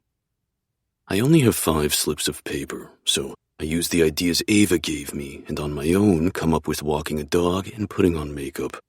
I've watched Ava do that enough that it should be easy to act out. I realize this isn't going to be as easy as I thought when all the ideas go into the same bowl and get mixed around.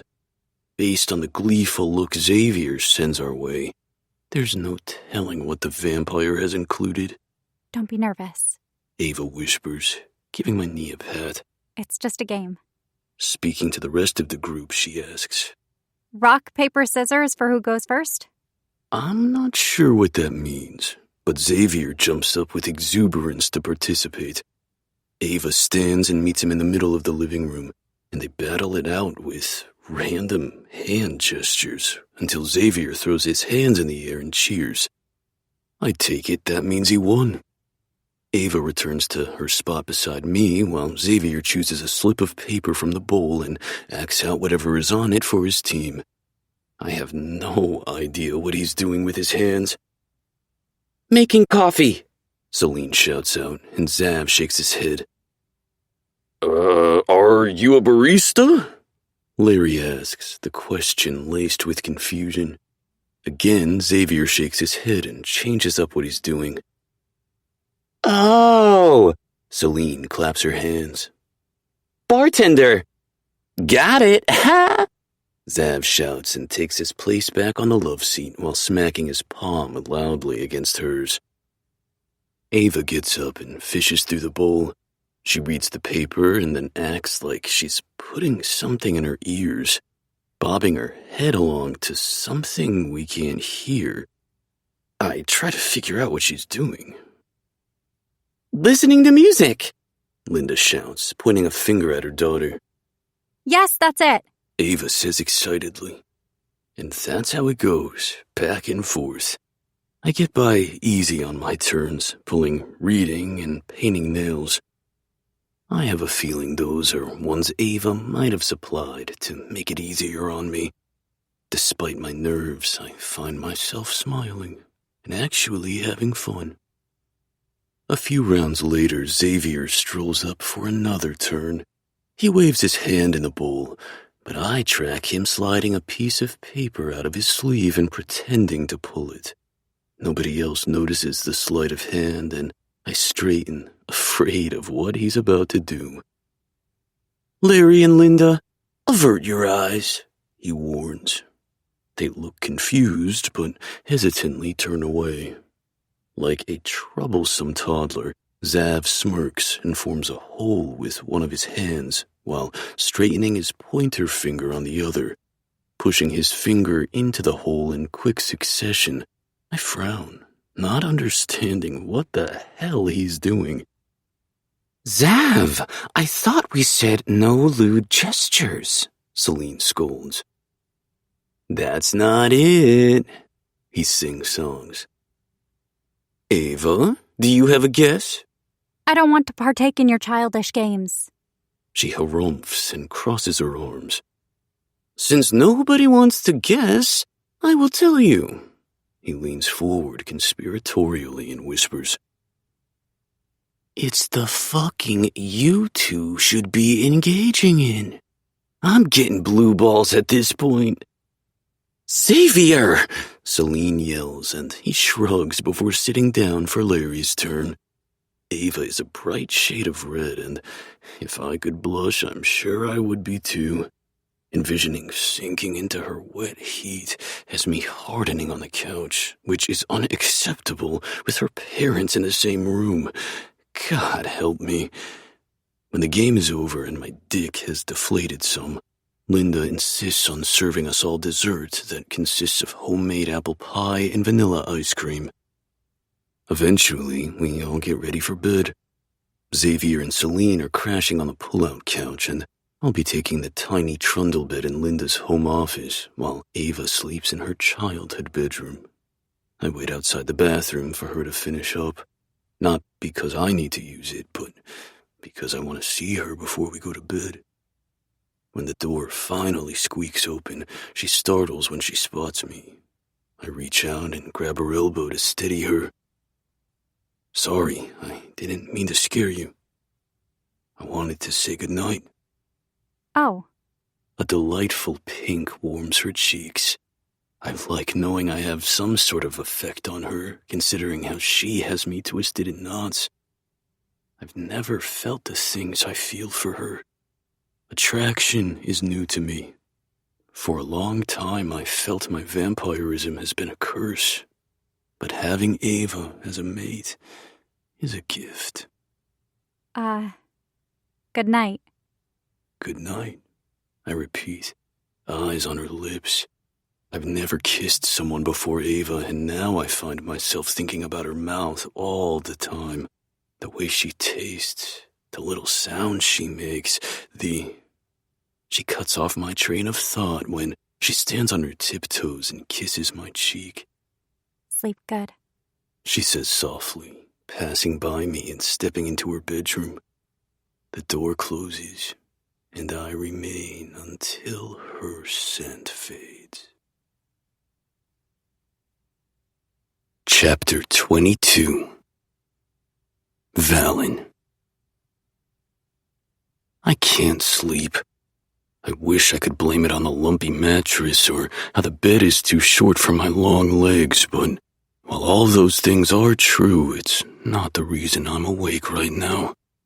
Though I hate to admit it, I've gotten used to sleeping near Ava.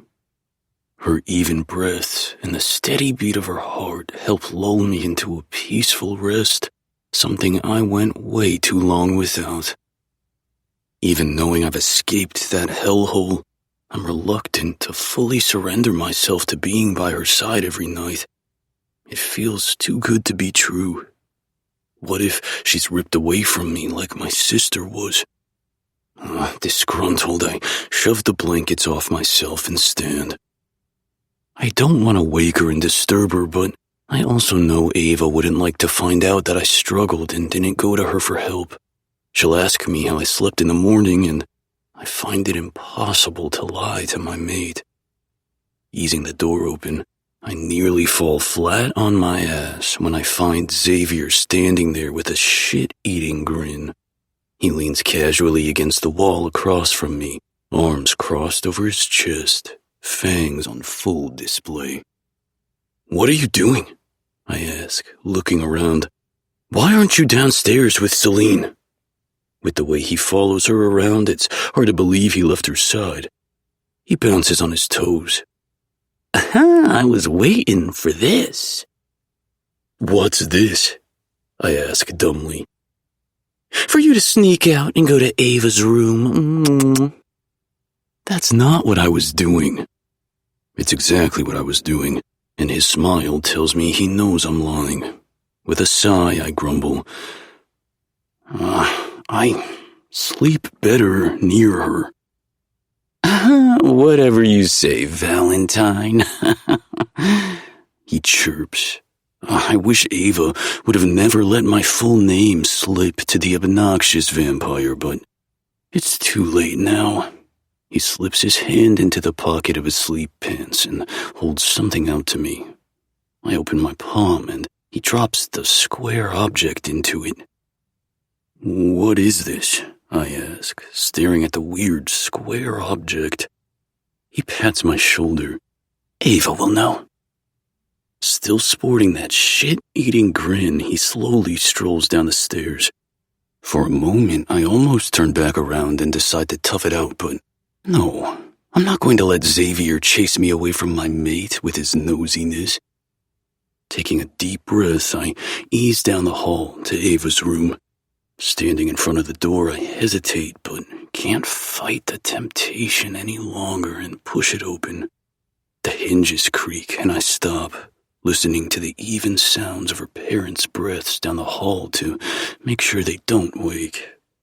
Letting myself into her bedroom, I close the door softly behind me. Her room is still that of a young girl. Pink walls and a white desk with a mirror above it. A frilly pink chair sits in front of the desk. Beneath the window is some sort of skirted bench with a floral print. Glancing around the rest of the room and taking in all the little details, I find her curled up in a delicate ball within the wrought iron bed. Pink hair is splayed over her pillow in a cascade of glossy waves. I don't want to startle her, so I tiptoe closer and gently place my palm against her cheek. She snores softly. I haven't dared tell her she does. I think she'd either vehemently deny it or be embarrassed, but I find it endearing. Ava, I whisper softly. She stirs a little. Ava. I say her name again, and this time her lids flutter. Valen? My name is a groggy murmur, and I smile at the fact that she knows it's me, even half drunk on sleep. Is it okay if I sleep here? I'm struggling to get rest alone. Mm-hmm. She hums. She holds the sheets up as she scoots over to the opposite side of the bed. I hesitate since I normally stay on top of the covers. It feels safer that way. This is a barrier I've miserably tried to hold up, but it is slowly crumbling. Perhaps I'm feeling bold tonight after running into Xavier, and I slip onto the soft sheets and let the blankets fall over me. What is this? I ask her, holding up the item Xavier gave me. She squints in the darkness and takes it from me. Arching a brow, she asks, Where did you get this? Xavier, I answer. I ran into him in the hall. She giggles and somehow ends up with her face pressed into my arm. What is so funny? I feel like I'm being laughed at, but I am not sure why. It's a condom. She answers. A condom. I repeat the foreign word. Should I know what that is? The room might be dark, but my vision is far better than a mere human's, so there's no denying the redness in her face. Ava comes off as confident when it comes to everyone else, but with me, she seems to let her guard down more. She's almost vulnerable, and what a treasure that is to witness. It's, when you have sex, it goes on your She pauses, scrunching her nose. penis, dick, cock, disco stick, whatever you want to call it. And that way it catches the... Impossibly, her face gets even redder. The cum. She finishes. So that I wouldn't be able to get pregnant. I quickly snatch the packet back from her and toss it across the room. I'm going to kill him. Ava dissolves into a fit of giggles, and I can't help but join her. Xavier is such a nosy butthead. He's our biggest cheerleader, and if I wasn't annoyed, I'd be flattered. He's something, I agree. She lays her head fully on my chest, her fingers idly tracing the ridges of my stomach. I finally started to put on some weight and muscle now that I'm not being starved of blood. Why couldn't you sleep? She asks softly.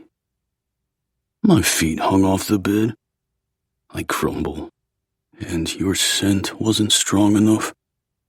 I feel her smile before she raises her head and fully bestows the sight of it upon me. Her pink hair falls over her shoulder, and I shiver when it brushes against my pectoral muscle. You like being close to me? You have no idea. Yes, I answer. My stomach flips when she hooks her leg around me and settles in my lap.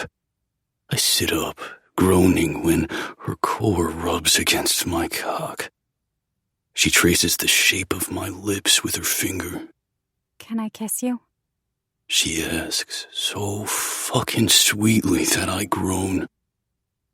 Oh, yes. God, yes.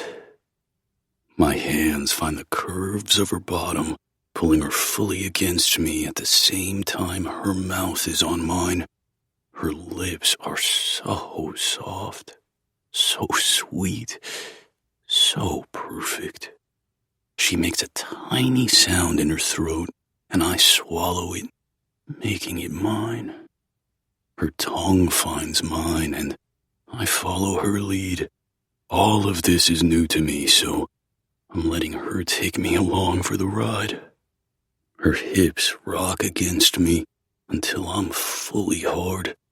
I slide my left hand up to cup the back of her head and give the strands of her hair a slight tug until she groans my name. I want to hear her say it again, so I nip her bottom lip slightly with my fangs. Her blood tastes sweet and slightly floral. Fallon, She gasps, arching against me. I'm not sure exactly what is happening, but I do know that I like it.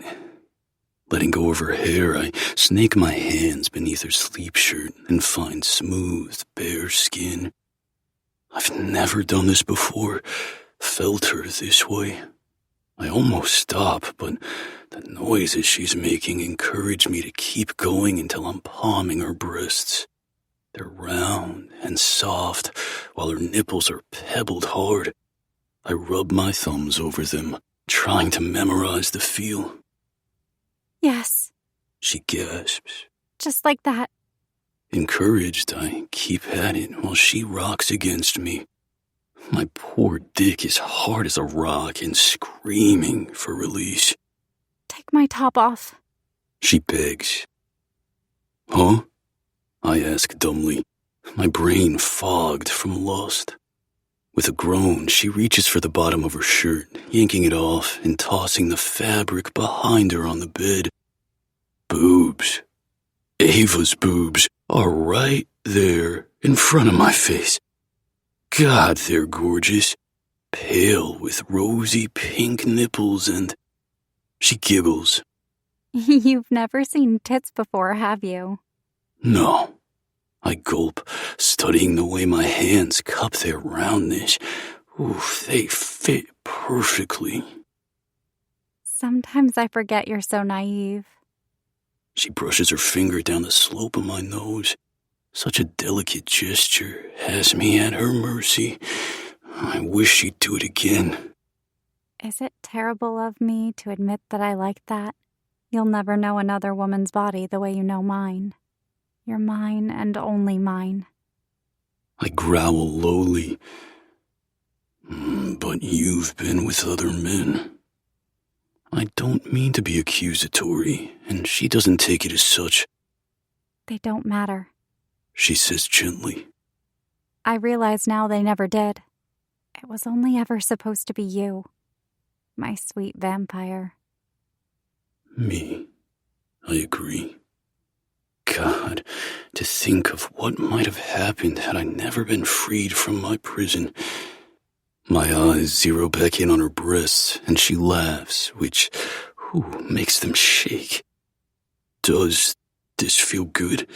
I ask, rubbing my thumbs over her nipples like I was before. Yes. She splays her hands on my chest. If I still had a heartbeat, I know it would be beating out of my chest. You can lick them. Lick them? Mm-hmm. Her eyes are hazy and heavy-lidded. With my tongue? I clarify. She smiles, cupping my cheek gently. Her thumb rubs in soothing circles. You use your tongue to lick, so yes. I hesitate, not because I don't want to, but because I don't want to do it wrong and hurt her. I want everything to always be perfect for Ava. Lowering my head, I swipe my tongue ever so lightly against the bud. More. She begs. I do it again to the other side. Growing bolder, I suck at the sensitive bud and scrape my fangs gently against the skin. She must like it because she jolts and returns to rocking her hips against my cock. I feel like I'm going to explode. My hips move on their own, meeting each rock of hers. I think I might come like this. She gasps. Her face is flushed, and she smells of arousal. Don't stop. I don't, because the last thing I want is for her to stop making those sweet noises. When she shatters on top of me, head thrown back, it's the most beautiful she's ever been to me, which is saying something.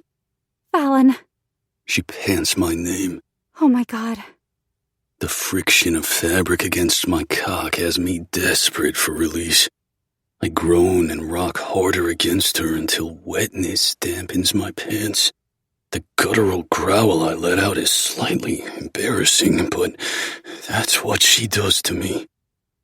We ride out our highs together, the only sound our pants as we catch our breath.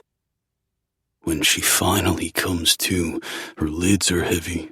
She licks her lips and presses her forehead to mine. That was... Wow. I finish for her, and she nods. She looks like she wants to say more, but instead she climbs off my lap and lies down beside me. I slide down in the bed and pull her closer until she's splayed on top of me. If I had a change of sleep pants, I would get up, but I don't, and frankly, I'm not sure my legs would work. This pink-haired witch has once again brought me to my knees. I stroke my fingers through Ava's silky hair. I'm certain she's gone to sleep, but she surprises me when she says, 10 out of 10 for our first dry humping session. I do not know what that means. Her hand that's splayed on my stomach gives a gentle pat. It's a good thing. Trust me. Chapter 23. Ava. He made you come just from dry humping in your childhood bedroom? Jade arches a brow. Good fucking day to you too, she muses, and I wiggle my eyebrows at her. Following her into the back of the store, I set my bag down and pull out my lunch. I've taken to visiting her on my break during work to see if we can get any further with my magic. But this is the first time I've been back since the holiday. It's been fun to find a new friendship in Jade. I need to introduce her to Luna so the four of us can have a girls' night. It's been a little over a week since Thanksgiving, and I've replayed what happened between Valen and me many times in my head. Him sneaking in was adorable. and ended in the hottest orgasm I've had in my life. We haven't done anything like it since, but the static charge between us has been slowly building. I don't miss the hunger in Valen's eyes or the way his fists clench when I walk by. Okay, so maybe I've been laying the seduction on thick, but hey, I'm fucking horny. What did you do for the holiday? I ask as I settle in my spot on the couch. Jade pulls out a peanut butter and jelly sandwich and waves her hand dismissively. Nothing. Held down the fort here and had a one-night stand to distract myself from the shitty text message I got from my dad. He loves to remind me how worthless I am. While she shrugs like it doesn't bother her, all I can do is gape at her nonchalance. What? She mumbles around a mouthful. Nothing. I focus on unwrapping my own sandwich and taking a bite. Who was the guy? I direct the conversation elsewhere. We didn't exchange names, but he was a hot werewolf. I can tell you that. Tall, dark, and handsome. She smiles at the memory. I met him at the bar across the street. She fans herself. He took me for a ride. Sounds like Valen took you on one too, though. She arches a brow, her lips twitching like she's trying not to laugh. I laugh, which brings on her own giggles. But I feel myself heating up thinking about Valen's hard cock pressed against me once again. We spend the rest of lunch chatting and catching up. Jade plans to read through a few tomes she found hidden away that could help with unlocking my magic. I haven't told her about learning of the adoption agency's name, and I'm not sure why. Anyone here? Liam calls from the main storefront area.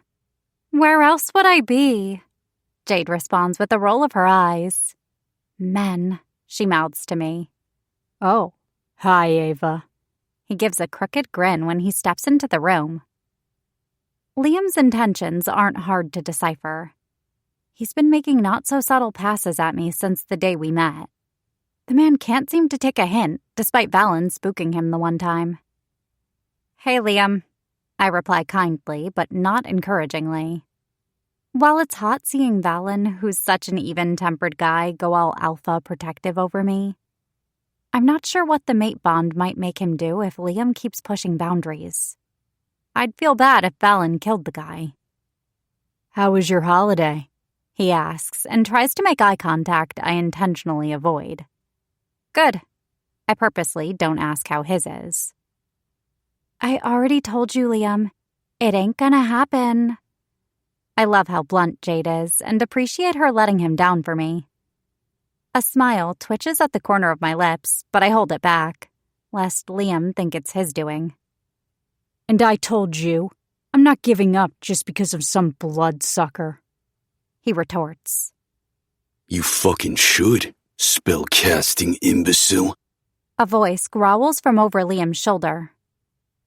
Liam tries to hide his fear, but everyone in the room knows it's fake bravado. He seems to steel himself before turning around.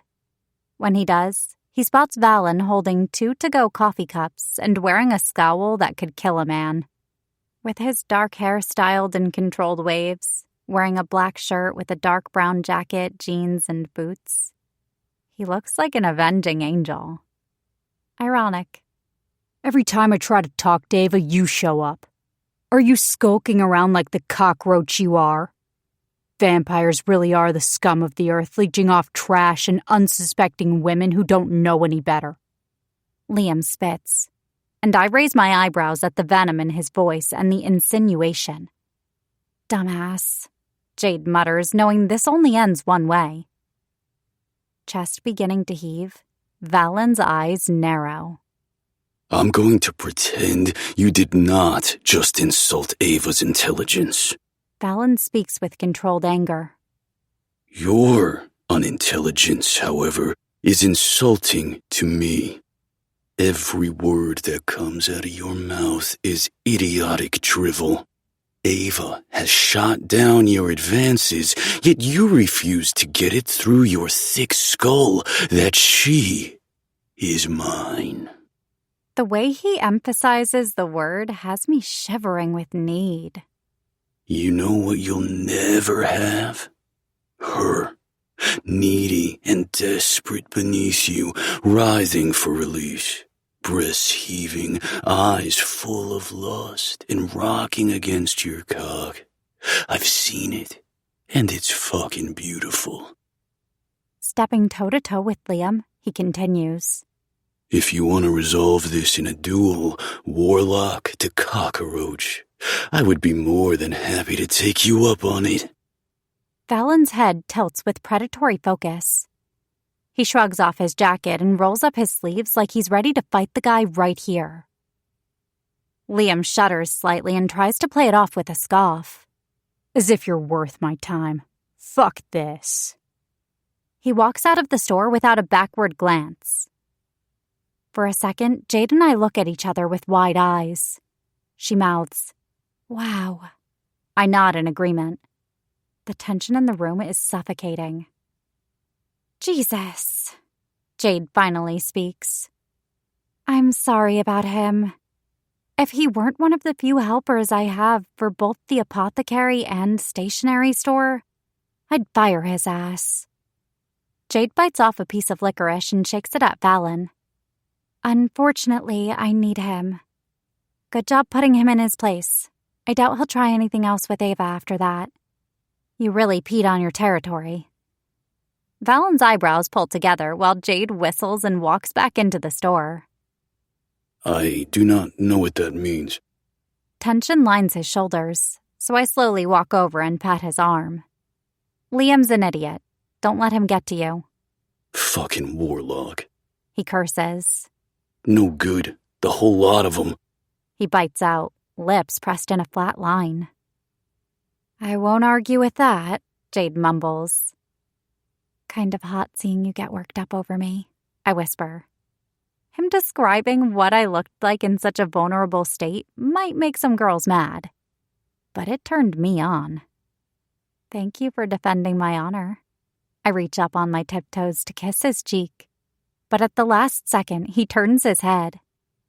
Soft lips meet mine, and my eyes fly open in surprise. Neither of us backs off, and we breathe each other in.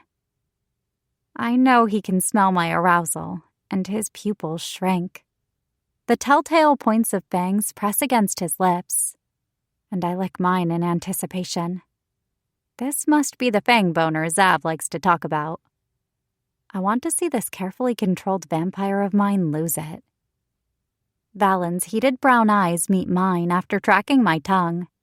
And then, blessedly, the dam breaks. He sets his cups down on the table and lifts me up by the backs of my thighs. I wind my legs around his trim waist and hold on for dear life. Backing me up to the wall, he fuses our lips together. I can tell possessiveness is riding him hard. The frantic movement of his mouth begs mine to match his fervor. And I open for him, letting him know I'm here and I'm his. Fangs nip at my lip, and I groan, realizing it's my new favorite thing. I find myself wondering what his real bite would feel like. Stay away from him. Valen pulls back with a growl.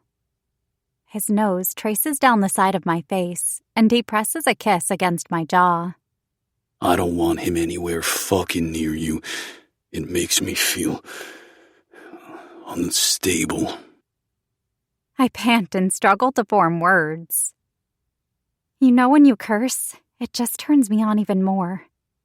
Prim and proper Valen with a dirty mouth. I murmur against his ear. When I'm about to dive in for more, pounding comes from outside the room. "No sex in my store," Jade yells. Shit, forgot about her. I sigh and give Valen a pat on his chest, signaling him to let me down. He does so reluctantly, but makes sure to kiss me one last time. Packing up my lunch, I realize it's time to get back to work anyway. Valen and I make our way out to the street, but pause to say bye. "See you later, Aves," Jade calls, and I wave. I didn't get much accomplished, but I can't say I'm mad about Valen showing up. I tug my peacoat tighter around myself when the wind blows and accept the cup Valen holds out to me. What's this? Sniffing, I take a tentative sip. Hot chocolate? The warmth is much appreciated. It was on your bucket list. Valen takes a sip of his own and recoils. That is horrendous. Truly appalling. More for me, then. I make to grab his cup, but he holds it away from me. No, I want to share this with you since you like it. Even if it does taste like sewage water. He adds the last part under his breath, but shoots a shy smile my way. My heart skips a beat at the sight, and I grab his hand, swinging it a little. Valen makes me feel like a teenage girl with a crush. We walk in silence for a bit before Valen breaks it with a question I'd been hoping he wouldn't ask. Why haven't we looked into the agency more yet? I mull over my answer before responding. I'm scared. It feels like a step closer to the answers I'm seeking, and yet also a step closer to shattering the life I know. Everything is going to change, and I'm not sure how to feel about it. I lower my head, staring at the sidewalk. When he's quiet for a full minute, I lift my head and find him nodding thoughtfully. But what if it's a better life? He asks, voicing something I haven't considered. Well, then that's even scarier, I admit. I could have been missing out on so much and never known it. But I suppose the life I've lived until now ultimately led me to you. And I wouldn't change that for the world. I wink at him. Valen stares, and I can see the wheels turning in his head at what I've just done. It's a wink. I do it again. He attempts to do the same back to me, but looks like he's having a stroke instead by blinking both eyes rapidly. Giving up, he walks me all the way back to the precinct. Tucking a piece of hair behind my ear, he sighs. No matter what, I'll be there for you. Valen tightens his grip on my hand. Let's go to the agency tomorrow. Blowing out a breath, I nod, steeling myself to the decision.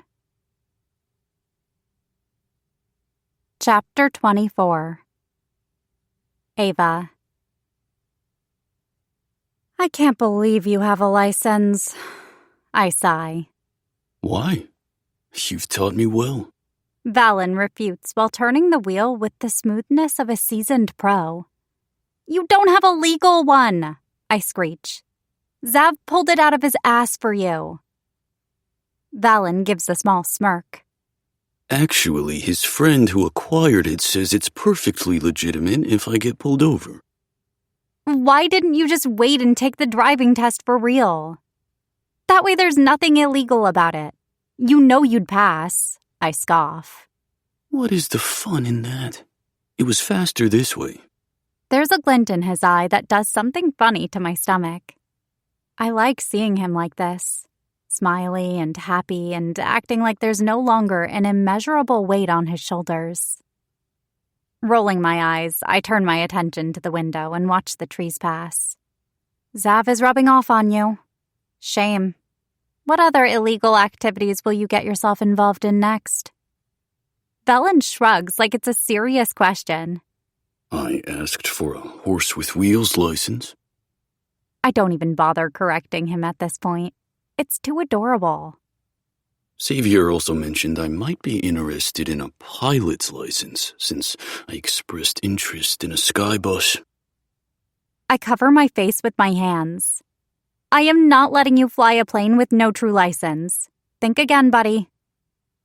When I lower my hands, I find him frowning. Plane? Xavier said I was correct when I called it a sky bus. I pinch the bridge of my nose. That's because Zav is full of shit and you should never listen to him. Noted. He looks to me for confirmation that he used the expression in the correct way, and I nod. We left for the adoption agency this afternoon. Valen insisted on driving for practice. Although he's an incredible driver and doesn't need it, I can't say I blame him for skipping the legal route and using Zav's contacts to speed things up. When I asked for the afternoon off, Captain Barnes didn't seem worried. After finishing up my emails and ensuring he was set, I had Valen pick me up from Luna's. There's no way I was settling in for a mini road trip without caffeine. It's an almost 7-hour drive to the edge of Wisconsin, and my nerves get worse the closer we get. I almost chickened out this morning, but Valen gave me a look while petting Pom-Pom in his chair. He looked like an evil villain daring me to back out on our agreement. Valen fiddles with the screen to turn music on. After he got driving down, he wanted to know more about the features of the car and technology. I'm still working on the whole contraction thing, but he's always willing to learn. I'm sad about leaving Pom-Pom behind, Valen says suddenly. What if Zav forgets to give him his nightly toothbrush treat? I can't help my giggle. He and the Pomeranian have been inseparable. I hope when I come into my powers, I can feel the familiar's emotions like Jade can. You left him notes around the house and have called 3 times already. I don't think he's going to forget, sweetie. I pat his arm and pull out my phone. Scrolling through, I see a text of encouragement from all 3 girls. They know today is tough for me. Settling into my seat since we have many hours ahead, I pick an audiobook and throw my earbuds in. I close my eyes and try to think about anything but what lies ahead. Ava. A gentle shake wakes me up. I blink warily to find Valen standing on my side of the car with the door open. What's going on? I rub the sleep from my eyes and wipe the drool from the side of my face. Ew. I stopped at a hotel like we discussed. I'm not sure how to get a room, though, and need assistance. He rubs the back of his neck and backs away so I can unfurl from the car. Stretching with a yawn, I feel multiple things crack. Looking around, I see it's almost pitch black outside. I must have passed out, but I'm not surprised after last night. I tossed and turned, so much so that I'm not sure Valen slept either. Lights illuminate the name of the hotel, and I nod in approval at Valen's choice. I gave him a list of chains that were okay to stop at, and he happened to pick my favorite one. Let's grab our bags and I'll get us checked in. Having packed light, I make to grab my tote, but Valen stops me in my tracks. He hoists the bag over his shoulder and gestures for me to walk in front of him. This big man carrying my pastel pink bag is a funny sight. Blushing, I move forward, but he stops me. I give a confused look, and he holds his hand out with a grabby motion. This? I place my hand in his and he nods. A smile curves my lips. After Spencer, I didn't plan on dating for a while. My heart felt too fragile. While the split was a mutual decision, it didn't make it any less sad. The last thing I expected was to have a mate show up and somehow, even though I kept him at arm's length for a while, chisel at my walls and worm his way into my heart. Hand in hand, we mosey into the quiet lobby. Check-in goes quickly, and I'd be lying if I said I didn't internally kick my feet when Valen said we only needed 1 bed. We've been sleeping together almost every night, but I still didn't want to assume. Our room is on the 5th floor, and I slide the keycard into the door and push it open when the light flashes green. It's a modest room with a love seat, king-size bed, desk area, and generic art on the wall. The window showcases a sprawling view of the parking lot. I collapse onto the bed with a groan. I know I just woke up, but I'm so tired. I'm not sure if Valen can understand the muffled words, but the bed dips down with his added weight. His scent envelops me, and I instantly relax at the soft touch of his hand on my back. I turn my head to look at his gorgeous face. Dark, wavy hair cascading over his forehead and warm, chocolatey brown eyes. Full lips that look like they were carved by a Greek sculptor, along with his cheekbones and muscled body. It's a stressful trip, and you've worried yourself to the point of exhaustion. Valen hands over a plastic bag I missed earlier and plops it down next to me. I grabbed some snacks I've seen you eat from the gas station. I didn't want you going to bed hungry. Sitting up and crossing my legs, I froth at the mouth at the sugary sweets and treats inside. It surprises me how much Valen notices about me without me saying a word. If you want something else, I can search for sustenance. Valen backtracks, mistaking my silence for upset. No, this is perfect. Thank you, Valen. It's very thoughtful of you. I smile and tear into a pack of peanut M&Ms. Valen nods and heads to the bathroom to set up his toiletries. It's almost like teaching a toddler, showing him the ins and outs of daily life. Coming from an angelic warrior background, I'm sure our mundane human tasks aren't anywhere near what he's used to. The first time he brushed his teeth, he swallowed the toothpaste. And I almost called poison control before remembering he's immortal. He walks back into the room and plugs his phone in to charge on the nightstand. He's changed into a set of flannel pajama pants and a plain black t-shirt. Bathroom is open for you. He settles on the bed with his long legs stretched out and crossed at the ankle. His bare feet stick out, and I hold and drool at the sight of the muscled arm he places behind his head for support.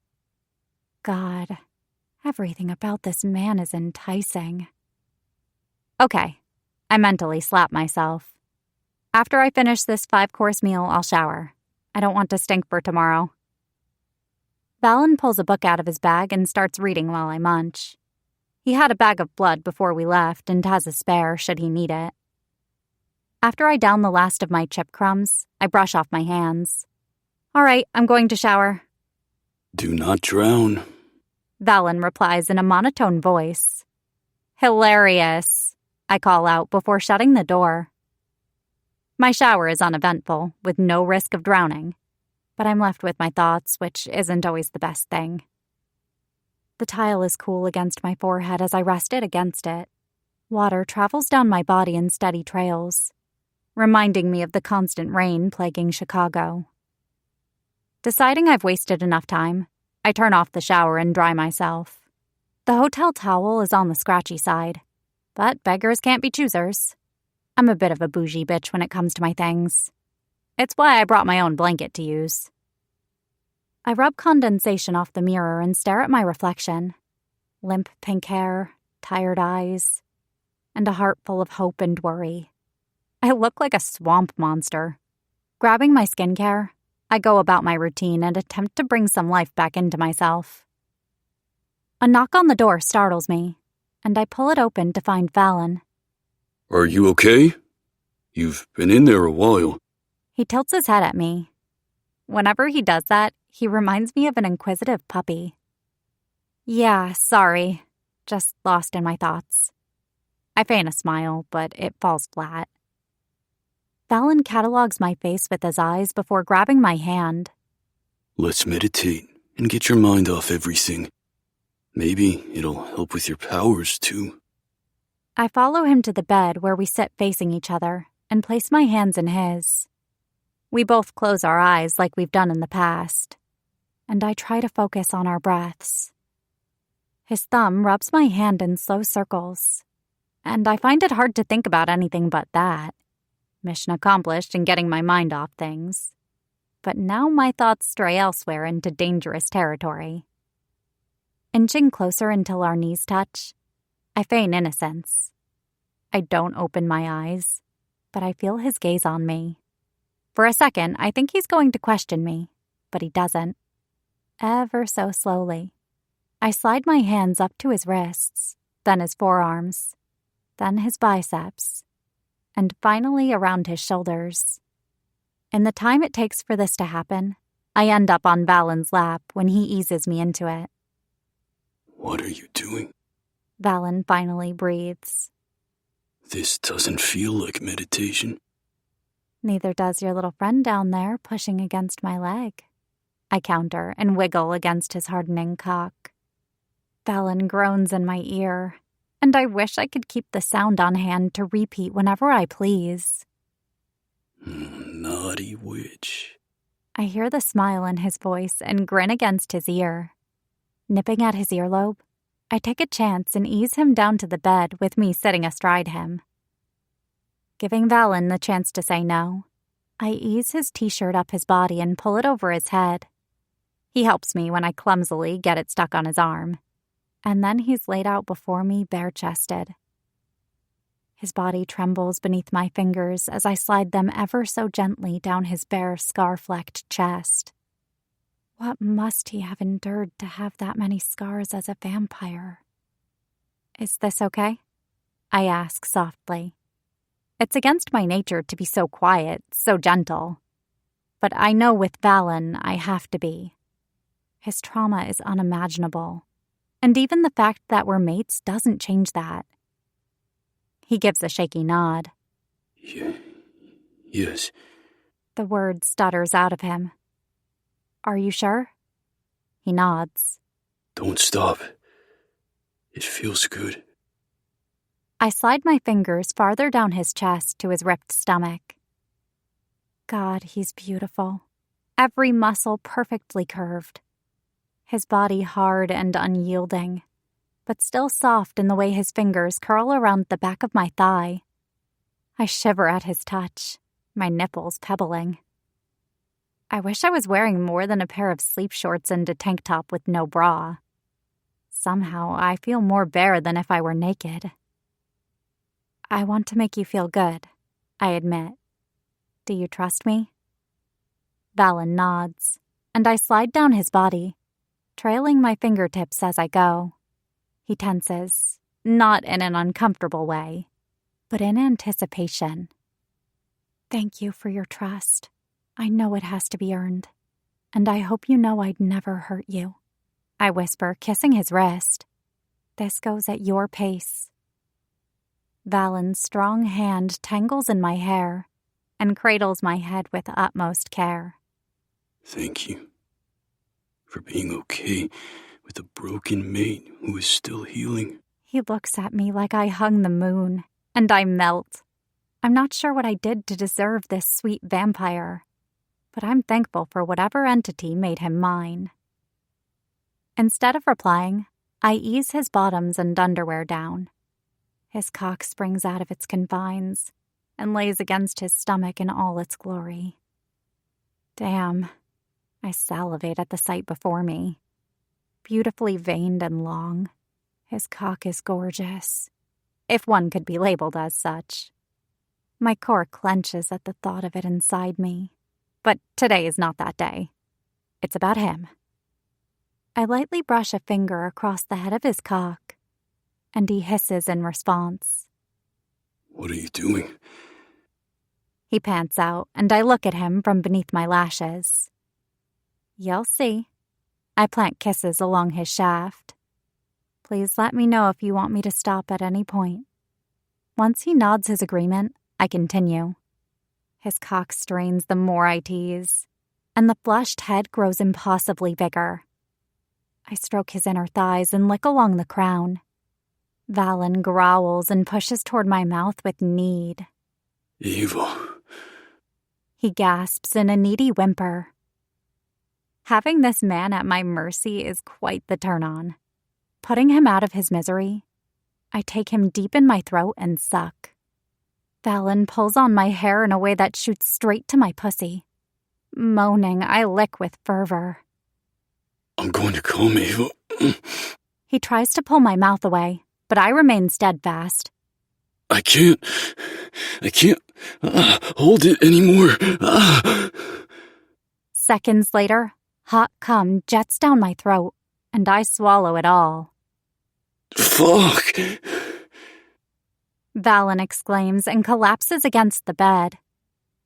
A dribble of cum falls out of the side of my lips, and he lifts a weak hand to wipe it away.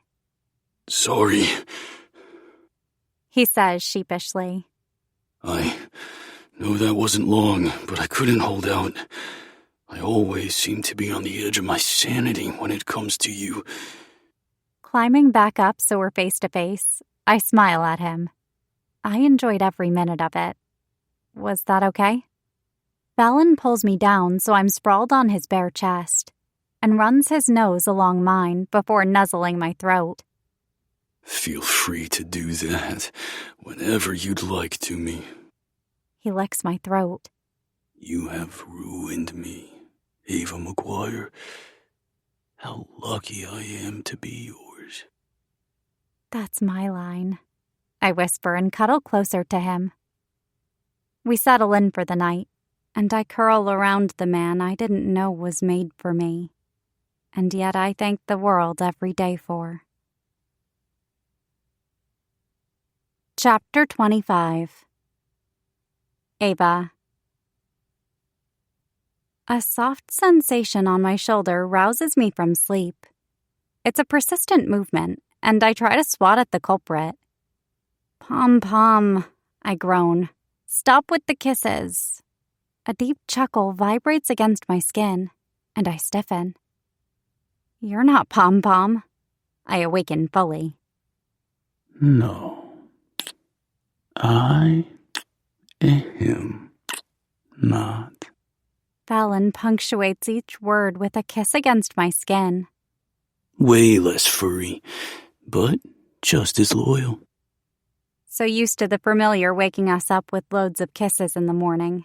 In my deep sleep, I forgot we're in a hotel.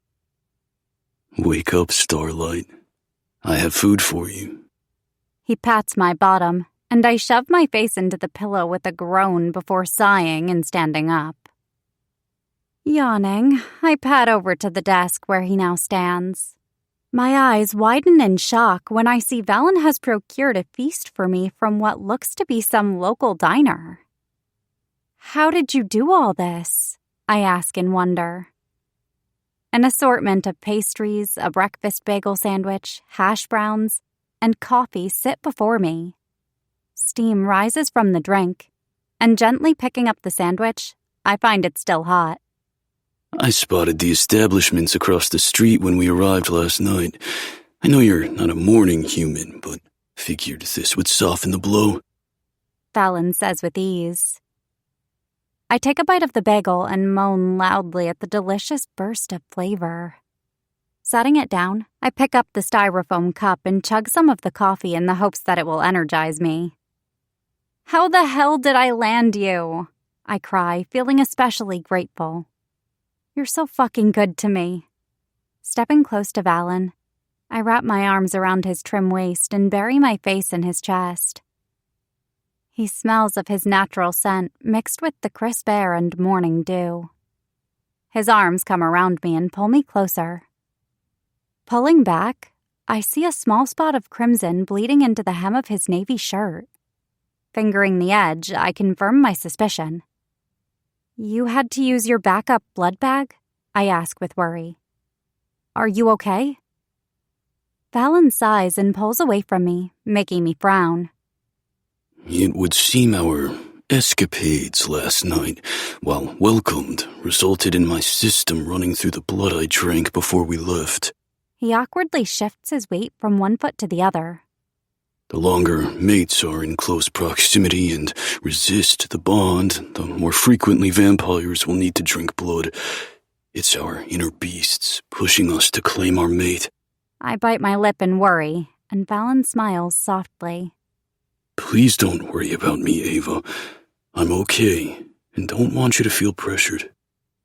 An uncomfortable silence hangs in the air, and I stuff my face with the pastry because I don't know what to say. Now that Valen and I are getting more serious and mutually deciding to progress our relationship, it's the natural thing to talk about sealing the mate bond. The longer we drag it on, the more it will hurt Valen. And as the person who wants to look out for him, what a hypocritical thing for me to do. I'm going to make sure the car has a full tank of gas, so we do not waste time. Valen gathers up the car key and puts his boots on. I'll be back. I mutter a soft okay and hear the door click shut. Deflating into the desk chair, I try not to worry too much about what just happened and eat my breakfast. After I finish, I go about packing all my stuff and getting ready for the day. Curling my pink hair, I let the soft waves fall around my shoulders. I keep my makeup natural and dress in a white top, jeans, and a brown flannel. My knee-high boots complete the look. Satisfied with my appearance, I double-check that we haven't left anything in the room and head down to the lobby. I'm not on my phone long when dark boots fill my gaze. Scanning upward, I find Valen with a scowl on his face. Why did you come down here? I would have brought our things so you didn't have to. He grabs his bag from my side and I jump up from my seat. Oh, please. We packed so light it wasn't a big deal. I saved you the trip upstairs, I counter, heading for the car idling out front. Valen opens the trunk, and we set our bags inside. Sliding into our respective seats, we buckle up. Then he pulls out onto the road. It's still silent, and I don't like it. Are we good? I ask finally. What makes you think we aren't? Valen asks, surprised. I shrug and shrink down a little in my seat. I don't know. It feels weird after our conversation. Maybe we should talk about it. Valen lays his palm on my upper thigh, and I bite my lip at the surface area it covers. My arousal must spike, because he lets out a small moan but doesn't comment. Do you want to seal the mate bond? I ask, and feel him squeeze my leg slightly. Of course I do. Valen responds quickly. In theory. He adds quietly. I wait for him to continue, letting him mull over his thoughts. While I was held captive, I'd be lying if I didn't say I thought I was going to die in there. Time marched on for so long, I lost count of the years. Hunger clawed constantly at my throat. My body ached in ways I didn't think possible, and I begged for the Maker to take me. My eyes water at the visual he paints. I'd heard some of it from Celine, but it was different hearing it from him. I was an angel before they cast me out as a vampire. I hadn't given much thought to finding my mate as a vampire, and it became obsolete after my capture and so many years of being held. His eyes glaze over as he drives like he's remembering the hell he experienced. I grab his hand off my leg and turn it over to slot mine into, wanting to ground him, to remind him he's here.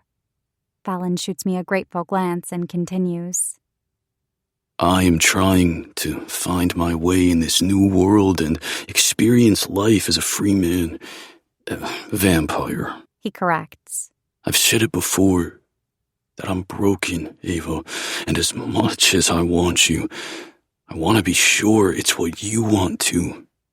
We haven't talked much about it, but I don't want you to feel forced into this relationship. Yes, the bond can be pushy, but it doesn't force us to like each other. I know you're also finding your way after your breakup, and then a bomb was dropped on you when you discovered you were a witch.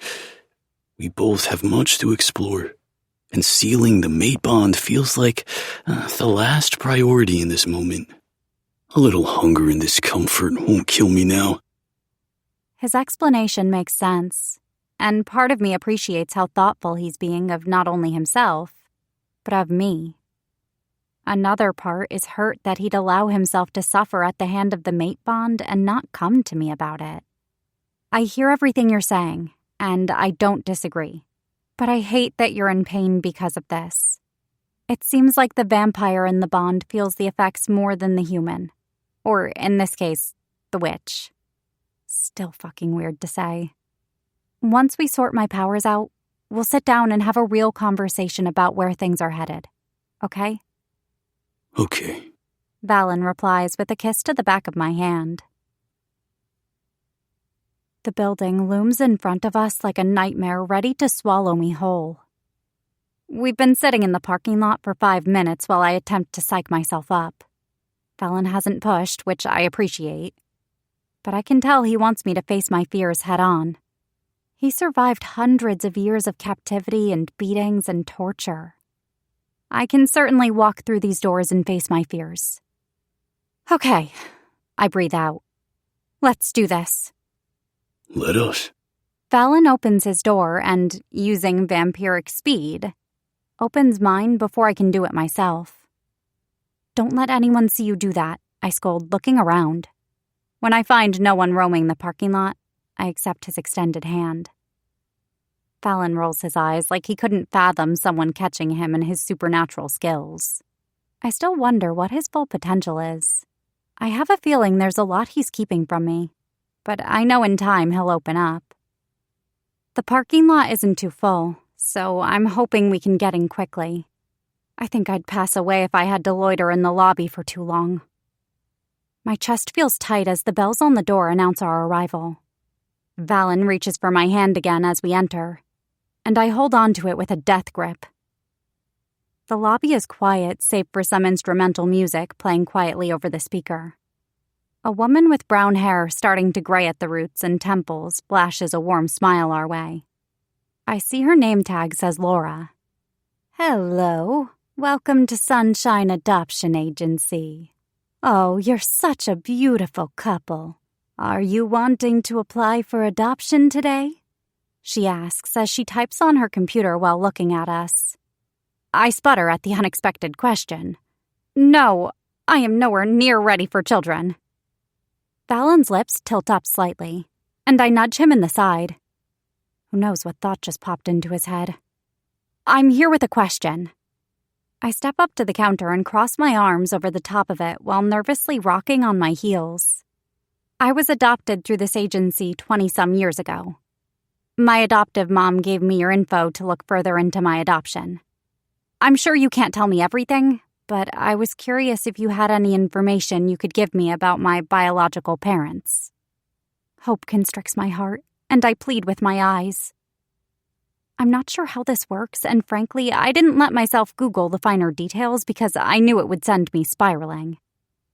You're right that we typically can't give out personal information from the biological parents, since most want it to be a completely closed adoption.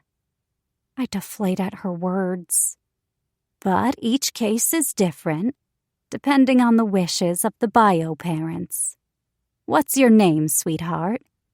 Ava McGuire. I hold my breath as she types it into the system. Her fingers fly across the keyboard, and she hums along to the instrumental music.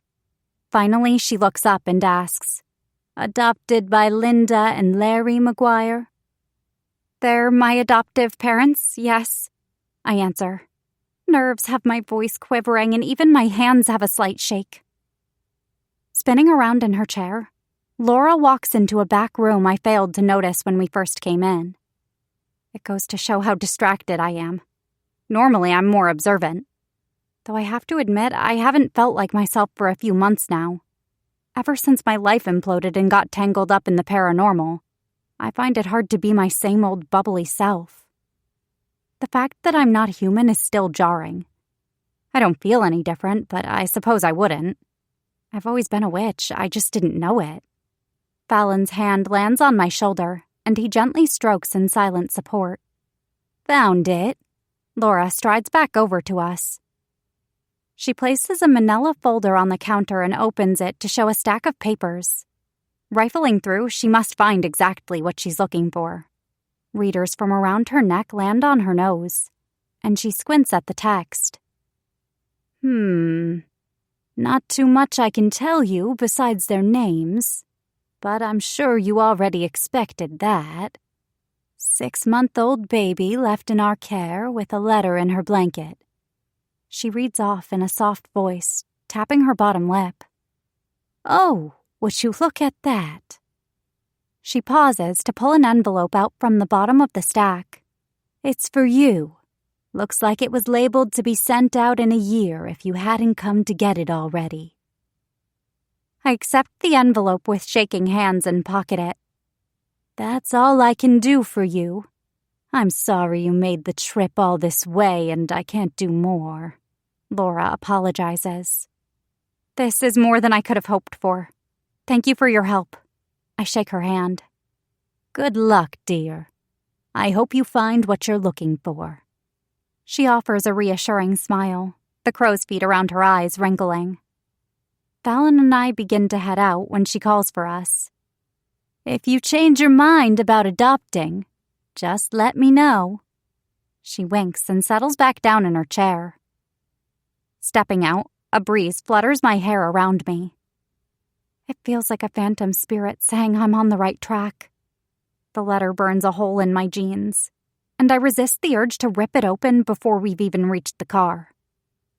Once we settle in, Valen leans over to kiss my temple. Are you okay? He doesn't turn on the car and lets me sit in my emotions. Shockingly, yes. Up until this point, I was filled with dread, but this letter makes me feel less so. I pull it out and slide it between my fingers. I'm going to open it? I'm not sure why it comes out as a question, but Valen gives me a reassuring nod, encouraging me to go for it. "For our daughter" is scrawled on the yellowing envelope. Using my pastel green nails, I pull up an edge on the back and tear across. A folded piece of paper lies beneath, and I slip it out with reverence. This is the last known connection I have with my biological parents. Unfolding it feels monumental. The handwriting is impeccable and fills the entire page. I blow out a breath and read the letter aloud, wanting to include my mate in this moment. He's been on this entire journey with me after all. My darling girl, if you're reading this letter, it means you're seeking answers. And I'm sorry I can't be there to answer them. Trust me when I say that giving you up was the hardest thing your father and I have ever had to do. Looking at you now while I write this with your father outside, I'm trying to memorize your giggles and your sweet smiles. Being a parent is the ultimate gift, and the few months we've had with you have been the most rewarding of our lives. If all of this is true, why did we leave you behind? Dark and dangerous forces are hunting us, sweet girl. You are a very powerful witch, just like those in our line before us. Others covet our magic, and one evil entity in particular has set its sights on us. At first, James and I thought we could hide away until the threat passed, but unfortunately that's not an option. This war is bigger than us, and I refuse to let them snuff out your light. To protect you, your father and I have placed a lock on your magic so they can't find you. Your power is like a beacon, and the lock can hold them off. Eventually, your core will become too bright to contain, and unlock naturally if there isn't already an event to trigger it. I pray you're well equipped. Your name is Nova. My bright, shining star. I knew you'd come into this world with a vengeance, even when I was carrying you. We chose your name because we knew what a bright star you'd be. We told the adoption agency your name was Ava to protect you. It's not exactly the same, but it feels close enough to your true name to bring some peace to my heart. I am so sorry you'll have to face this world without us. Ideally, we make it through this and can reunite. Until then, I'm making sure the couple that adopts you will shower you with the love and care you deserve, although it will never be enough. You deserve the world, and whatever you grow up to be, know I'm proud of you. We both are. I love you so much, my sweet, beautiful girl. If we don't meet again in this lifetime, may we meet in the next life and forevermore. Your mother, Hannah. Tears drip onto the paper and smudge some of the ink. I hurriedly wipe it off before it does more damage and crush the letter to my chest. A sob wrenches out of my throat as I mourn parents and a life I'll never have. Come here. Valen pulls me across the console and settles me across his lap. He sings softly, a beautiful song in a language I've never heard. I can't find the words to process what I just read. I've always been okay with being adopted, and I love my adoptive parents. But this opens a wound I didn't know I had. Learning my bio parents loved me and were given a shitty hand in life is crushing. They sacrificed themselves for me and ensured I lived a better life. It feels so unfair. Anger surges through me, and I push off Valen, not wanting comfort. Opening the car door, I pace in the parking lot, looking off my rocker, I'm sure, and let out a gut-wrenching scream. Valen is there, tugging me back into his arms. I push at his chest, and he lets me, until I crumple once again and he sinks to the ground, curled around me. It's not fair. Why? I sob. I do not know, Starlight. You can't let their sacrifice be in vain. We must learn all we can about what's going on and make sure you're ready before we unlock your magic. It sounds like whatever hunted them will then turn its sights to you. His arms tighten like he can shield me from what's coming. Steadying my breaths, I decide I'm going to take down whatever went after my family. Fuck those who try to hurt those I love. It ends now. Chapter 26. Valen. Ava's delicate eyelashes flutter against her porcelain skin as she slumbers. As a vampire, I don't need nearly the amount of sleep or rest that humans do.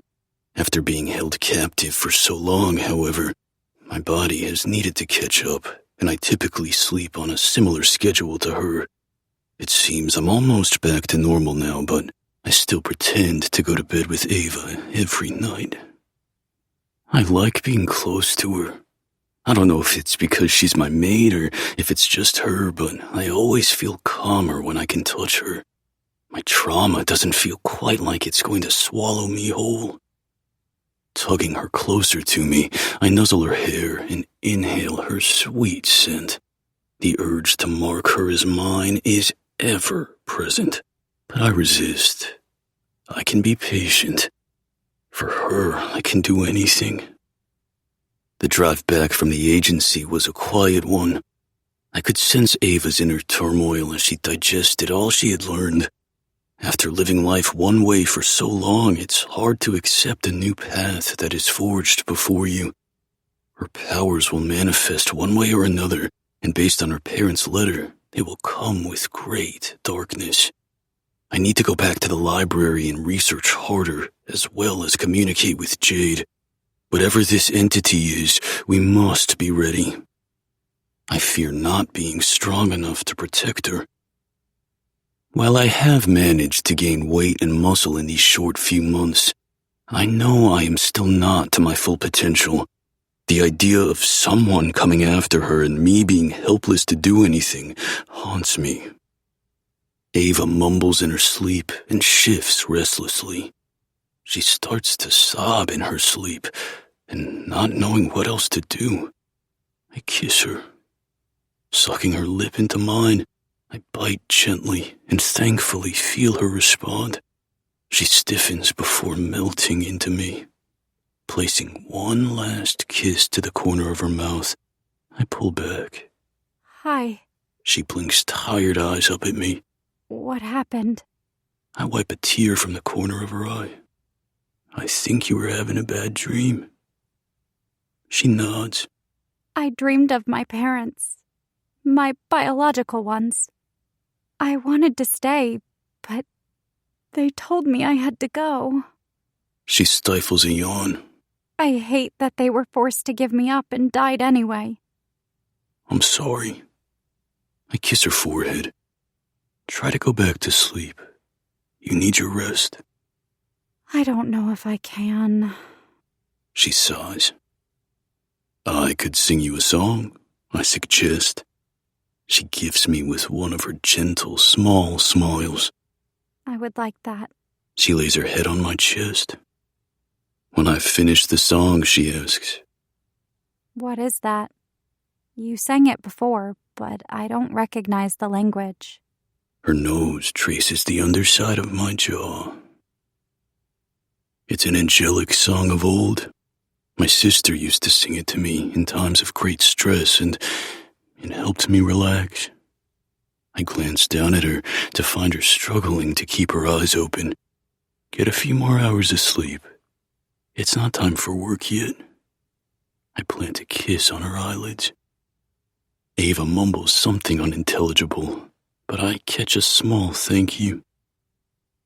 I slide out from under her once I know she's fully asleep. Padding into the living room, I grab a book from my stack. Pom-Pom lifts his head at my arrival but sits right back down when he doesn't find anything interesting. Opening the book, I go back to where I left off, using a receipt from Luna's shop as my bookmark.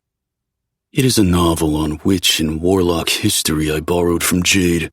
It details tales of some of the more powerful bloodlines in their history. I continue to read about Ava's ancestry and their role in the supernatural world. Losing myself in the history, I try and find any clue that could help us.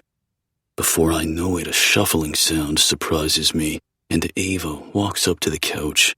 She takes my book from me and closes it, setting it back on top of the pile before she unceremoniously drops herself into my lap. I look toward the balcony to see sunlight peeking through the curtains. You left me alone in there. Ava whispers, and she snuggles into me. What are you doing out here? Apologies, Starlight. I rub the back of her head. I was reading up on your family history. She pulls back slightly. You were? I nod. Have you found anything helpful? Not yet, I sigh. Some days it feels as if all the research and time we're putting into things is futile, but something keeps driving me to do it. She rests her head against my chest, ear against the spot where my heart would beat if I had one. I'm a little shaken up after my dream. Will you drive with me to work? She asks in a small voice that makes me wish her nightmares were a physical thing I could destroy. You never have to ask. I need to stop by Luna's anyway for more blood. Perhaps we can grab that frothy bean juice drink that you like. Ava laughs and stands back up. Her shorts barely cover her butt, and her perky nipples are peeked beneath her nearly see-through shirt. Pressure in my gums makes me groan, and when she practically prances away, I resist the urge to chase after her. You play with fire, I growl. Afraid to get burned? Ava pokes her head from around the doorframe of her room and winks before disappearing once more. I shake my head and begin to assemble breakfast for the eager Pomeranian who follows me into the kitchen. Pom-Pom snuffles angrily, letting me know I'm taking too long. Setting his bowl down, I give him a pat and get ready to leave. Once we're both ready to go, we head down to the car and I open the door for her. I'll take you and can pick you up after work is over, I explain when she quirks a brow in question. Having formulated a plan in my head, I keep my surprise a secret for tonight. Accepting my answer, although I can sense her curiosity, she gets in the car and we drive to Luna's. We park in the secret spot Luna made us privy to in the back. Chicago is hard to park in, so it's much appreciated to not have to drive in circles until street parking opens up. Ava orders her usual drink, and I secure a cooler of blood since I'm low. My hunger continues to rage, but I try not to let on how bad it's getting.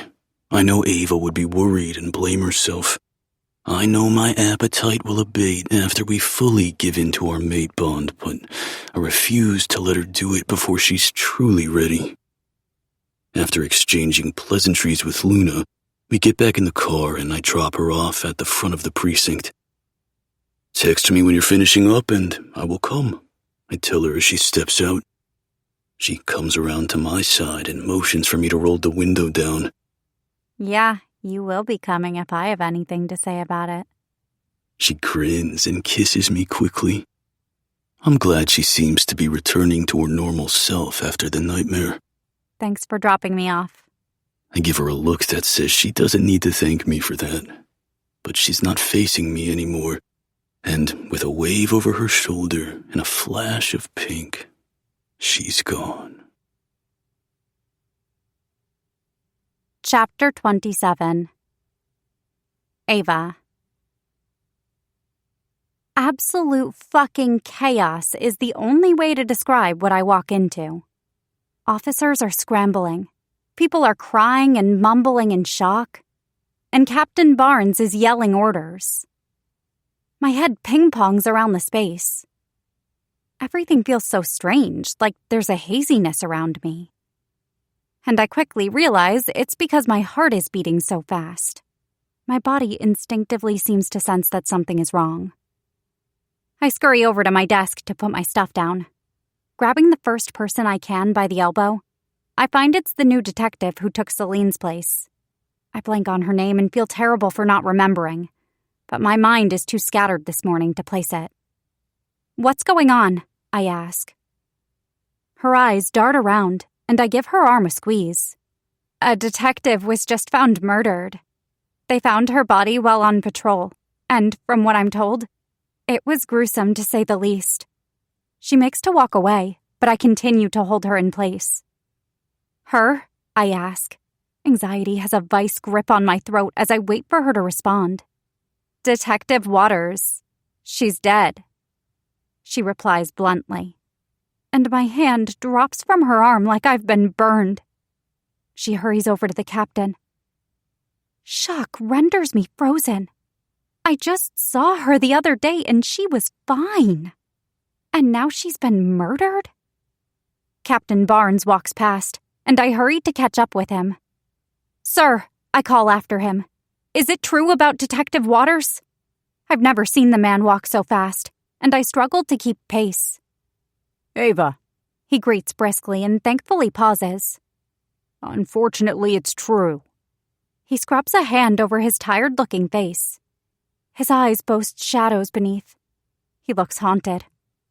"I thought we had put these murders behind us, but now they've taken one of our own. I never thought it would come to this."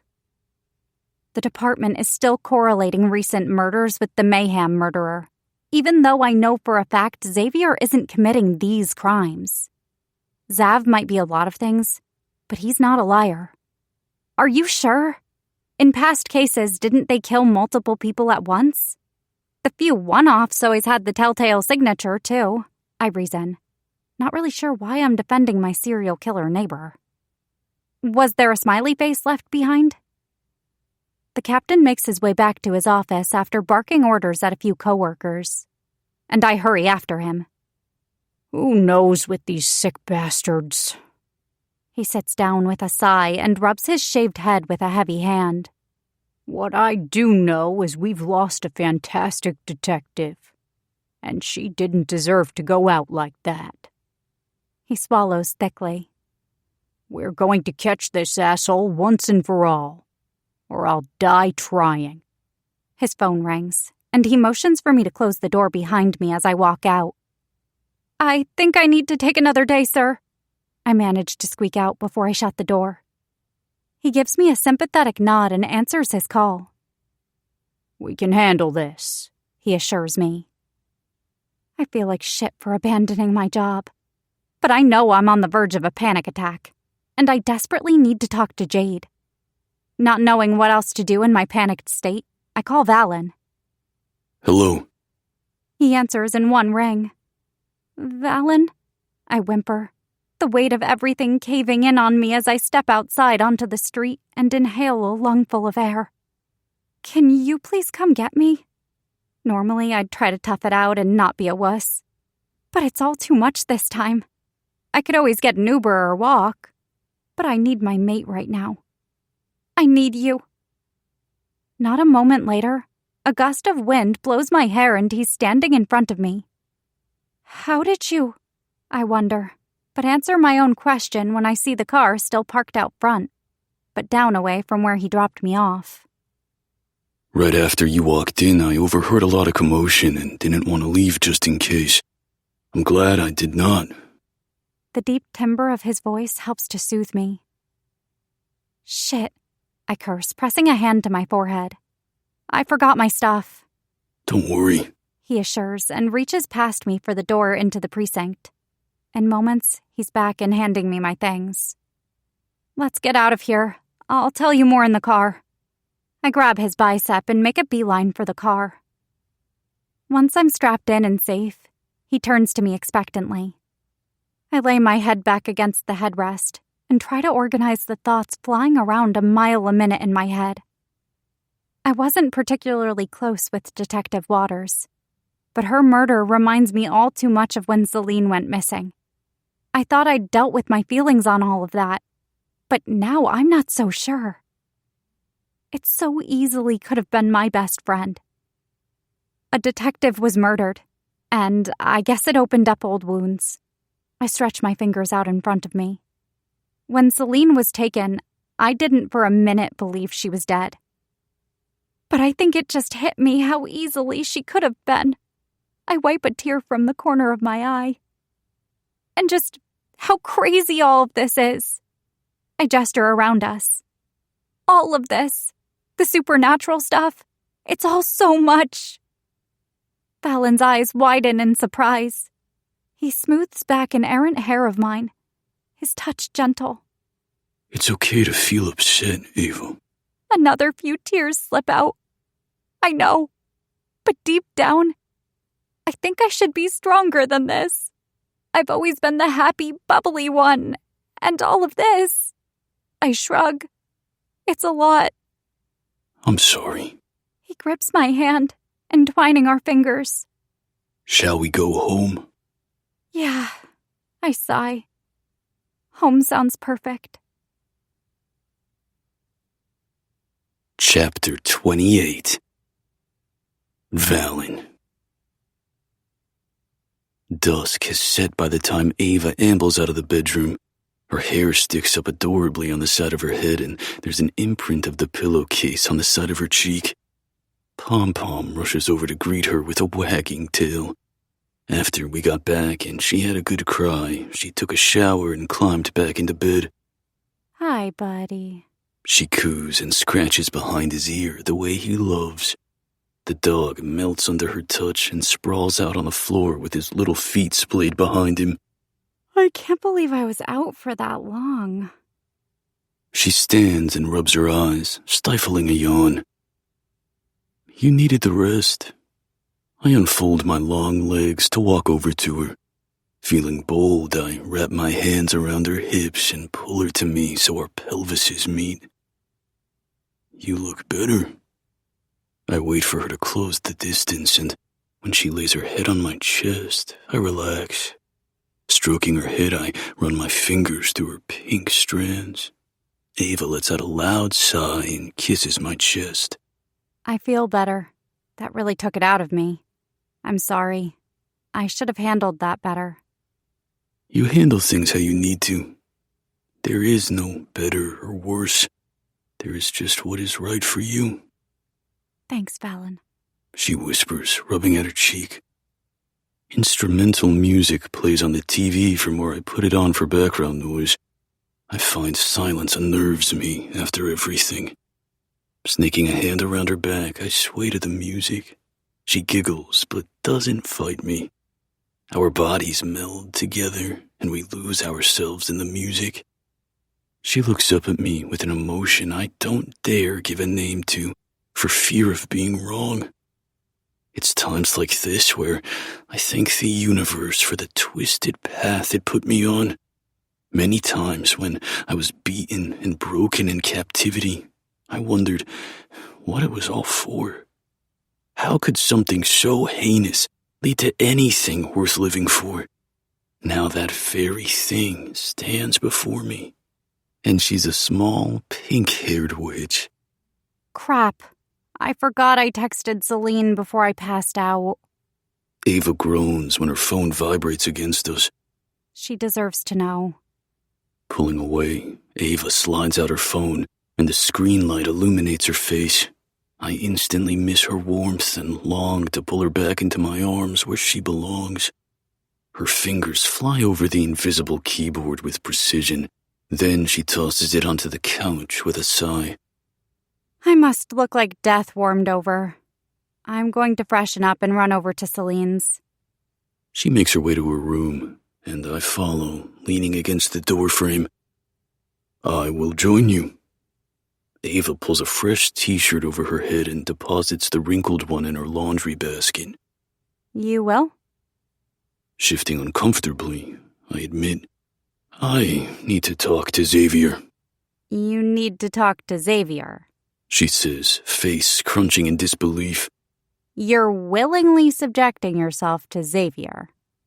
Ava repeats in a baffled tone when I nod my confirmation.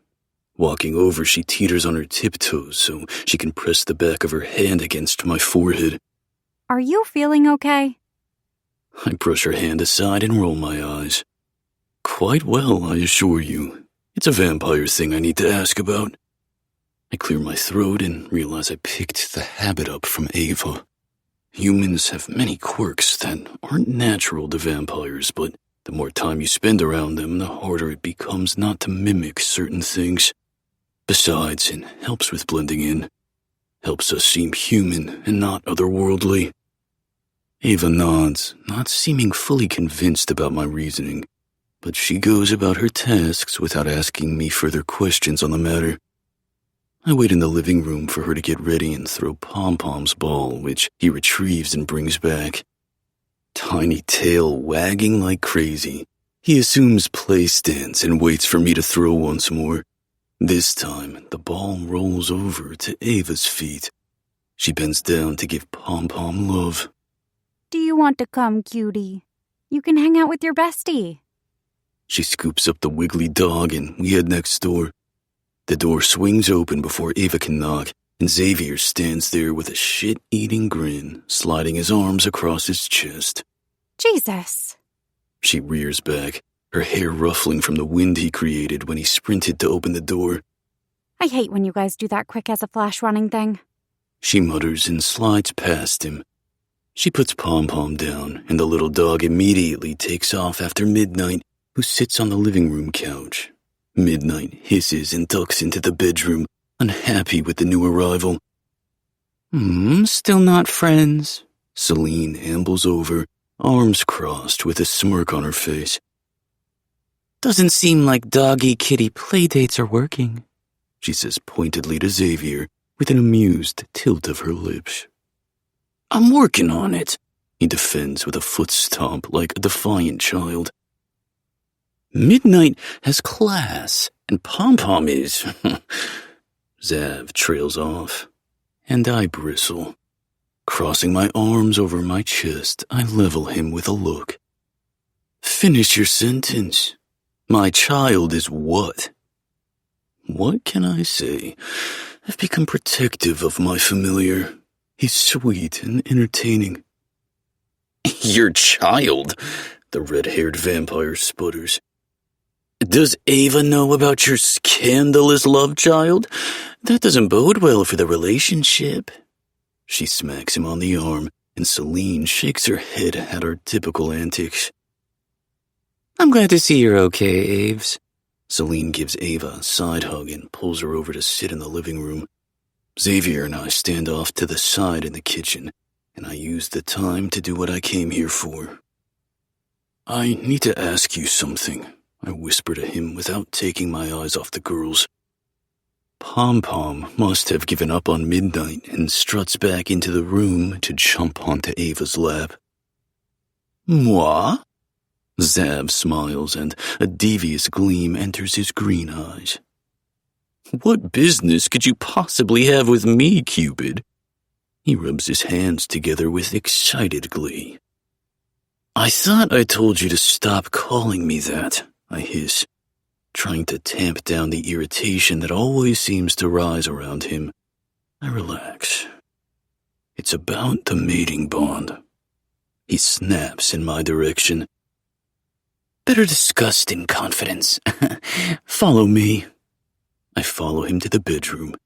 He goes to close the door, but Celine stops him. What are you doing? She asks curiously, and Ava quirks a brow too. Comparing dick sizes. I told him mine is bigger and he doesn't believe me. Zav winks at them and closes the door. I cannot with you sometimes. I shake my head. We both sit on the bed and he turns toward me with a gleeful smile. Fire away. Let Zaddy help you. Zaddy? I repeat the unfamiliar word. It's like Zav and Daddy smushed together. That's me. He points at himself. Zaddy. I shake my head. You are something. He shrugs, completely unbothered. Now go on. Tell me what you need help with. Since the first time I saw Ava, I've been struggling to fight the pull. I didn't expect it to happen so quickly. It eats away at me constantly, and I'm reaching the point where drinking blood is not helping. I drain the supply I get from Luna in record time, and the hunger claws at me. I pause to take a breath and gather myself. Every little thing she does is a temptation, and I have to fight my body not to mark her as mine, especially at night, when we're alone in bed together. I don't want to force Ava into bonding prematurely, but I fear I may not last much longer, and I don't want to hurt her.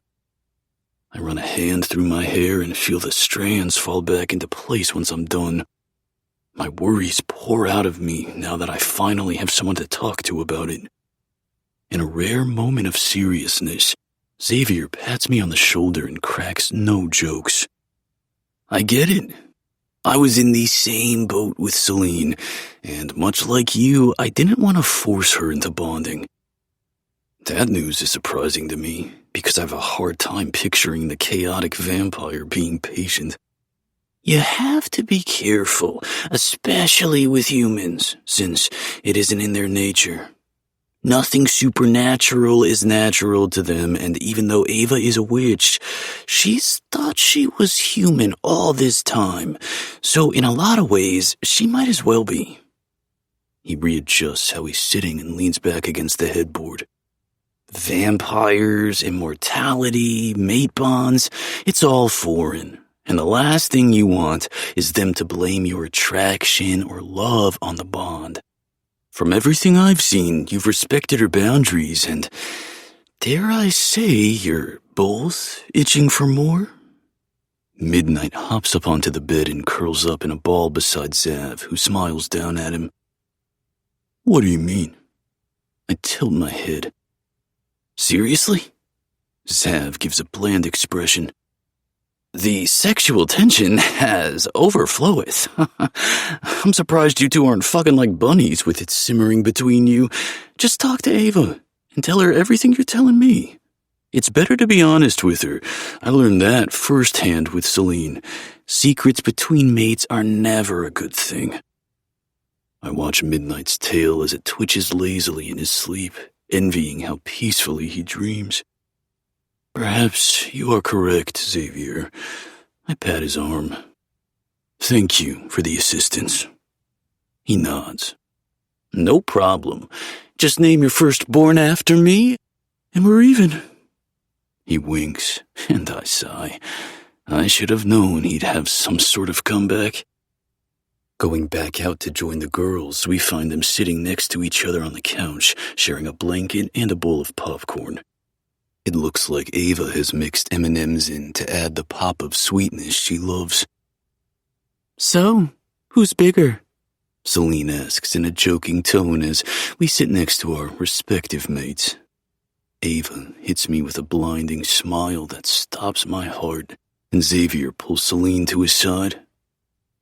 That's one secret I'll never tell, he replies, nuzzling her throat.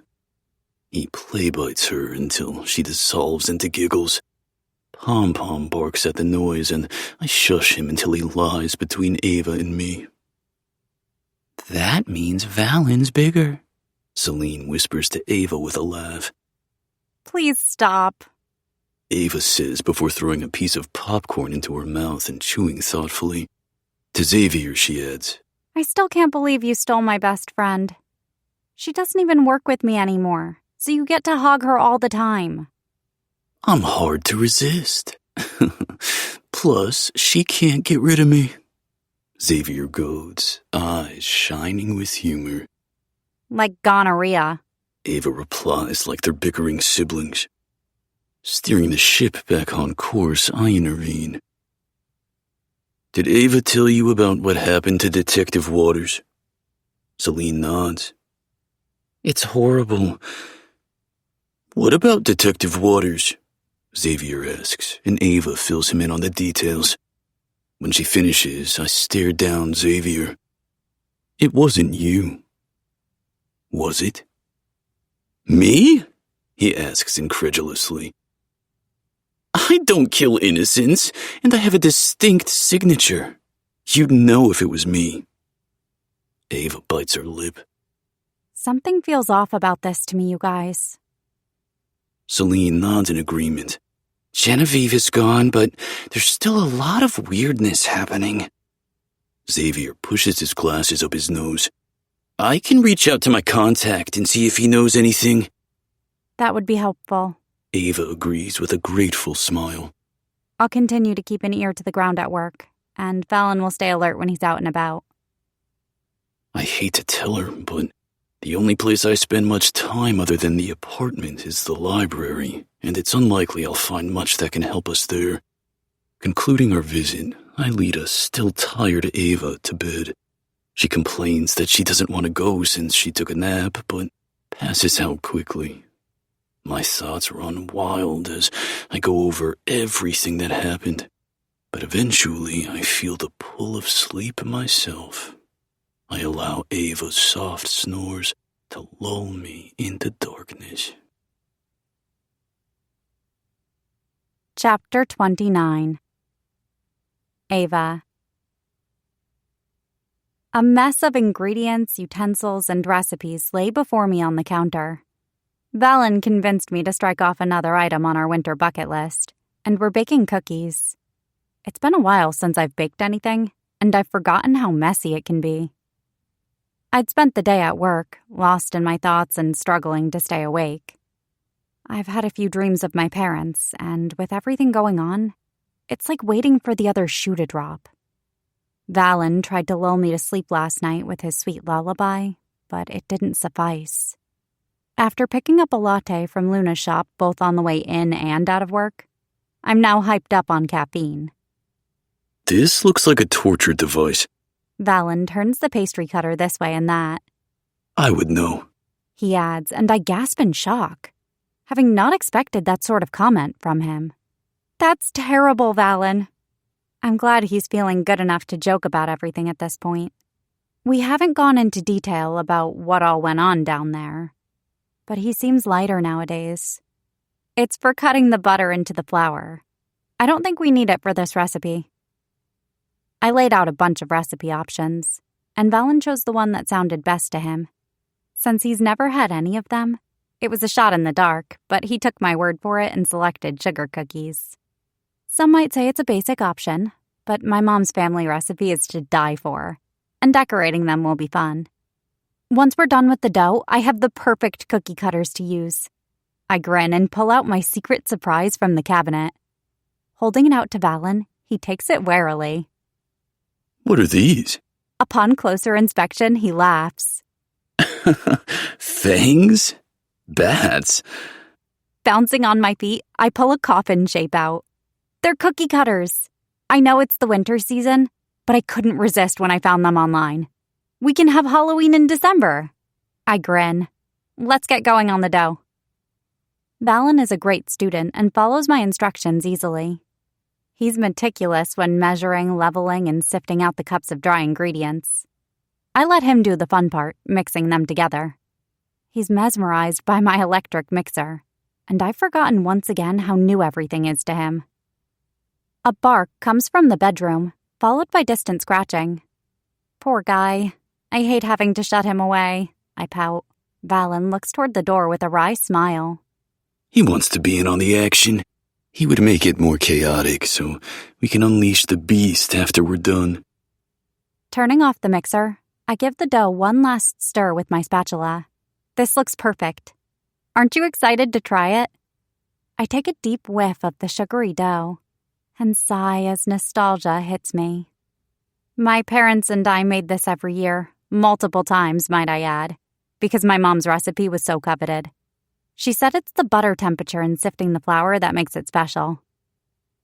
Valen watches me as I yap, a warm, fuzzy feeling entering my chest at the adoration shining in his eyes. What? I ask, planting my hands on my hips. He loops his arms around my waist and plants a kiss on the tip of my nose. You Me? I am infatuated with you. Valen says softly. The way you take care of those around you. The way you fiercely protect me. And the way you bravely charge through life, it all warms my heart. I thought my life was over when I was rotting in that cell. After Celine saved me, I found you. And you are worth everything. He cradles my face in his hands, holding me like I'm his entire world. And from what he says, maybe I am. My eyes water, and I grasp his wrist. Don't say that, please. What you went through was horrendous. If time were reversed and you could choose differently, wouldn't you choose to avoid it? I shake my head in disbelief, but he holds me tighter. I can't imagine enduring years, centuries it seems, of torture just to end up here with me. No. You want to know why? He waits for me to make eye contact with him. Everything happens for a reason. I went through hell and back while in captivity, but I never would have known what happened to my sister, and that would not have met you had I not fallen. I can't imagine continuing life without those two things. Knowing you're at the end of any hell I might endure, I would choose to go through it every time. He nuzzles my cheek and pulls me in for a hug. Burrowing into his chest, I inhale his masculine scent and squeeze him tightly. I'm so proud of how far you've come, I praise, voice muffled by his shirt. I know your trauma will always be a part of you, but being in crowds, accepting touch, I pull back. You've come such a long way. We're still working on the contractions, though. Winking, I place a hand on his chest and press down. The flower I have on my palm leaves a mark, and I beam. Now you're marked as mine. Valen retaliates before I can track his movements and places two flower-covered hands on my butt. Consider yourself claimed. He nips my neck and chaos ensues. We toss flour at each other, and it makes a huge powdery cloud. I laugh at how ridiculous it is, but don't stop. I make for his butt with flour-filled hands, but he snags me so my back is to him. Wiggling my hands out, I manage to grab him from behind right when he places his palms over my breasts. You bastard! I squeak out when he drifts long fingers down and tickles my sides. Okay, I give up. Gasping for breath, I slump against him, and he takes pity on me by stopping the tickle attack. Valen hauls me over to the floor-length mirror in the living room to take in my appearance. My hair is a chaotic pink mess. Clothes rumpled and dirty, cheeks flushed. I radiate happiness and look like a well-loved woman. Valen's handprints litter my body, and he looks much the same with my much smaller handprints on his clothes. Look at us, I laugh. Who would have thought? An angel vampire and a witchy human. We sound like some cheesy romance novel. I guess the saying is accurate. The truth really is stranger than fiction. We'd sell millions.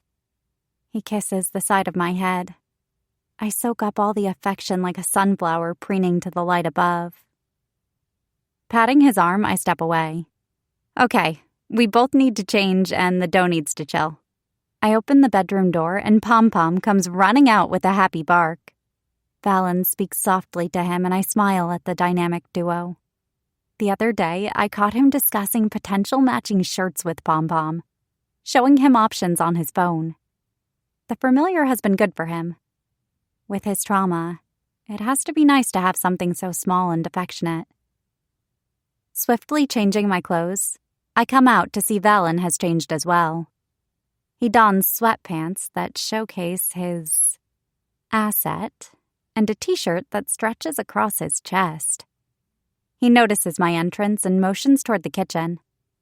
I wrapped the dough in the stretchy plastic and put it in the fridge. The recipe said it needs an hour to chill, so I put it on the timer. I clap slowly and he quirks a brow. Look at you making technology your bitch.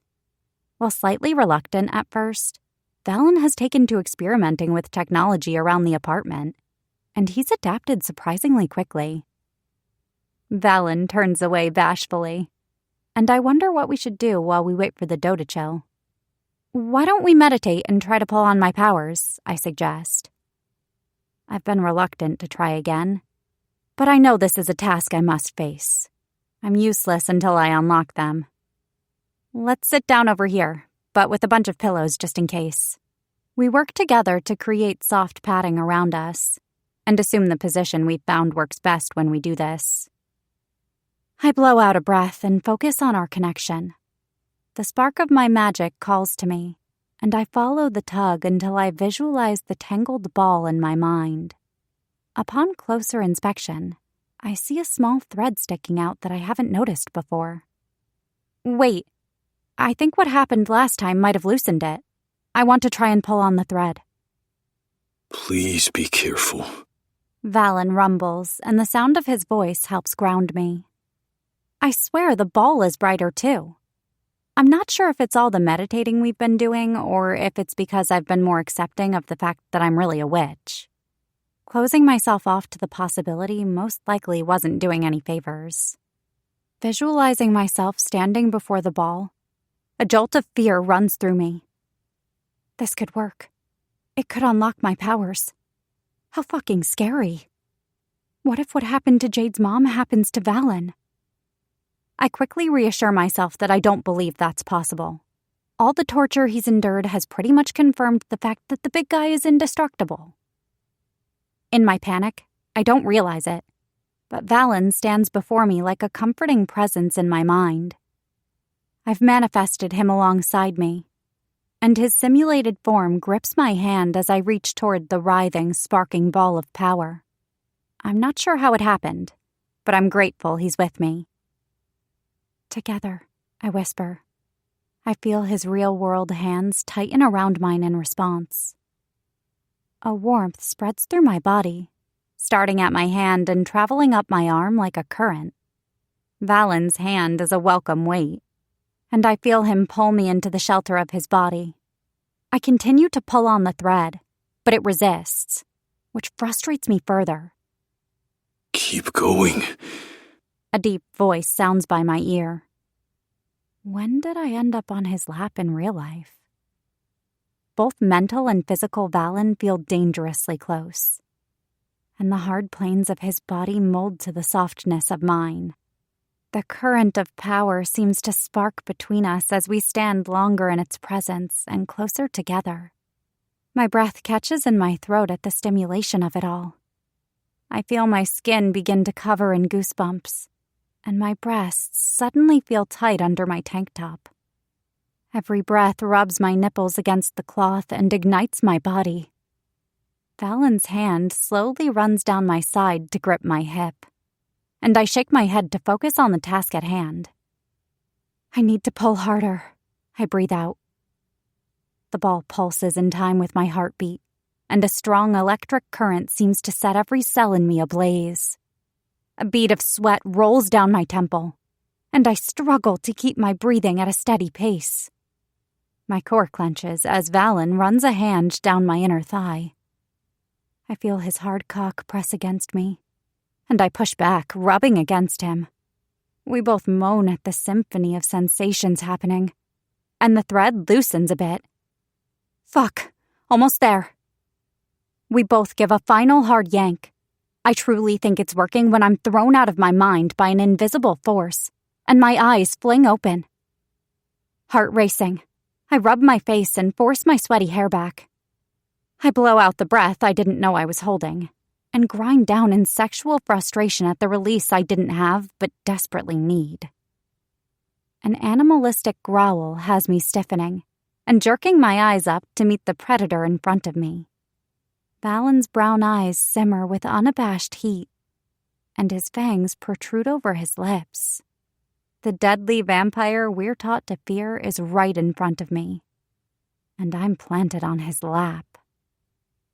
Fuck me. Chapter 30. Valen. hunger that courses through me is all-consuming. Not only do I long for her blood and to claim what's mine, but I yearn for the soul-searing connection that will take place when I finally have her. I inhale deeply at the junction of Ava's neck where her pulse is the strongest. Blood rushes through her artery at an enticing pace, and my fangs ache to puncture her skin. Running a hand over her shoulder, I see her bright purple aura grow in excitement. Ava grinds down on me, and I groan as my cock desperately jerks in my sweatpants. This last attempt at her powers felt more like a push from her magic for us to come together. Who am I to argue with fate? Ava, I snarl as the heat reaches a fever pitch. I'm not going to be able to stop if you continue. Be sure it's what you want. She whines on my lap, and the sound propels me forward. Throwing her over my shoulder, I take her into the bedroom and kick the door closed behind me with one foot. I'm not about to subject Pom-Pom's innocent eyes to this. She's light as a feather as I drop her gently onto the bed where she bounces for a second, then sinks into the mattress. Ava reaches out to me where I stand, yanking my shirt over my head. Valen. She beckons like a siren to the sea. I need you. My inner beast rumbles at me to satiate my mate. I've never felt anything like this before. This amount of desire for one person seems impossible, but everything inside me is shouting to make her mine.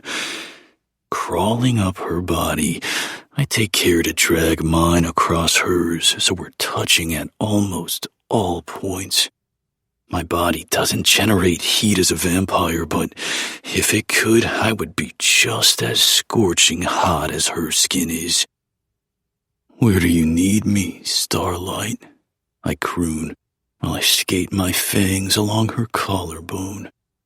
I might be unfamiliar with sex and the details, but instinctively, my body seems to know what to do. Fuck. She mumbles. I need you inside me. I want your fangs in my skin and your cock in my pussy. I blanch at her dirty words, but feel my body react with lust and desire. Ava is unashamedly herself in every way, and I find it endearing, but it also throws me off when she says or does things I do not expect. Self-consciousness begins to leach in as I'm reminded that I've never had sex before. Ava notices my sudden stiffness and runs her delicate fingers through the hair at my nape. What's wrong? Are you okay? Do you want to stop? I should have known she'd notice immediately. She's as in tune with me as I am her. As you know, I am a virgin. Everything I've done with you has been a first. And now that we're taking the final step, I find myself nervous. I don't want to disappoint you with my lack of experience, I admit. There are also still times I flinch at touch. I don't want to dissuade you, and I don't want this to be a poor experience for you. Ava relaxes and pulls my head out of her neck to smile at me. Valen, you could never disappoint me. Don't get in your head about this. Just do what feels right. I'm hypnotized by the slow stroke of her hand down my chest. Has anything between us ever felt wrong? I shake my head in response, and she rewards me with a kiss. I'll show you what I like. If I ever make you uncomfortable, just let me know. You're here with me, and I want to make sure you feel safe. Her hand pushes up on my chest, and I follow her ministrations until I'm on my back and she's seated astride me. I need you to relax. Ava purrs, and I gasp as she rubs my cock over my pants. Everything with Ava feels good. Too good. Your friend here seems eager to say hello. She teases with a coy smile. She pulls my sweatpants down, and my heavy cock bobs between us. We work together to get my pants off completely, and her eyes twinkle at the absence of underwear since I decided to forego them when I changed. An embarrassing sound comes out of me when she blows on the tip. Aw, look at you splayed out and desperate for me. The vixen looks victorious at the sight of me at her mercy, and I wouldn't have it any other way. My favorite snack. She breathes out before licking the underside of my shaft and, sucking it into her mouth. She hollows out her cheeks and uses her fist to rub up and down on the base of my cock. I crook my arm over my eyes. Oh, maybe if I don't watch, it'll help me last longer. Ava, I breathe. Oh, God. Ava, oh. I chant mindlessly. Bliss teases my senses. Nothing in my heavenly life, nor my immortal one, has touched the pleasure I feel when Ava puts her mouth on me. She deep-throats my dick, and I writhe at the sensation of her hot, wet mouth surrounding it. It's heaven and hell wrapped up in one. My balls tighten and my spine stiffens. Telltale signs that I'm going to come. I try to hold on, but can't, as she nips lightly on the crown of my dick. I explode in her mouth, unable to even give her a warning. Ropes of cum fill her mouth, and her throat works to swallow the liquid. She grins at me, triumphant satisfaction in her eyes.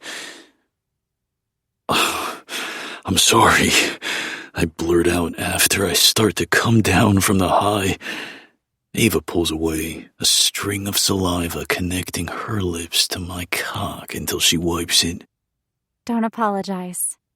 It's fucking hot that I can do that to you. Are you doing okay? Do you want to stop? I shake my head rapidly. The last thing I want to do is stop. I slide a hand up her face and around her neck. Let me make you feel good. Will you teach me what you like? I ask in a small voice. I want nothing more than to bring her the same pleasure. She pulls her tank top off and it falls onto the bed beside us. Taking my hands, she guides them to her lace-covered breasts. I swallow past the lump in my throat.